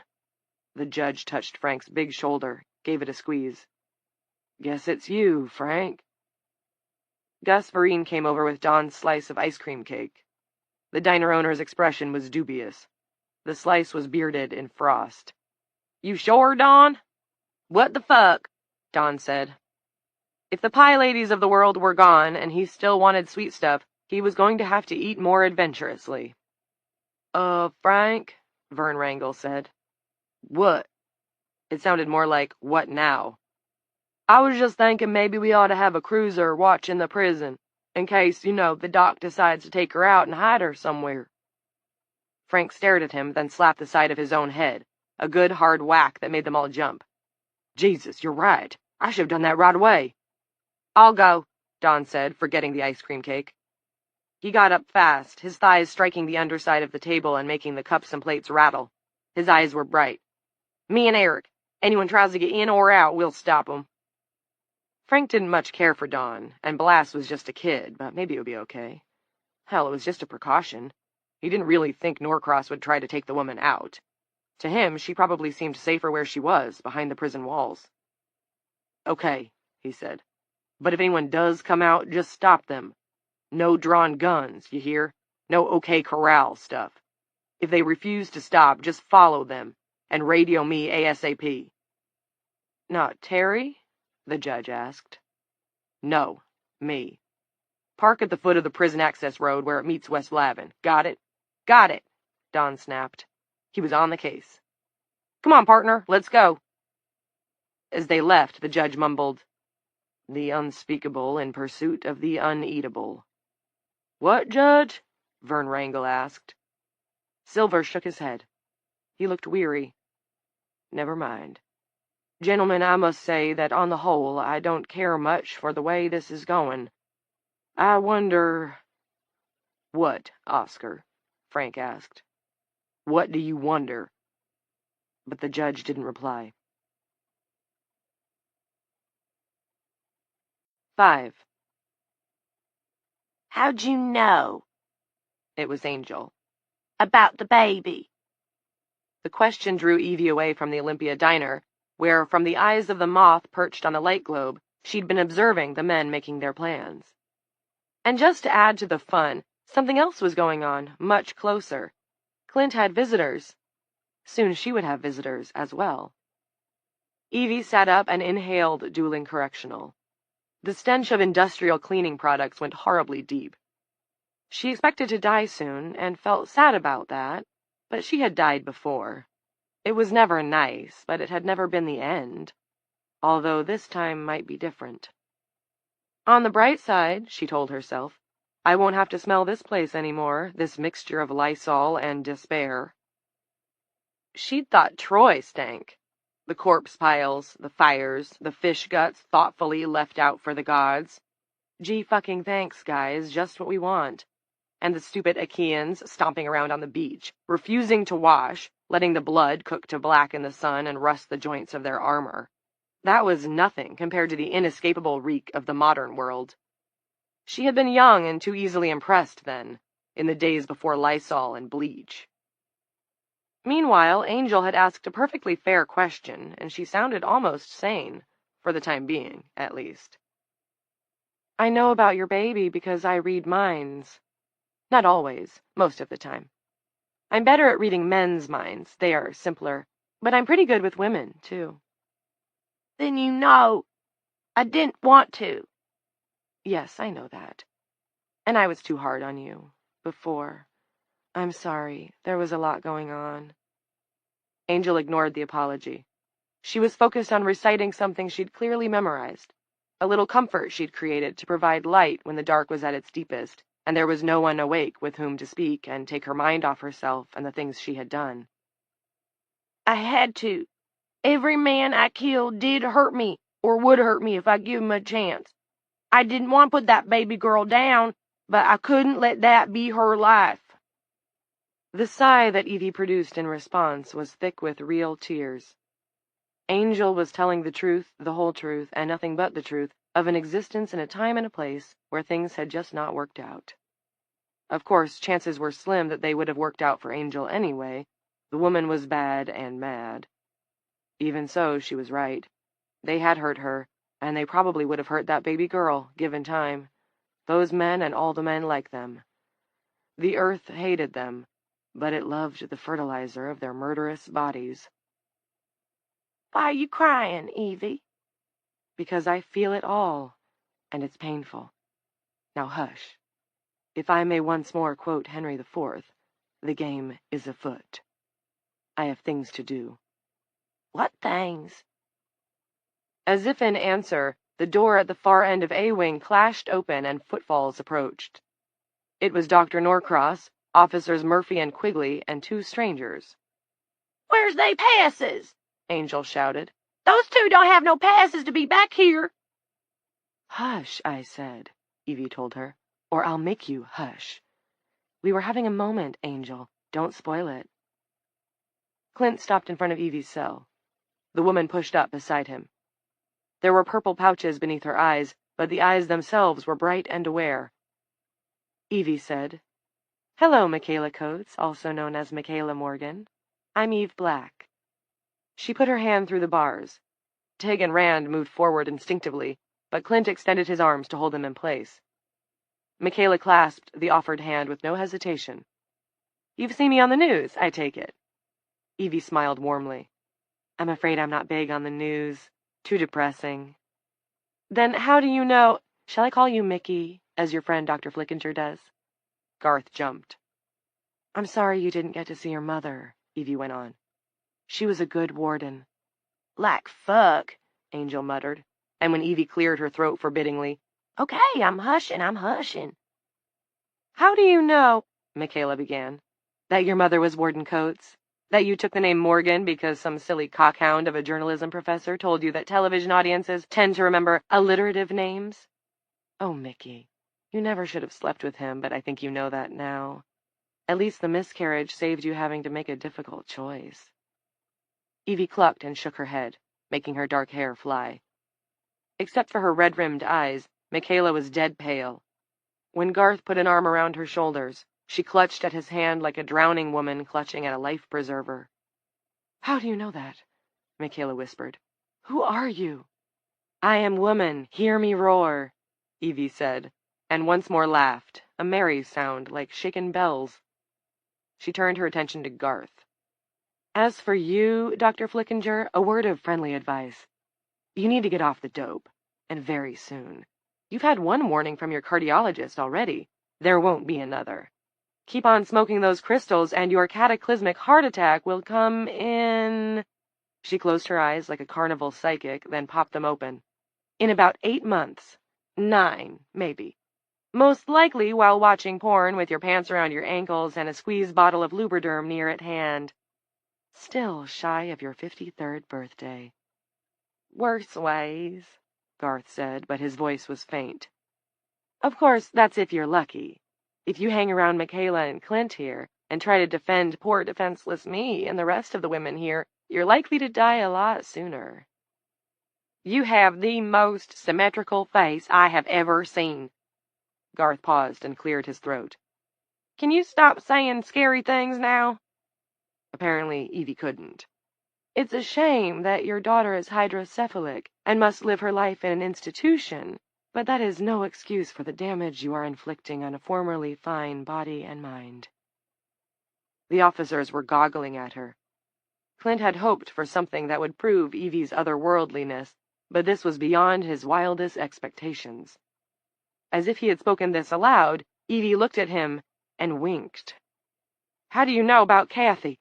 Garth asked. "How can you?" Looking at Michaela, Evie said, "I have agents among the creatures of the world. They tell me everything. They help me. It's like in Cinderella, but different. For one thing, I like them better as rats than as coachmen." "Evie, Miss Black, are you responsible for the sleeping women? And if so, is it possible you can wake them up again?" "Clint, are you sure this is smart?" Rand asked. "Letting this lady have a jailhouse interview? I don't think Warden Coates would—" Jeanette Sorley chose this moment to stumble down the hall, holding up her brown top so it made a makeshift pouch. "Who wants peas?" she cried. "Who wants fresh peas?" Evie, meanwhile, seemed to have lost the thread. Her hands were gripping the prison bars hard enough to turn her knuckles white. "Evie," asked Clint, "are you okay?" "Yes. And while I appreciate your need for haste, Clint, I'm multitasking this afternoon. You need to wait while I take care of something." Then, to herself rather than the half a dozen people outside her cell, "I'm sorry to do this, but he wouldn't have had long anyway." A pause. "And he misses his cat." 6. Judge Silver had shuffled most of the way to the Olympia's parking lot before Frank caught up with him. Gems of drizzle shone on the slumped shoulders of the old fellow's topcoat. Silver turned at his approach, nothing wrong with his ears, it seemed, and gave him a sweet smile. "I want to thank you again for Coco," he said. "That's all right," he said. "Just doing my job." "Yes, but you did it with real compassion. That made it easier for me." "I'm glad. Judge, it seemed to me that you had an idea in there. Would you like to share it with me?" Judge Silver considered. "May I speak frankly?" The other man smiled. "Since my name is Frank, I'd expect nothing less." Silver did not smile back. "All right. You're a fine man, and I'm glad you've stepped up to the plate since Deputy Coombs is, shall we say, hors de combat, and it's clear none of the other officers want the responsibility. But you have no background in law enforcement, and this is a delicate situation. Extremely delicate. Do you agree?" Yes, Frank said. On all points. I'm worried about a blow-up, a posse that gets out of control and turns into a mob. I've seen that happen, back during one of the uglier coal strikes in the 70s, and it was not a pretty thing. Buildings were burned, there was a dynamite explosion, men were killed. You have an alternative? I might. Get away, damn it! The judge waved one arthritic hand at the moth fluttering around his head. It flew away and landed on a car aerial, slowly flexing its wings in the fine drizzle. Those things are everywhere lately. Uh-huh. Now what were you saying? There's a man named Harry Reingold in Coughlin. Ex-FBI, retired there 2 years ago. Fine man, fine record, several bureau commendations. I've seen them on the wall in his study. I'm thinking I might talk to him and see if he'll sign on. As what? A deputy? As an advisor, the judge said, and took a breath that rattled in his throat. And possibly as a negotiator. A hostage negotiator, you mean? Yes. Frank's first impulse, childish but strong, was to tell the judge no way, he was in charge. Except, technically speaking, he wasn't. Terry Coombs was, and it was always possible Terry would show up, hungover but sober, and want to take the reins. Also, could he, Frank, stop the judge, short of physical restraint? He could not. Although Silver was too much of a gentleman to say it, unless he absolutely had to, of course, he was an officer of the court, and as such far outranked a self-appointed lawman whose specialties were catching stray dogs and doing ads for Adopt-a-Pet on the public access channel. There was one more consideration, and it was the most important of all. Hostage negotiation was actually not a bad idea. Dueling Correctional was like a fortified castle. Did it matter who pried the woman out, as long as the job got